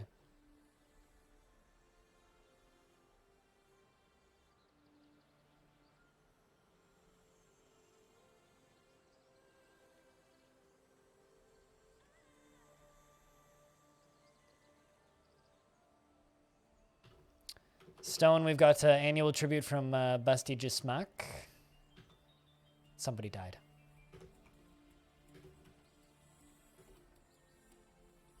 We lost someone. Don't know who, but we lost someone.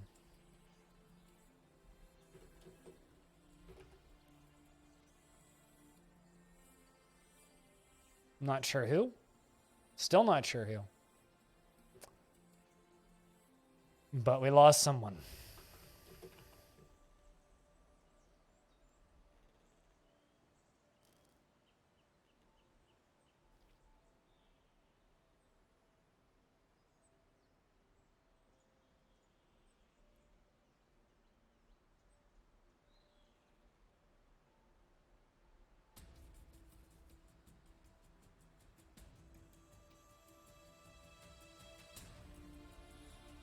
Fingers crossed. It's nobody I liked. See if it's somebody sleeping. I don't know who died, but I know that my population went down by 1. So there's a body somewhere.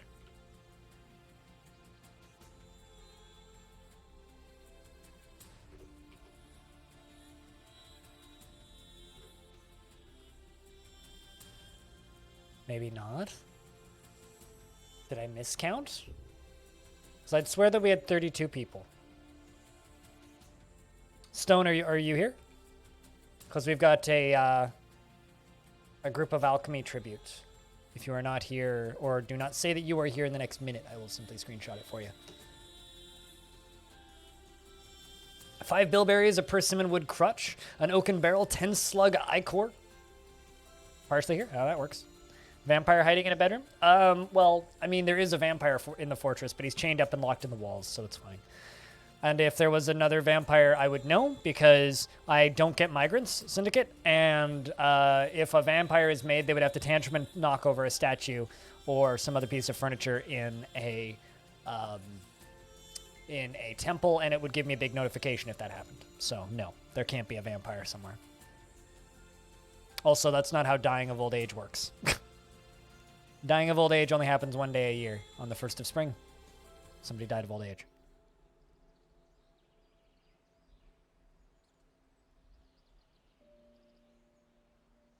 But here enough to hear your username? Well, I mean, we started in the year 220.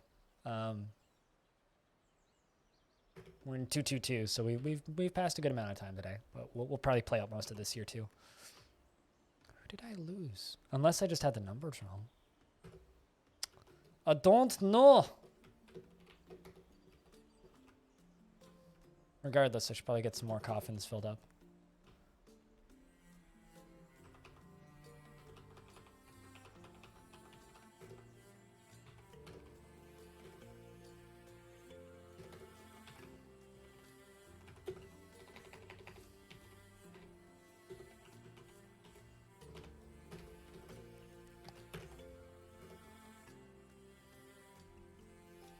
You wonder what happened in year 222 on Earth? Sounds like a fun thing to look into. Yeah, maybe I'm wrong. Maybe we didn't lose anybody. I'm sure they'll figure it out if they did. Or someone will show up as missing, which hasn't happened yet. You instantly go vampire? I mean, that's just... even if I did have migrants, I would probably spot a vampire before they kill somebody. Vampires move differently. They're always running towards bedrooms.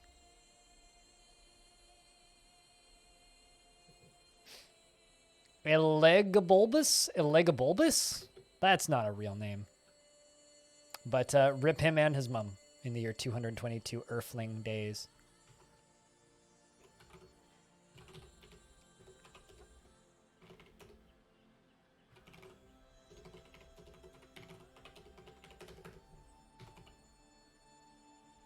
Are there friendly vampires? Indoor Fortress, all vampires need to feed.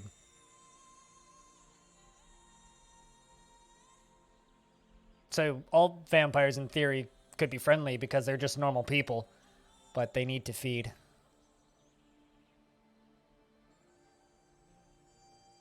So I have a vampire who lives in this fortress who's Zaloro, who's this dwarf, who is permanently berserk and lives in here. I'm keeping this dwarf as an insurance policy. If things go bad, I got vampire.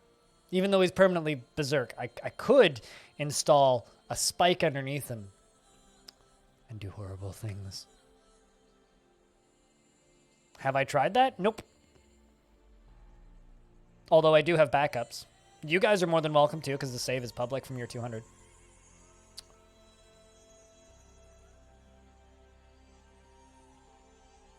I have far less interest in doing stuff like that than I think other people do, because I know everything in this fortress like the back of my hand, so it wouldn't really change much. I'll do that once it's done, or once it dies, one of the two. But till then, fucking Romans, bunch of fucking weirdos.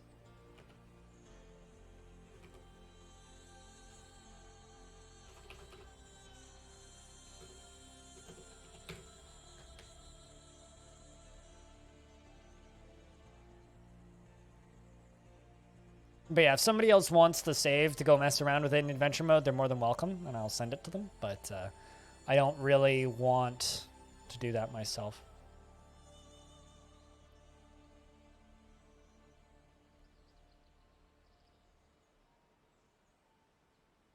What, going into it in adventure mode? Why would it crash the game?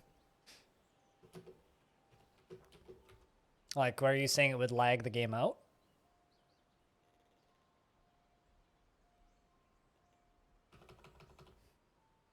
A weasel, cardinal, a wolf. Green tree frog, donkey, badger boar, bull moose, chipmunk.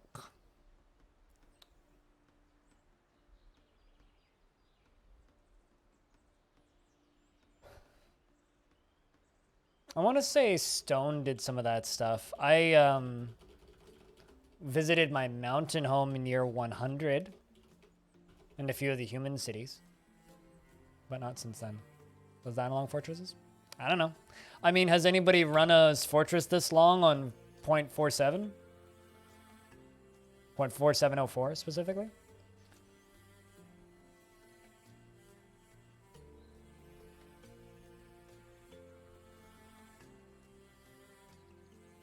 I mean, constructions make sense.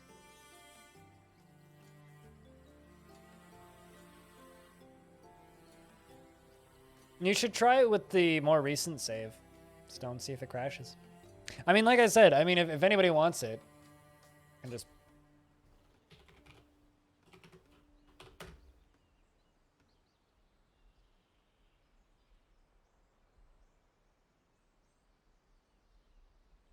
Like, that's the save file right there. If any from year 200, if anybody wants it.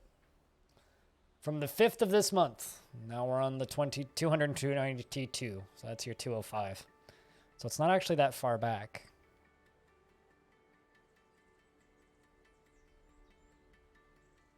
It's also a sun god? Yeah, go nuts. Go mess around. Go have fun.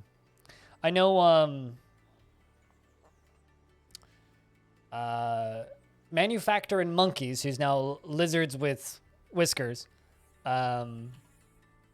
installed it and typed in the Discover All command just to see where the other cavern layers were and how deep things went. But that's about it. Which I'm tempted to look at, but from what is now modern day Syria, I figured it would be that part of the world, yeah.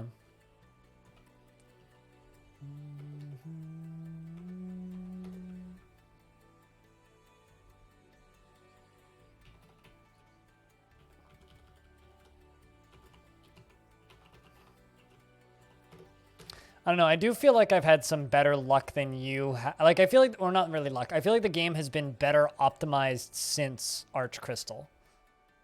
And there's also the fact that I'm not doing as many crazy constructions as Arch Crystal. Although, I am getting ready to start making a spire of green glass to build up past here and through this. We're getting there. We are getting there. Which I'm going to build into this guy right here. So it's going to go here. But I need to move a bunch of things, and I haven't quite gotten to that point yet, and I need to start deconstructing this guy.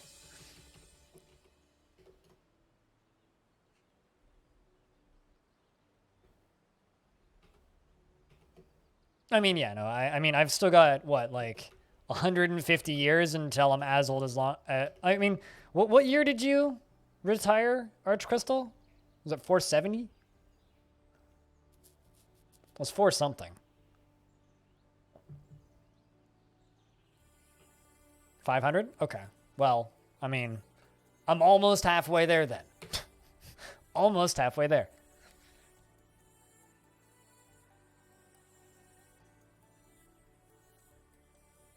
Oh, God.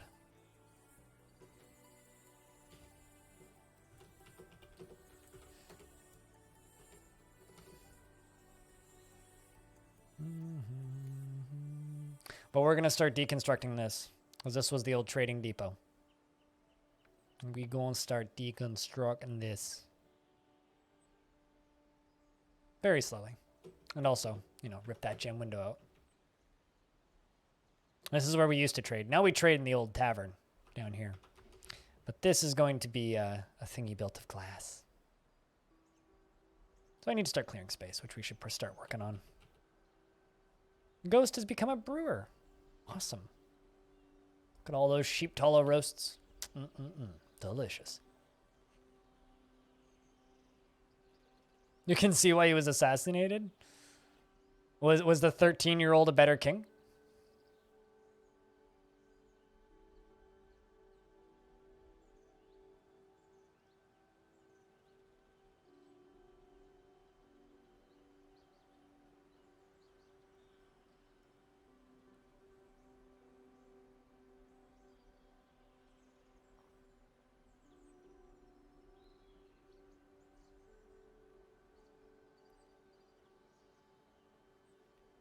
I don't know anything about this part of history, Aegis, so.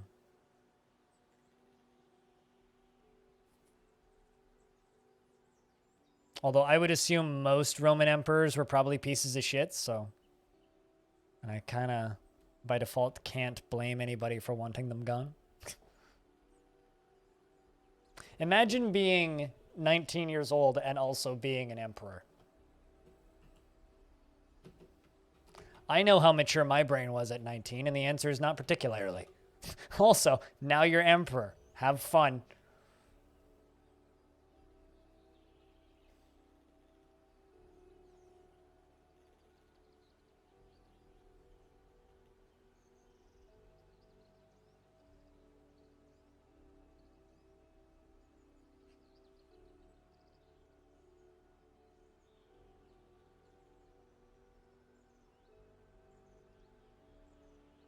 Hoping nobody falls.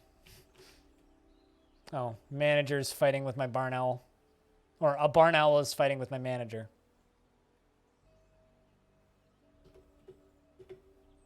Knocked him off. That's fine, though. It's not that far for them to fall, and if they do, there's just a nice soft thing of clothing underneath it, so.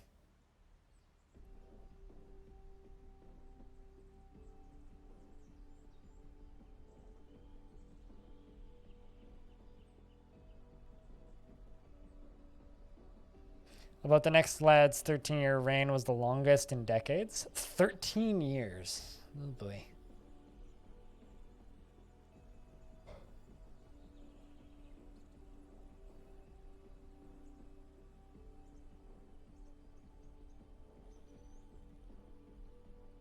I don't know that much about ancient Rome. He was, of course, then assassinated along with his mom.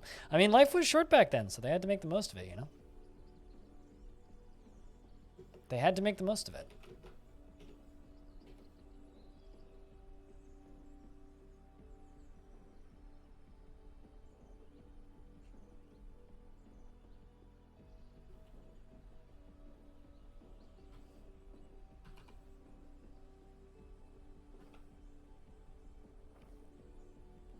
Forgetting how many of these bits and pieces I actually made into boulders.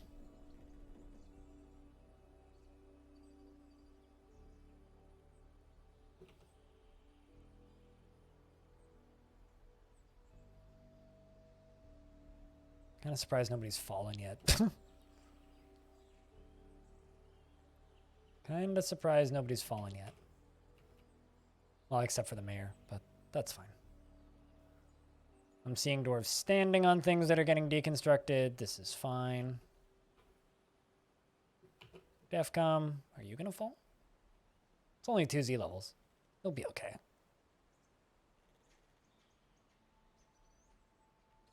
Nope, you did not fall. Good for you. I think I'm going to give them a little bit of time to get all these boulders and things cleared off.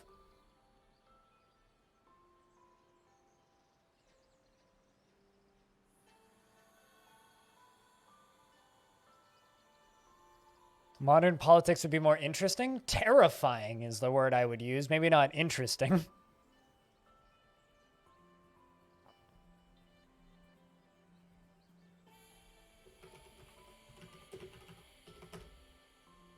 I was going to say, yeah, there's also parts of the world where assassinations do still happen. Maybe not with that level of frequency or viciousness, but...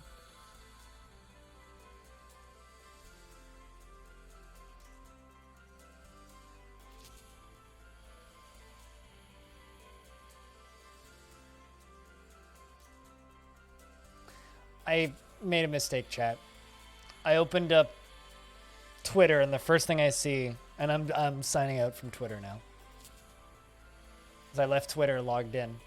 I open up Twitter and the first thing I see is a tweet that says, "Do not listen to what Joe Rogan has to say about vaccines." Oh boy. I think I will just not go on Twitter for a bit. We call those aggressive negotiations. Illegal aggressive negotiations. Also, Numberbox, hope you're doing well.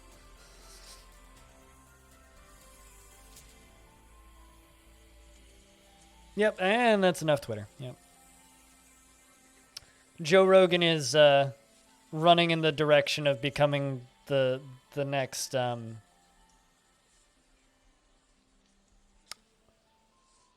Turning the frogs gay guy.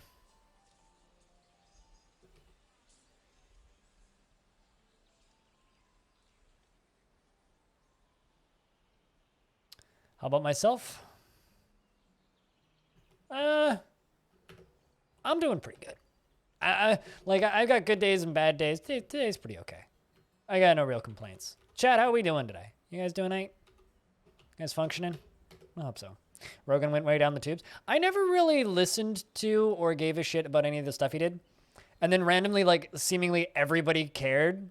And I never really heard of him. And I listened to a few of his podcasts and it was like, I don't really get the big deal. And then kind of forgot that he existed. And then suddenly, every now and again, everybody seems to be talking about him. 4 hours of straight lurking. I mean, today's not been too lurky, though. Today's actually been pretty okay. The leaderboard is very crickets, but such is life sometimes.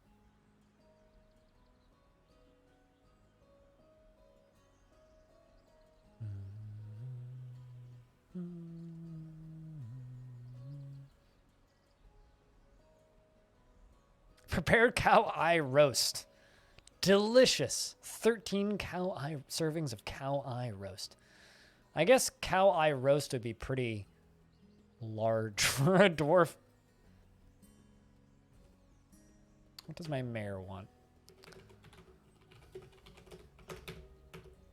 2 high boots. But regardless, I hope you've been enjoying your 4 hours of straight lurking.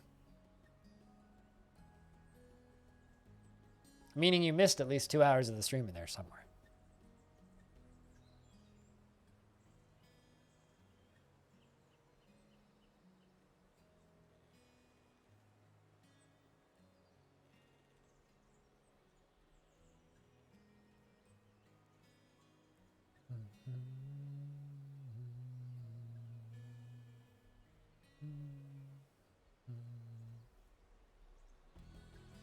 How goes the dwarves? I'm doing some deconstructing so that we can do future constructions. Still praying and hoping for more baby dwarves. But outside of that, pretty standard dwarfy stuff. Nothing too out of the ordinary.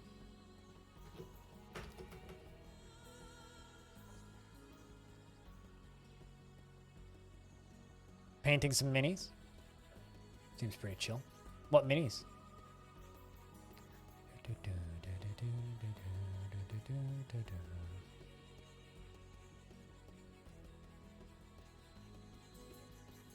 Of the masterwork mod for DF? A little bit, yeah. It doesn't really do anything that I'm interested in, though. Most of masterwork is just adding complexity for the sake of complexity, and I don't really give a shit about any of that. Like, none of that stuff really adds to the game for me. It mostly just takes away from the game, so I don't really see the point in it. It's not that I got anything against masterwork. It's fine. I don't really see any of the benefits of it.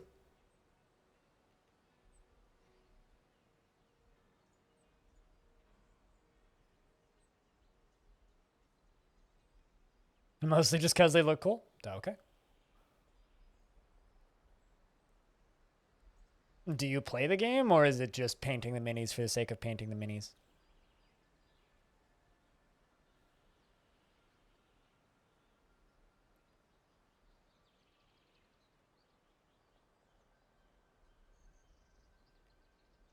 You play when you can? Fair enough.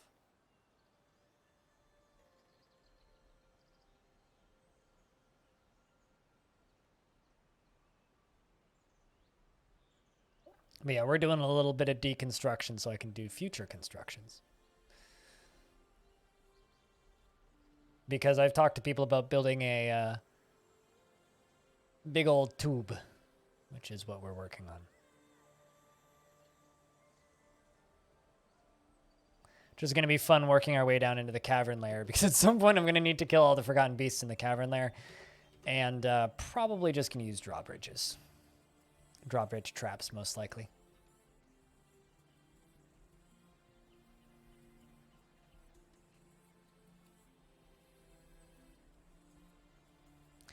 King Kade has ended a mandate and immediately started another one. 2 ballista arrows. Cool.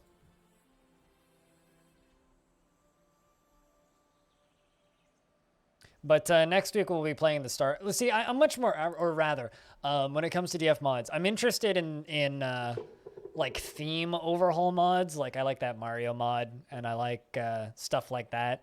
In theory, I'd probably like Long Night. I've just never dug into that one. I like those types of mods. Not super big on the let's just add more stuff to normal Dwarf Fort. I think normal Dwarf Fort kind of does it for me when it comes to the theme. So just Dwarf Fort but more isn't really something I'm interested in. At least the way Masterwork currently does it. But we'll be playing Jalba Fortress next week because it's May the 4th next week. So we will be playing the Star Wars DF overhaul. Just like for Mario Day, we played the Mario DF overhaul, which I learned more about Mario lore than I ever knew I wanted to learn. And never did want to learn, but learned anyway. You like the idea of being able to play different races? I like the idea of being able to play different races, but I like the idea of being able to play different races the way Tarn intended it. And I'm not in a rush to play the races the way they currently are. So Tarn is planning on adding humans, elves, goblins, and all those as playable races eventually. But I want to do that when Tarn flips the switch to let us do that, not via a mod. I was like, yeah, I realize I could do it right now, but like, I'd like to play Tarn's idea of that, not a modder's idea of that. No, not anytime soon. No. But we'll get it eventually, just like everything. We'll eventually get the magic update. They'll all come out. Also, when I was editing the interview I did with Alexandra, I ended up watching a bunch of On Doubts stuff. I don't know if anybody's ever stumbled on that channel, but man, I'm really sad that that channel didn't get more support.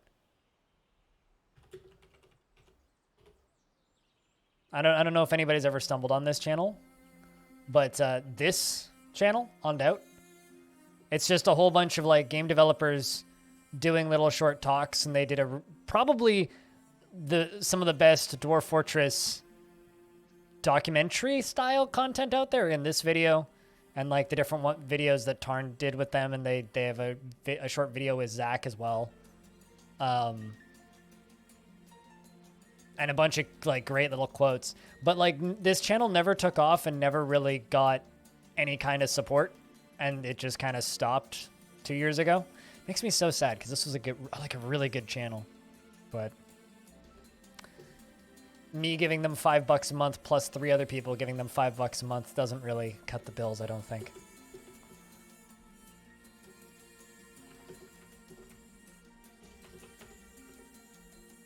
The problem with it, though, is it wasn't a very flashy YouTube channel, and if you're going to be that kind of thing, you got to be flashy. You got to be like no clip and get that mainstream audience, otherwise no one's going to care. Turns out no one cares.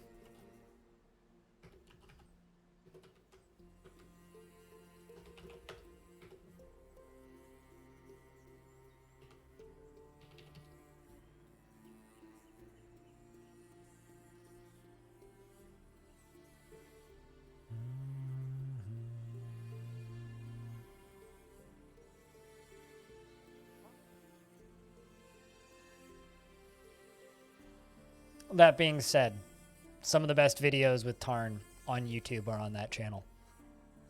Just period.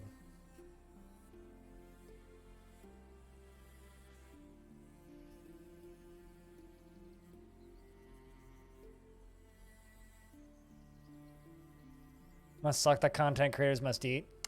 Journalists have to eat, creators have to eat, documentary filmmakers have to eat, game developers have to eat, which is why when people complain super loudly about exclusive stuff, I just kind of shake my head because it's like, man, people got to eat. People got to eat and people got to leak. Yeah. I don't know. I worry all the goddamn time that I'm too pushy about money shit, so. But I got to eat too. And I get it. I understand the struggle.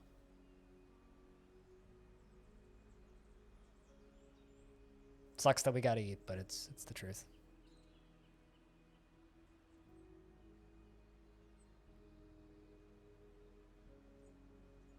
And much to some people's surprise, uh-oh, I see a problem. Just cancel all that. I'm gonna have to do that one separately.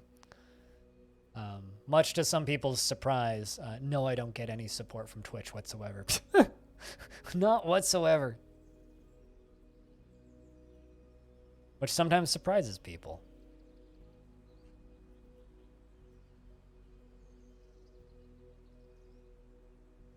You have to monetize your work. Yeah. You have to monetize your work in a way that you see fit and ethical to both the people that are paying you for your work and the people who can't pay you for your work.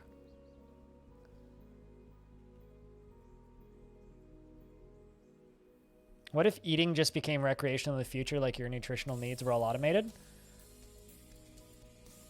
God, that would be nice. I would eat like maybe one meal a week and it would be on my day off. And it would be a very nice meal. That's all I would do. I'd live that life if it was an option. Or at the very least, try it. And Spotify raised their prices worldwide. I mean, don't they do that every other year anyway, just like Netflix does? Because I'm pretty sure I'm paying $20 a month for Netflix now. Yay, is it laggy? Seth? Outside of spoilery things like where cavern layers are, feel free to post screenshots, by the way. On Discord or wherever.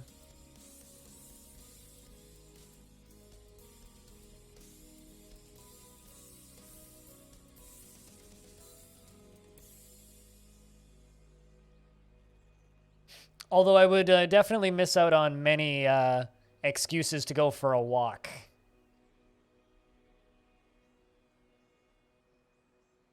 I would definitely miss out on many excuses to go for a walk. Like the walk that I went on yesterday that was super long. I only went on that walk because I was originally going to go to the grocery store, and then I just decided to go for a walk once I got outside. And then I just kind of didn't stop walking for a while.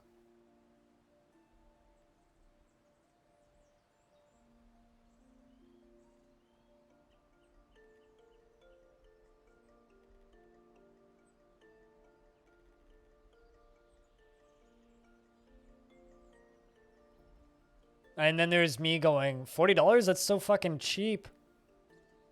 My God. Well, I mean, it's just like when people gawk at Jupiter Hell and they tell me that Jupiter Hell isn't worth, or people tell me or try and say that Jupiter Hell isn't worth the $30 that the dev, or the $25 that the dev's charging for. And it's like, but like, it's literally the last 10 years of the guy's fucking life. Yeah, it's fucking worth that. It's absolutely worth that. It's just like, I'm a little bit offended. And this is just me being a crazy person, right? I'm a little bit offended that Dwarf Fortress is only going to be sold for $20. Because in a world where price precedent, RimWorld is priced at $45 in Canada. What are the caverns for? There's certain resources that you can only get down there, certain creatures you can only find down there. RimWorld is $45 in Canada without the DLC. Right?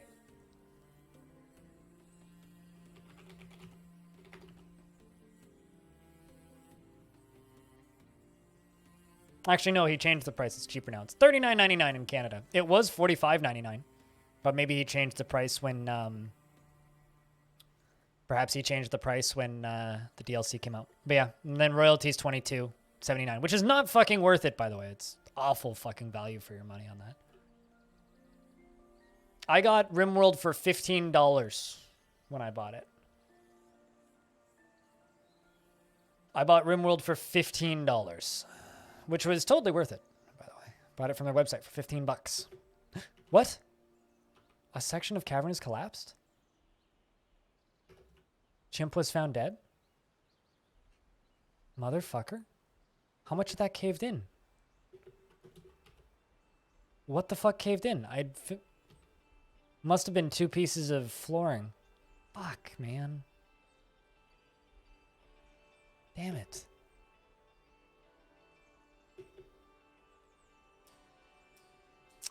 Oops. It's been a while since an oopsie. Damn it.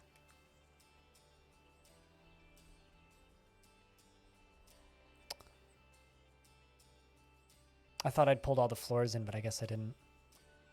Of course, I was tabbed out when it happened, too. Shit. No one is immune to oopsies, chat. No one.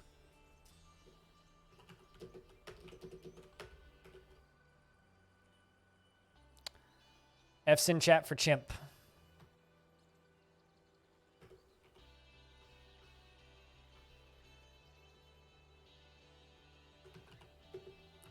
And looks like Black Hole also got injured. His left hand is mangled beyond recognition. B-Lug is doing some medical work on him. He'll be okay, though. It's just his left hand. He's right-handed anyway.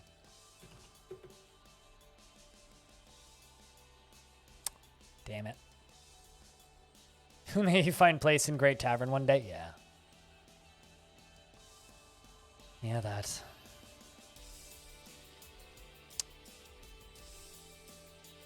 Nothing better than a little bit of excitement, though, I guess.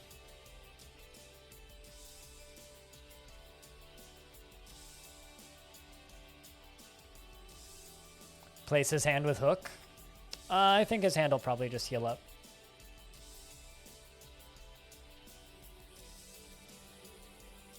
Yeah, a lot of dwarves got caught in it.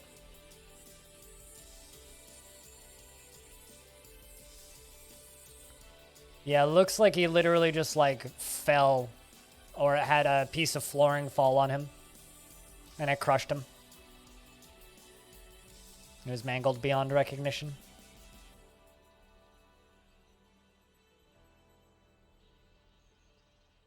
I don't know what the dwarves believe in.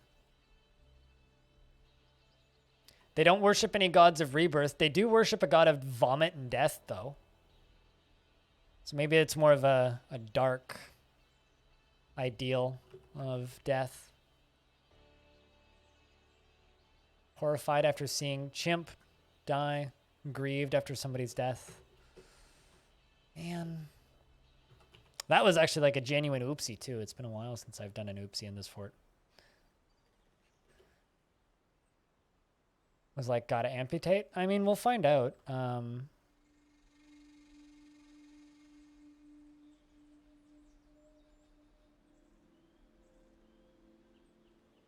Left hand is fractured. Okay, so it's just badly broken.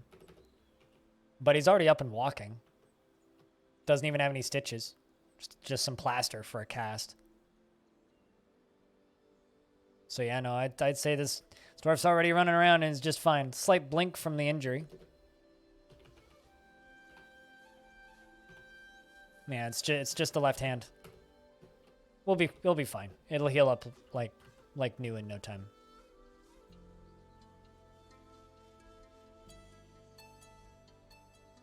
Chimp wasn't the most remarkable dwarf, but he was a stable dwarf, which is good.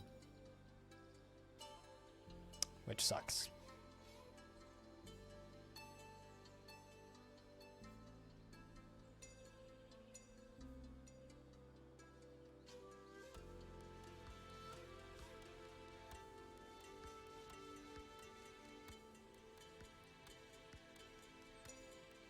You're playing Stellaris?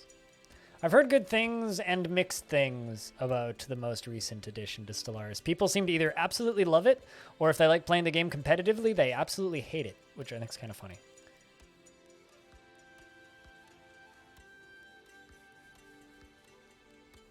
I don't really have much of an opinion on that game because I haven't played it since the original version. The game's changed a bit, so... It's basically a different game than it was when I first played it. Out of curiosity, does Paradox make the older versions and older patches for their games available, or do they just simply rewrite the game in your directory? Like, can you go back in time and play older versions of things like Stellaris, or do they just lock that stuff off to people? Because I kind of don't like it if they're just locking that out from people.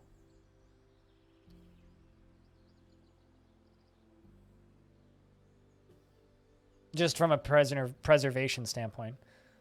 Okay, so you can go back in the beta system to use old versions? Got it, cool, that's good. Because I know that some games like RimWorld do that and whatnot.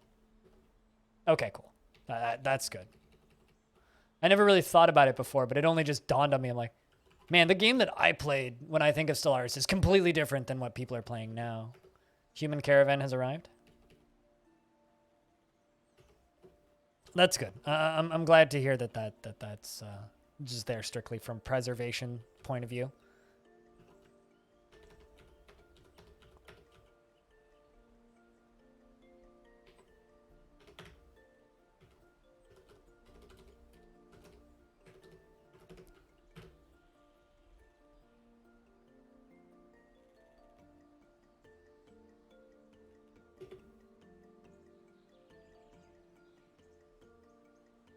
Mercury was used. Mercury was used for a lot of things, and fucking honey was used to treat cavities. Sparkly 4K has been reelected.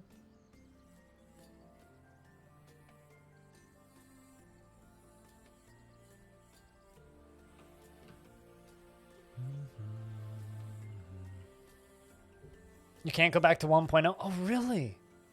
Okay, never mind. My previous statement stands then. That's kind of fucked up.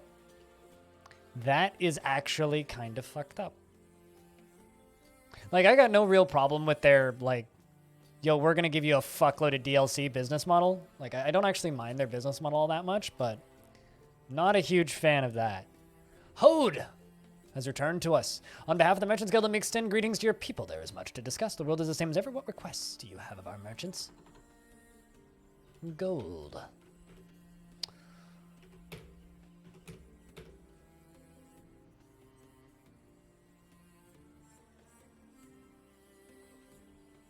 Well, it's just because, like, I believe that, like, and this is actually something that I praise Bay 12 Games for, and I think I'm going to make a video about this pretty soon. It's going to be a very short game, or a very short video. But Hode says, on behalf of the Merchants Guild, let me bid farewell to you and your stout dwarves. Is the one thing that Bay 12 Games and Tarn Adams does, and a lot of roguelikes do this, that they do better than the rest of the games industry combined. Man, look at how much stuff Chimp was carrying. All of those rings and amulets. But the thing that Bay 12 Games does better than the rest of the games industry is every single version of Dwarf Fortress is just available for download on Bay 12. Like, you can just go there and just download the very first version of DF. You could literally play Dwarf Fortress in chronological order and play every single version of it. Like, if you just go to Bay 12 Games, where's the actual button? It's here. Is it under download, features, screenshots, development? Is it under development? There is a old versions button. I need to find it now. No, I don't want to download Dwarf Fortress. I just accidentally downloaded another copy of DF. But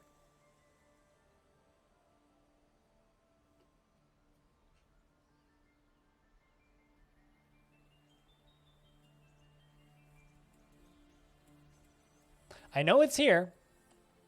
This is like classic DF shenanigans, right? Where you're just like,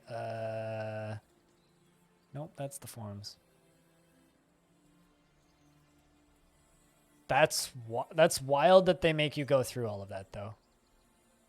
Oh, there it is. Just the all fucking versions button. Yeah, anyway, all of these. It's just every version of Dwarf Fortress is just right there.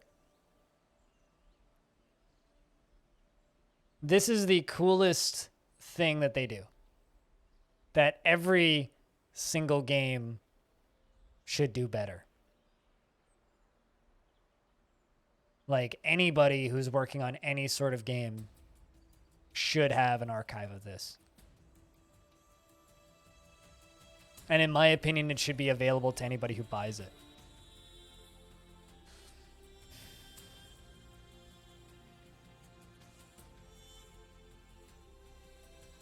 Also, investments are open if you want to invest your tickets.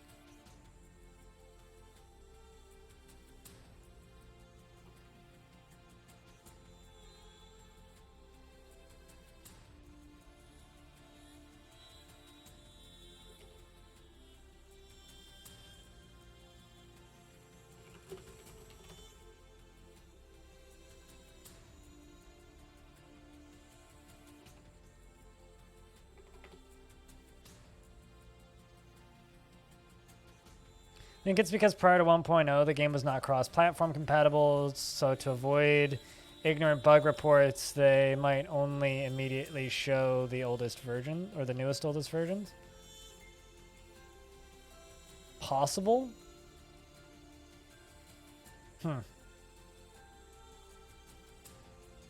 Oh, also, if you want, you're more than welcome to just record stuff, make GIFs, and do whatever you want with the saves of Longdeath. One thing I really like about you approaching the entrance of Longdeath in this screenshot are the 2 ballista arrows that are there, because my dwarves don't seem to be able to pick them up. I think they're actually, like, stuck there. Yeah, I think they may actually be stuck there. That's very funny.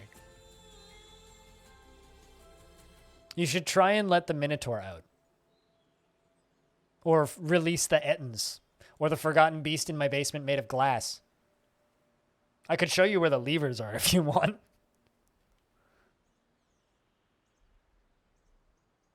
It's a warning. For those of you insane enough to walk up to this fort, turn around, you'll get stuck.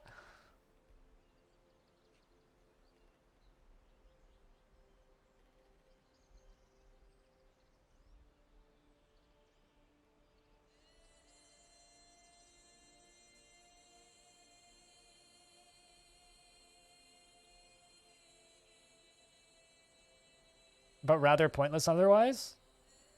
That is a very single-minded view of this. It's a very, very, very, very unfortunate opinion you have.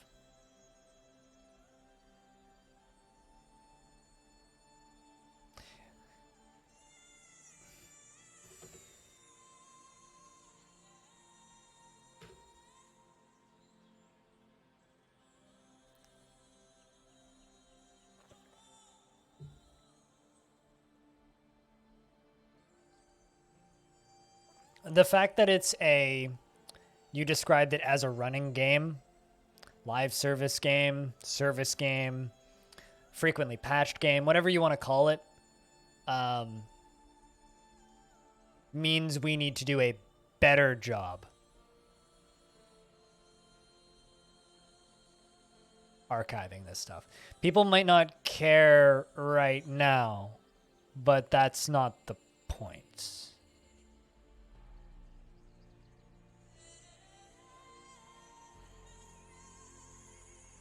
It's not the point.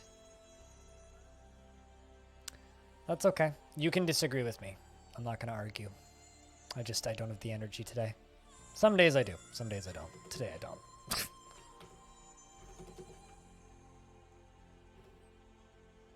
Crow, once you're done drinking, get down here. Uh-oh. Who's depressed? Ah, it's Patchwork.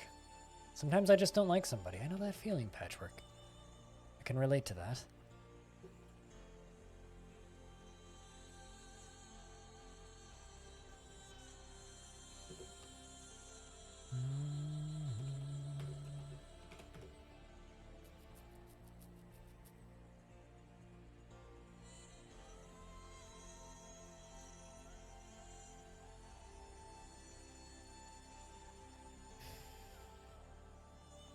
RuneScape has shafted itself with a lot of things over the years, but sure.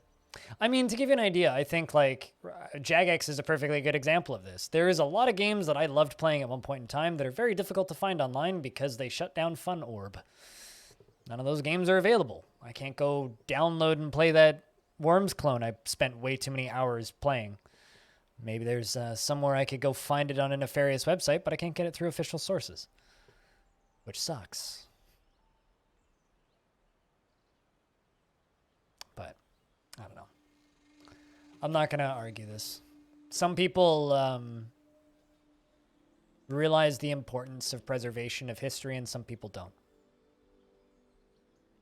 And currently, games are a very new medium. As in, like, we're not even as old as film yet.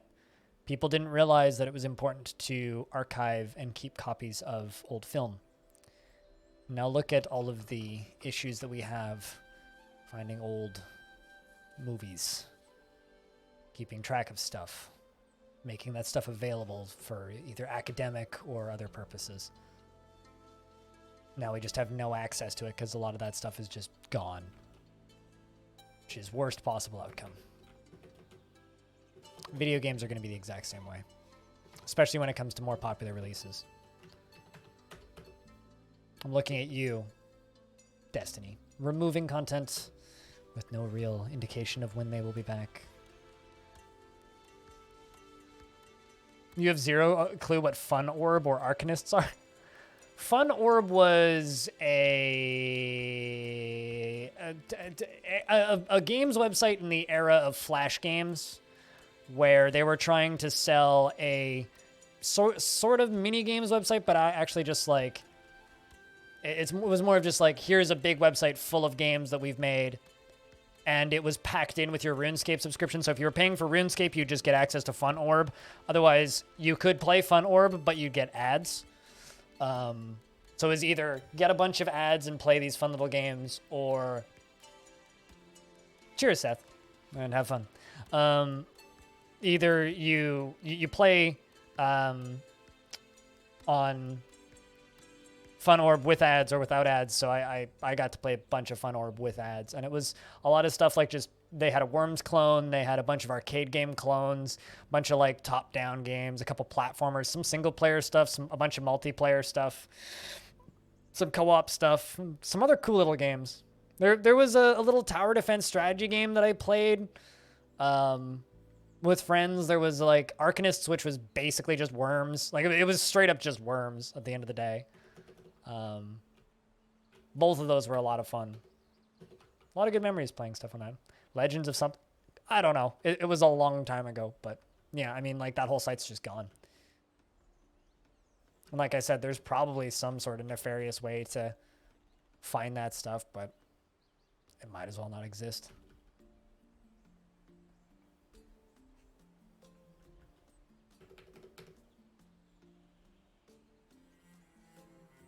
I'm not even certain it was released in all regions, because it wasn't very long-lived. Got shut down pretty quick.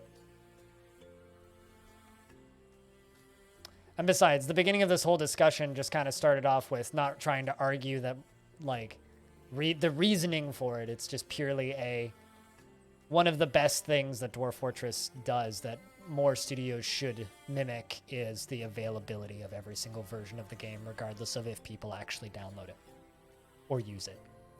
I think that stuff should be made available. Just period.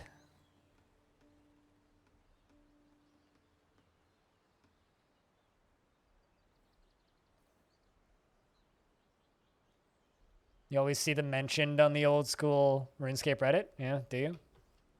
What, people mentioning Fun Orb and such? Here, we'll just trade that for that. There you go. A dress for a bar. Perfect.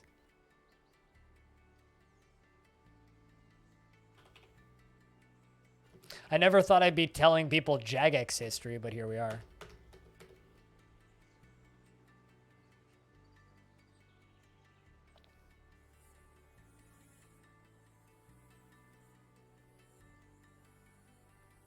I need to look that one up. I'm just going to look up a screenshot, Syndicate, and then I'll get back to you as to whether or not that was the one I'm thinking of.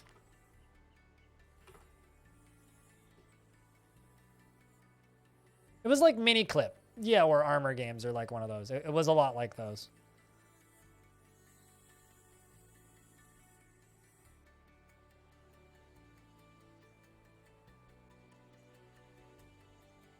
Nope, it was not that. Speaking of, now I'm wondering, what is RuneScape Legends still a thing? Is that still a thing?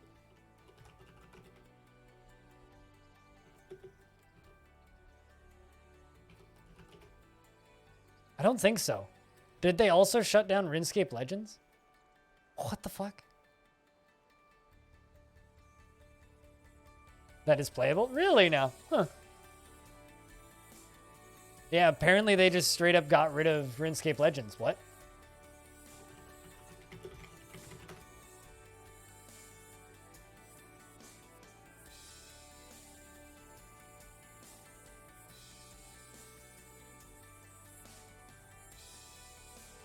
Yep, they shut down RuneScape Legends. Huh. Cool. I mean, another example of a game that is no longer accessible or playable, even if people don't want to play it. I mean, you know, like, hats off to Valve, even though fucking, why am I blanking on the name of that fucking game now? Card game, Valve, failure. A lot of people streamed movies in the directory. Artifact.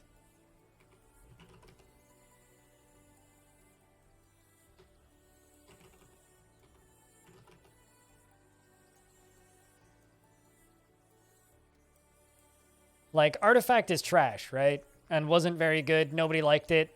Yada, yada. You can just download and play the whole game for free. Both versions. The attempt at a rebalance and the original game. You can just fucking download this shit and play it for free. Like, it had a terrible business model. It was an awful game. Nobody liked it. It failed miserably. But you can just play that game if you want. So, you know, shout outs to them for at the very least archiving that shit. Nobody's playing it, but at least you can still play it. And there's very few companies out there who can actually afford to do that shit.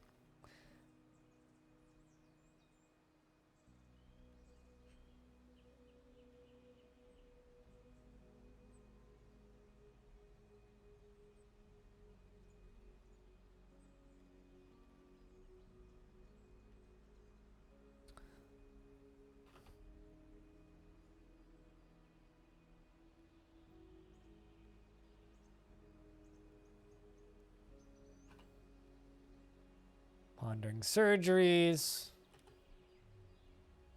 Okay, am I out of wood? What's the problem here?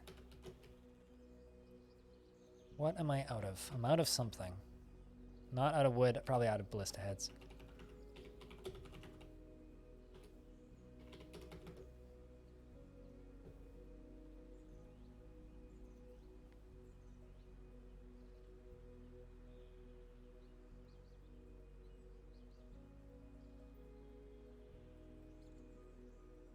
The idea of going to when DF was 2D, beliefs didn't exist, and to your understanding, the game just ended on a screen essentially saying shit's fucked now, game over, after you mining into candy. I mean, at some point we should go back and play the original DF, because I've never actually played 2D DF. So at some point we should do that. At some point, we should do that.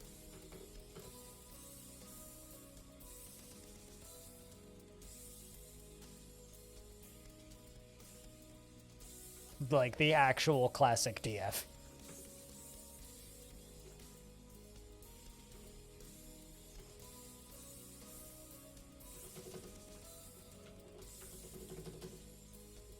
Okay. There we go. Now dwarves are going to go smelt some ballista arrowheads. It's like, what? Why are they taking so long? Like, what's going on here? Something's not working as intended.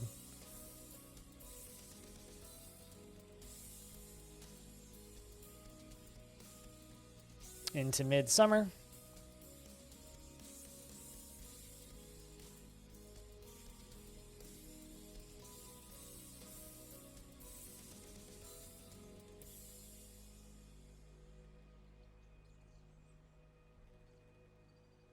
Also, you have no idea how weirdly tempted I am, Numberbox, to go find that playable copy of that game and try it. Because I remember enjoying Arcanists more than I liked Worms back at that point. But that was at like a low point for Worms when like Clan Wars and stuff was coming out, and Worms was kind of at a very low point. Arcanists2.com.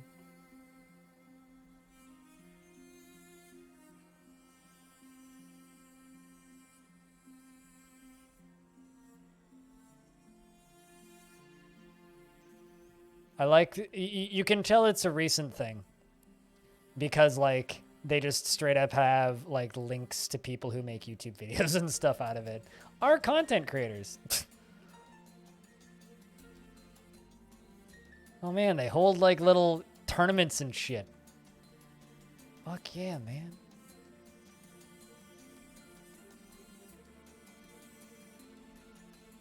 Well, favorited that.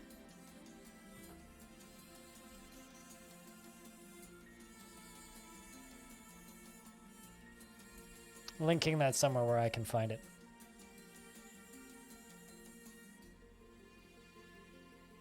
I wonder if it has a Twitch directory. I doubt it.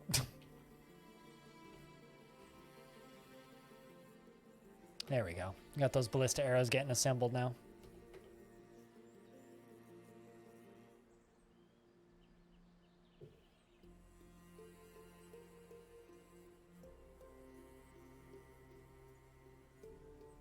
RuneScape Legacy's client, create a shortcut on your desktop or bookmark it in your web browser with the following target. Wow. So it's still available online, just not publicly. That's weird.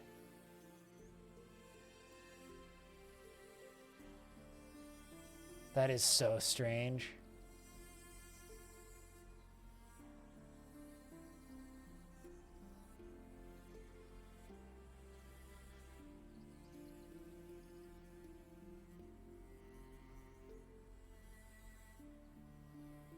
That is so strange.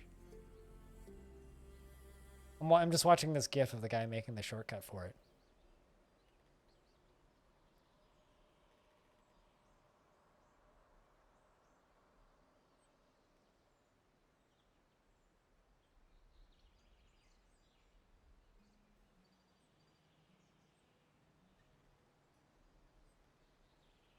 Sure. But I don't understand what the point of what you're stating is. Trisagon. So are you saying that we should just ignore and not try and archive games that we think are interesting? Is that what you're suggesting? Because I simply will never agree with that, if that's what you're suggesting. And that's how it reads. You're just saying that history is not a perfect backup and shit gets lost, so we can do a better job then.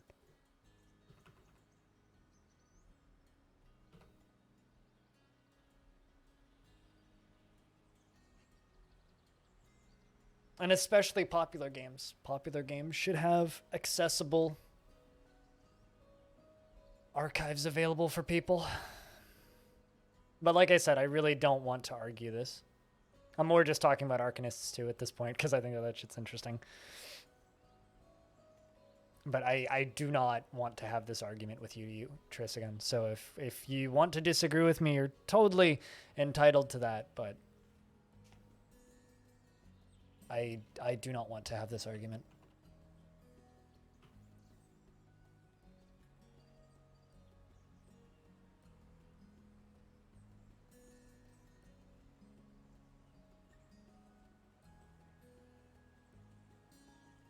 Some days I'm all fiery and full of passion and ready to debate people, and then some days are just today where I'm just like, fucking nah.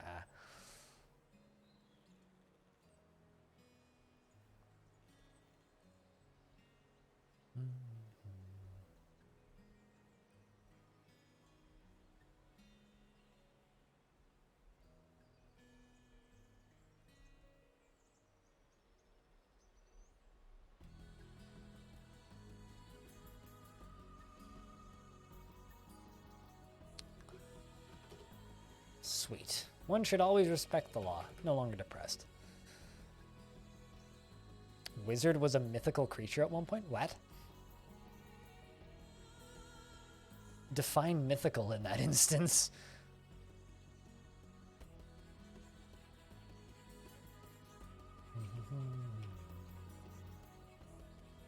There we go. King's satisfied. Found the problem.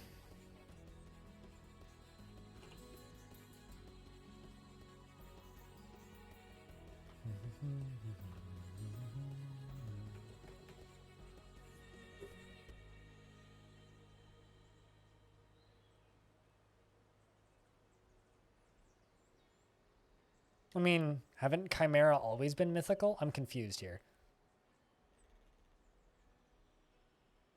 I mean, wizards don't exist. Chimeras didn't exist. There are people who claimed to be wizards, and there's people who've claimed to be Chimera or who have claimed to have made Chimera. But they don't exist. not entirely certain I see the comparison. Seems like a weird definition of wizards, I guess. Or a weird definition of mythical creature, rather. They always have existed in our, well, maybe not always, but for a long time have existed in our imagination. Oh, we're talking about Dwarf Fortress. Okay. Oh, I thought we were talking about human history and ancient Romans a while ago, so I jumped straight back to that.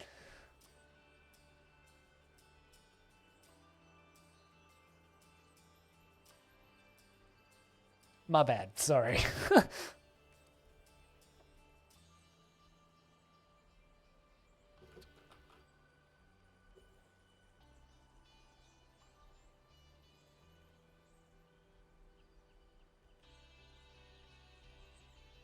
We were talking about a lot of things in the last 2 hours. Okay, a lot of things.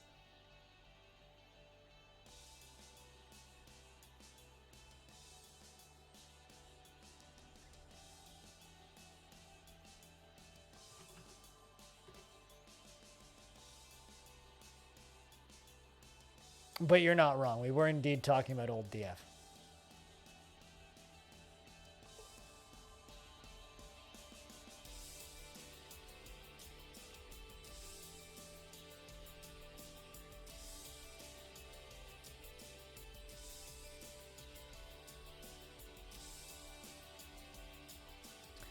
Trent was a very early pre-release versions of Dwarf Fortress, attacking elves and used their druids to animate nearby trees, which used them to attack your fortress. At some point, these animated trees were replaced with truants, but the attack mechanism itself was removed.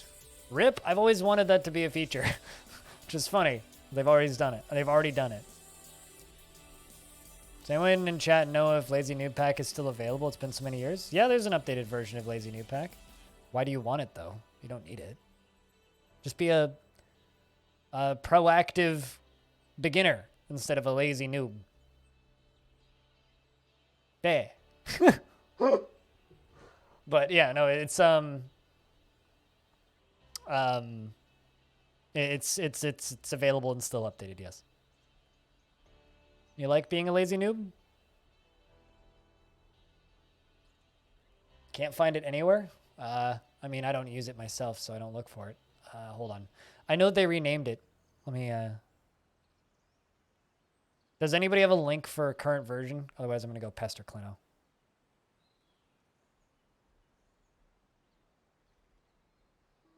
The Productive Beginner. Yeah, the Productive Beginner Pack. I think they renamed it to Starter Pack.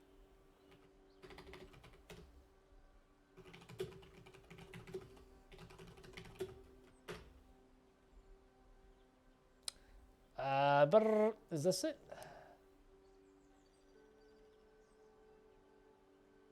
Yeah, here it is.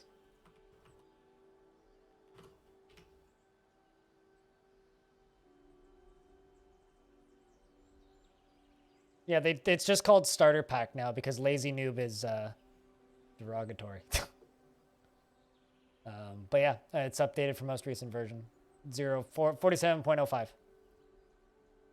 Last updated March 10th, 2021. Mario Day was the last time a got updated. Mario Day 2021 at 4:47 a.m. Created May 1st, 2013. Considering I don't even use it myself. There you go. Welcome back to DF. Also Jinx Syndicate. Which tile set is that? Exclamation point tile set if you want it. It's a modified version of Krug Smash's tile set. Haven't played in years. When was the last time you played? Any good tales from back in those days? This is a Longdeath, exclamation point Longdeath if you want the full archive, but Longdeath is a attempt to keep a fortress alive for 1,000 years. We're at year 222. We started on year 5.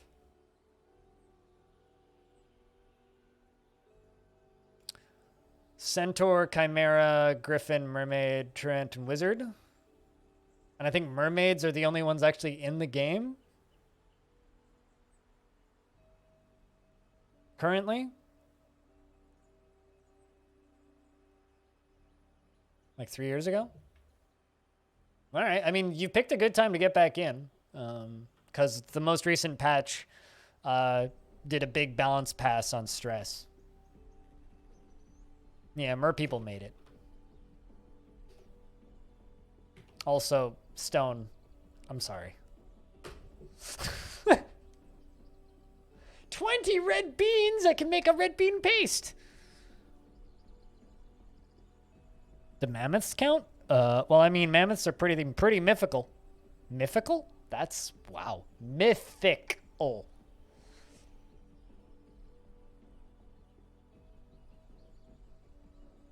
It's just more of a time saver for you to have Dwarf Fortress, set up jobs, and military. Fair enough. I mean, I'm not gonna, I've stopped doing the here's my reason. You remember you died because something attacked your base, which was poorly made? Yeah, sounds about right. Well, if you need help or anything, just shout at chat or shout out into the void. We stream, I don't know if you're newish here or anything, but we stream Dwarf Fortress about 4-ish days a week. Used to be 5, but now I only stream 5 days a week instead of 6, so it's about 4-ish days a week. Sometimes 5.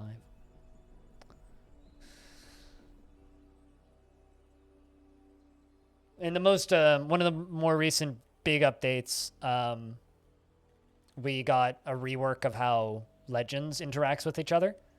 And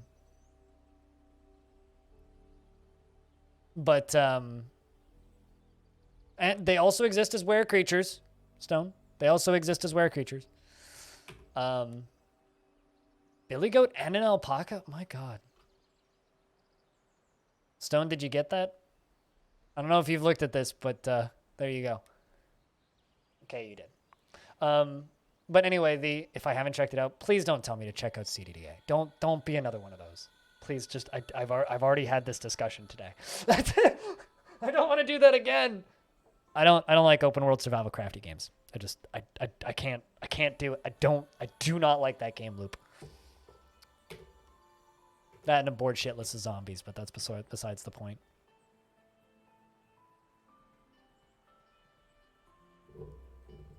It's literally, I think, the most requested game and my most commonly, please stop asking me to play that game. I should just really make an exclamation point CDDA, which is just stop asking me to play CDDA. No, you're all good. Just don't get offended and mad at me for saying I don't want to play it. Because there are people who have unironically gotten offended, mad at me, insulted me, called me names, and then blocked me because I've said I don't like that type of game. Because apparently I'm a criminal. Anyway. It's fucking funny to me.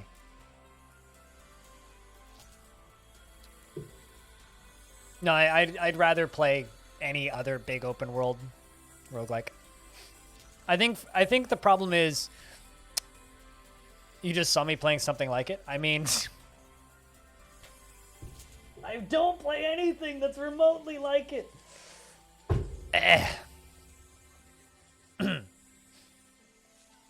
Anyway, enough of that.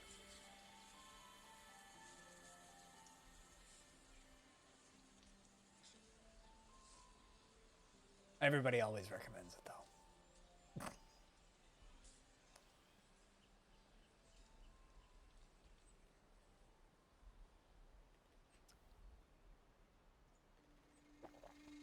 All I have to say to the majority of the people who play CDDA is you should try playing some other open world roguelikes that are better. That have much more elegant mechanics, that are better designed, that are better balanced, that are better built, that run better. You should try doing that, because there's a lot of them. And not enough of them get played. Also, you are walking really slowly. Now you're walking backwards. You're supposed to... Tribute is there. Not... Where are you going, human? Where actually are you going? I don't know where they're going, Stone. He's just going for a wander, I guess. This human has about as good a sense of direction as my grandma on Christmas Eve. After she's had her rum cake. Can you... You almost made it. Just a few more steps. Easy does it. There you go. Perfect. He was carrying a nanny goat. Nanny goat must have been steering him. But, you know, Lone Standard, to be clear, I'm not, like, mad at you or anything for bringing it up. It's more just a generalized frustration with the whole community for that game.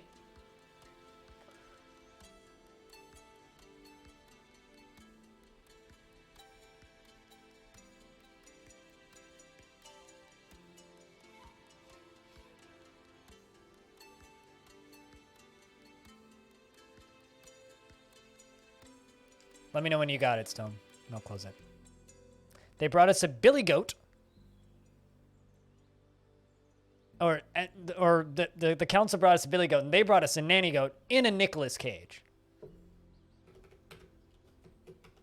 Which I'm going to go pen. They can hang out with the sheepsies. Billy and a nanny. And an alpaca. Get them up there.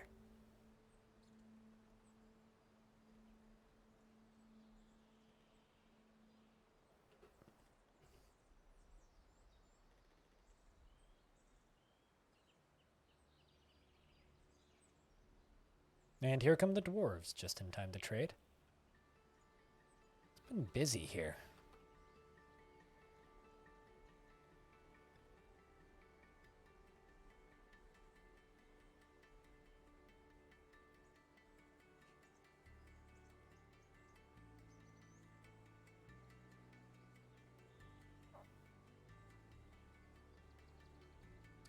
Gale Ace River.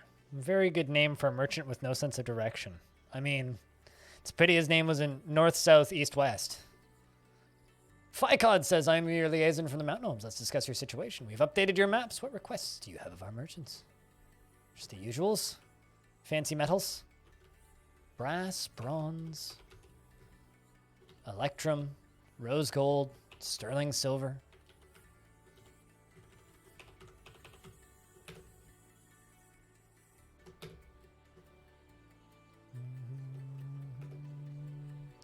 It says, I look forward to our meeting next year. Our fortunes, of course, rise and fall together.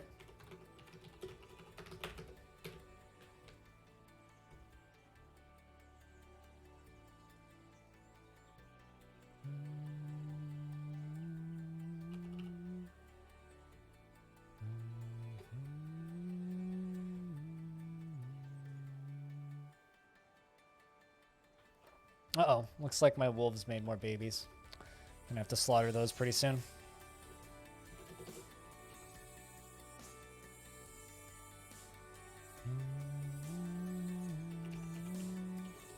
Sell all the large clothing, which of course they can't use, but I'm sure they'll find some use for it.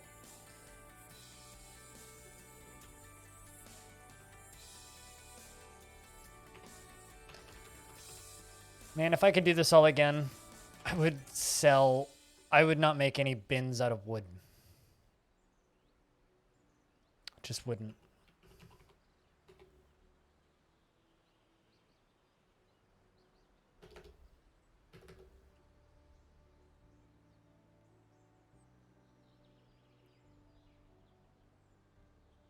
Any titles to try?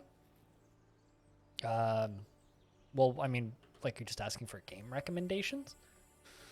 Like, specifically when it comes to big roguelikes? I mean, okay, well, if you've never played it, you should play Adom. If you've never played NetHack, you should at least try NetHack. You should play Brogue.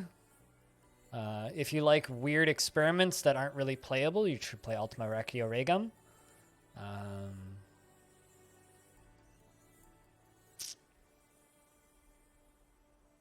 If you like survival crafty games, you should play Unreal World, which is a Stone Age survival game.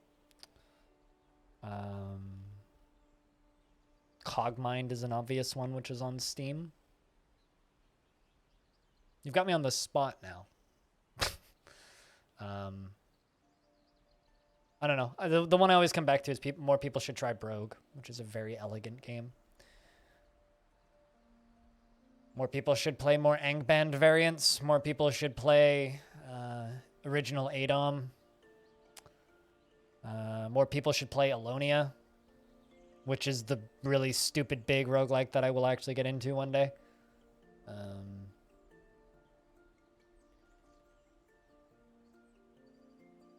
More people should play Polybot 7, which is a really cool demake of Cogmind by the same guy.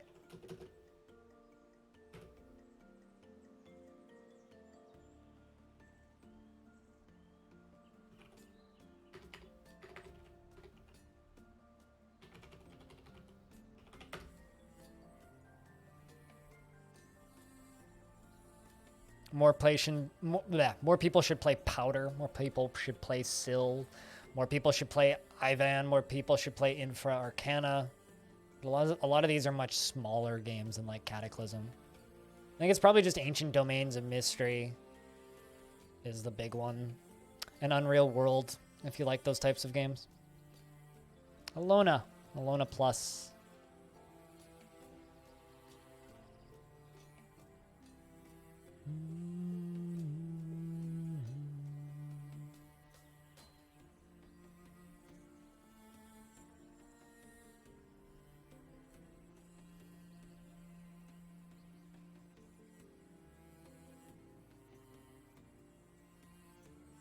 How Great or the Magnificent or His Royal Majesty is a pretty good title that we should try on for size. His Royal Highness. I don't know. It's really difficult when someone's just like, what title should I try out? Because my response always is, what have you played? Too many to remember? Well, I mean, okay, how about this? What kind of games do you like? Give me 3 games that you like, and I'll see if I can give you something to try. Because, like, a lot of those names that I just rattled off may or may not be games for you. I don't know. That's, like, the big tricky thing with these kinds of discussions is like, well, all right, what kind of games do you like playing? Do you really like CDDA? Okay, well, here are some games that are big, survivally, crafty, open-ended things. Do you like more strict designed dungeon crawlers? Do you like something that's online and competitive and has a very active community for score hunting? Okay, and plays DCSS. You know, do you want to play a game that's infinitely self-referential and perfected the idea of kitchen sink design? Okay, then play fucking NetHack. Do you want to play something that's very sleek and streamlined and playable on a TV? Play something like Jupiter Hell. Like, it's kind of a question of, well, okay, what kind of game do you want? Do you want a game that's like Stellaris and looks like it's trying to run on Windows 95 and gives you eye strain? Play fucking Aurora 4X. If you really want to fall down some real weird holes, those exist. Those certainly exist. You want something that's super streamlined but isn't free and nobody plays it? Play something like this.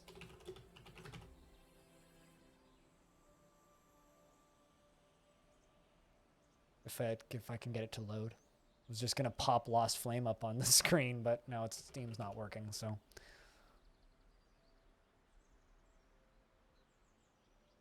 Steam's just giving me a black page. There we go.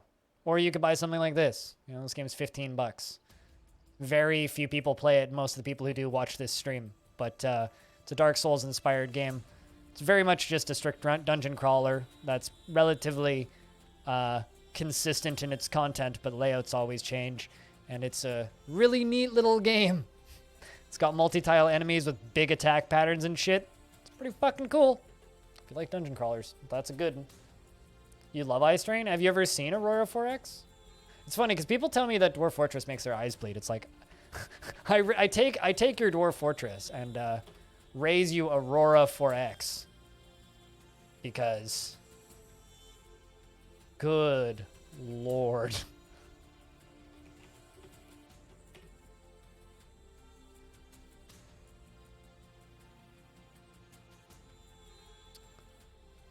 Because you want to see a game that's like hard to look at this game, Aurora 4X, which Aurora 4X's idea of UI design is like that, which admittedly is like heavily improved from where it was previously. But like that shade of blue is just so awful. Like that's Aurora 4X working as intended. That. So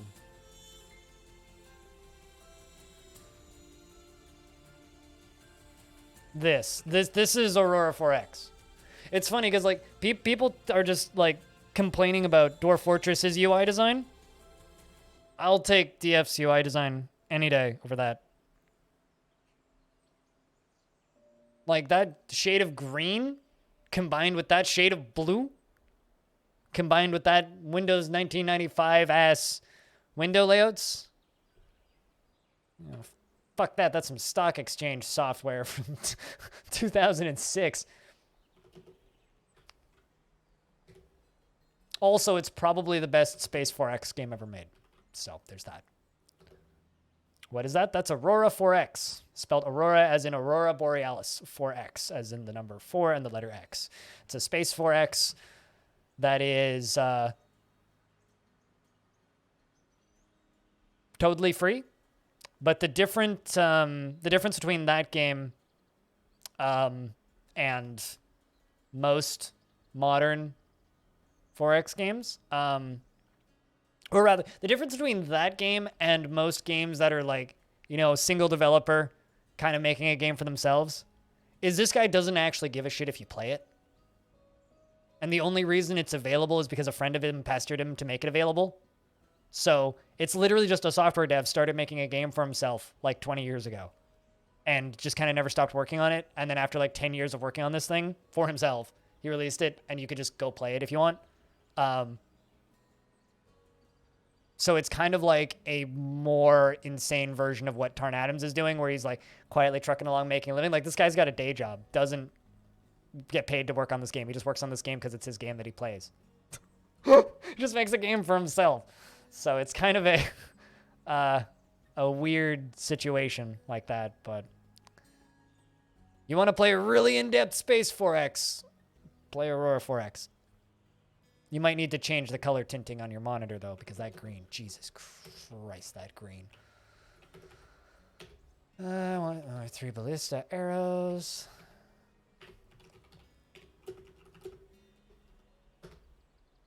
Legit nerd shit, yes. Really legit nerd shit. And like every 3 or 4 years, Quill 18 will stream it for a month. Maybe one day. Maybe one day.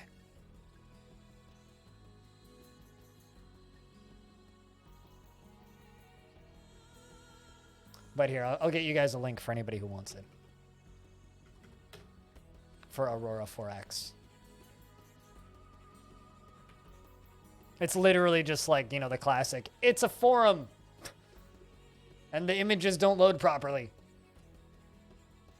But it's very active. All of the most recent posts are from today.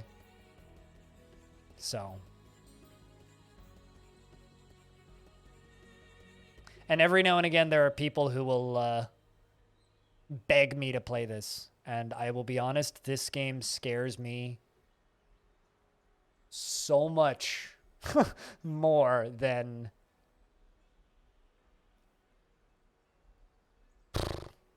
That's all I can say.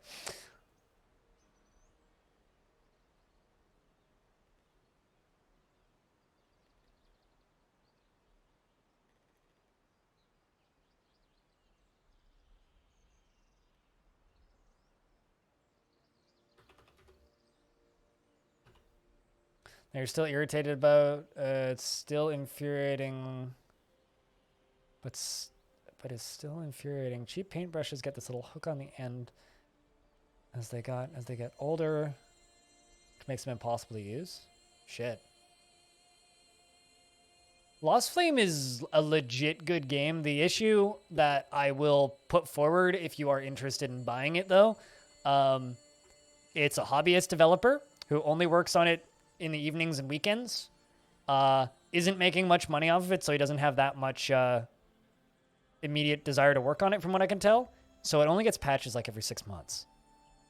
So that's the one thing I would like preface with Lost Flame is it's like a development is slow, but he's made and finished games before, so he's still working on it. It's just development is slow on it. But no, I can understand with that number box. We'll see you later, Syndicate. Cheers. I mean, we'll be on tomorrow and the day after, and then Saturday, and then Sunday. And then we'll be at next week. Schedule continues. But yeah, no, Lost Flame is great. There's lots of footage on my YouTube channel of Lost Flame if you want to see some of it before you play it. But to give you an idea, like, that game has a global leaderboard for scores based on total number of games played on the hardest difficulty in ranked mode, which is, like, you can't save mode. And I'm number 9 in the world unless Squug passed me again. Or rather, no, not Squug, unless whoever was below me. I want to say maybe it was Viking Lord. I can't remember. But basically, like, I am number 9 in the world, highest score. Number 1 in the world is the dev. Like, it's basically just all the people who play this game are like I could, like, I think 8 out of 10 in the people in the top 10 all are subbed to this stream. So it's like very much the only people who play that game are like just the dev and a few other people. Although on the topic of smaller games, I'd like to shout out Jupiter Hell real quick, because according to Steam charts, which is only so accurate, they have their highest average player count since launch, which was 17.9 the first months they were out, and they're up to 10.5. First time in double digits since launch, which is kind of a fuck yeah moment, so good for them. Good for you, Epion. Keep doing what you do. You fucking mad lad. Because this is also a game I recommend to people when it comes to supporting smaller games. Such a fucking good game. Granted, with that one I am biased because the dev gives me $2 a month on Patreon. But, you know. Disclosure words necessary. I just spilled some coffee on myself. What a waste of coffee. Not much, just small dribble. I'll live.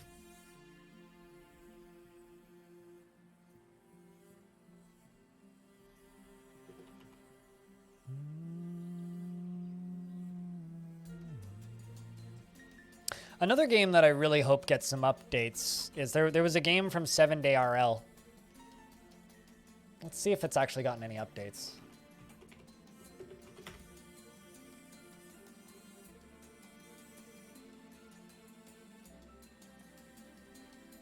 Here's a link to the game that I'm about to show.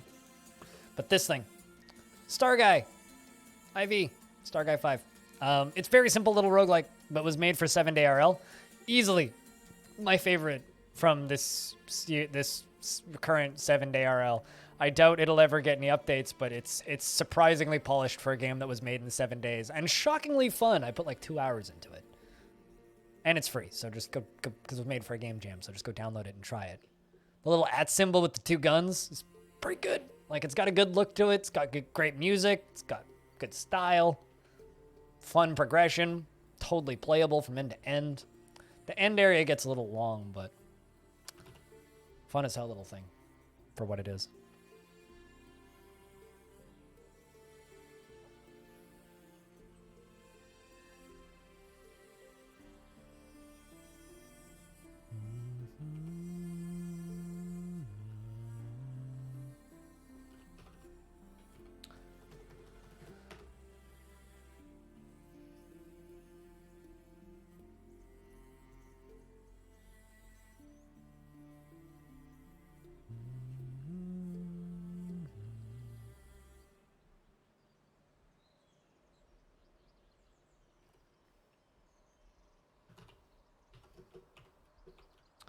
Let's see how Abe is doing, because Abe was the one who was a little bit depressed.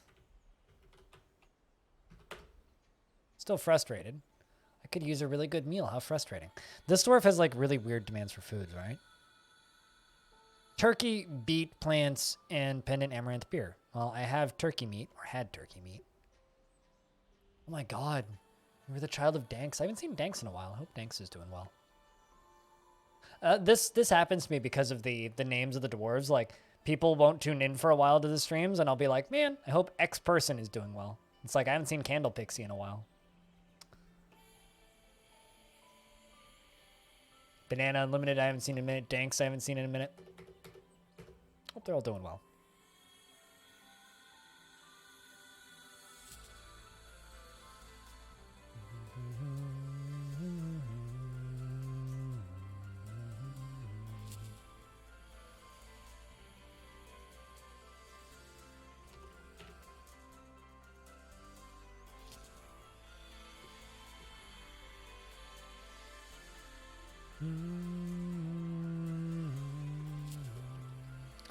All right, chat. So we've hit late autumn. We did have 2 deaths today. One was my fault. The other was natural. I think just because we're a little bit lurky, I think it's time to call it for dwarfs for today. So we're going to switch games. Stream's not done, though. Pretty productive day outside of that. Got some early constructions done down here for our next project, which we can begin soonish. We'll see you when you get back, Basta. But, yeah, we need to clean up that mess down there tomorrow. And, still gotta keep cramming to get more babies. We did get 1 baby today, which was formal. Brand new baby boy. And he feels so good. He's euphoric due to inebriation. He seems to be coming up just fine, too.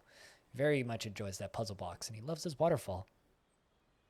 And he is currently less private and freely shares details of his life. So he's just running on telling everybody about his day. What a good kid.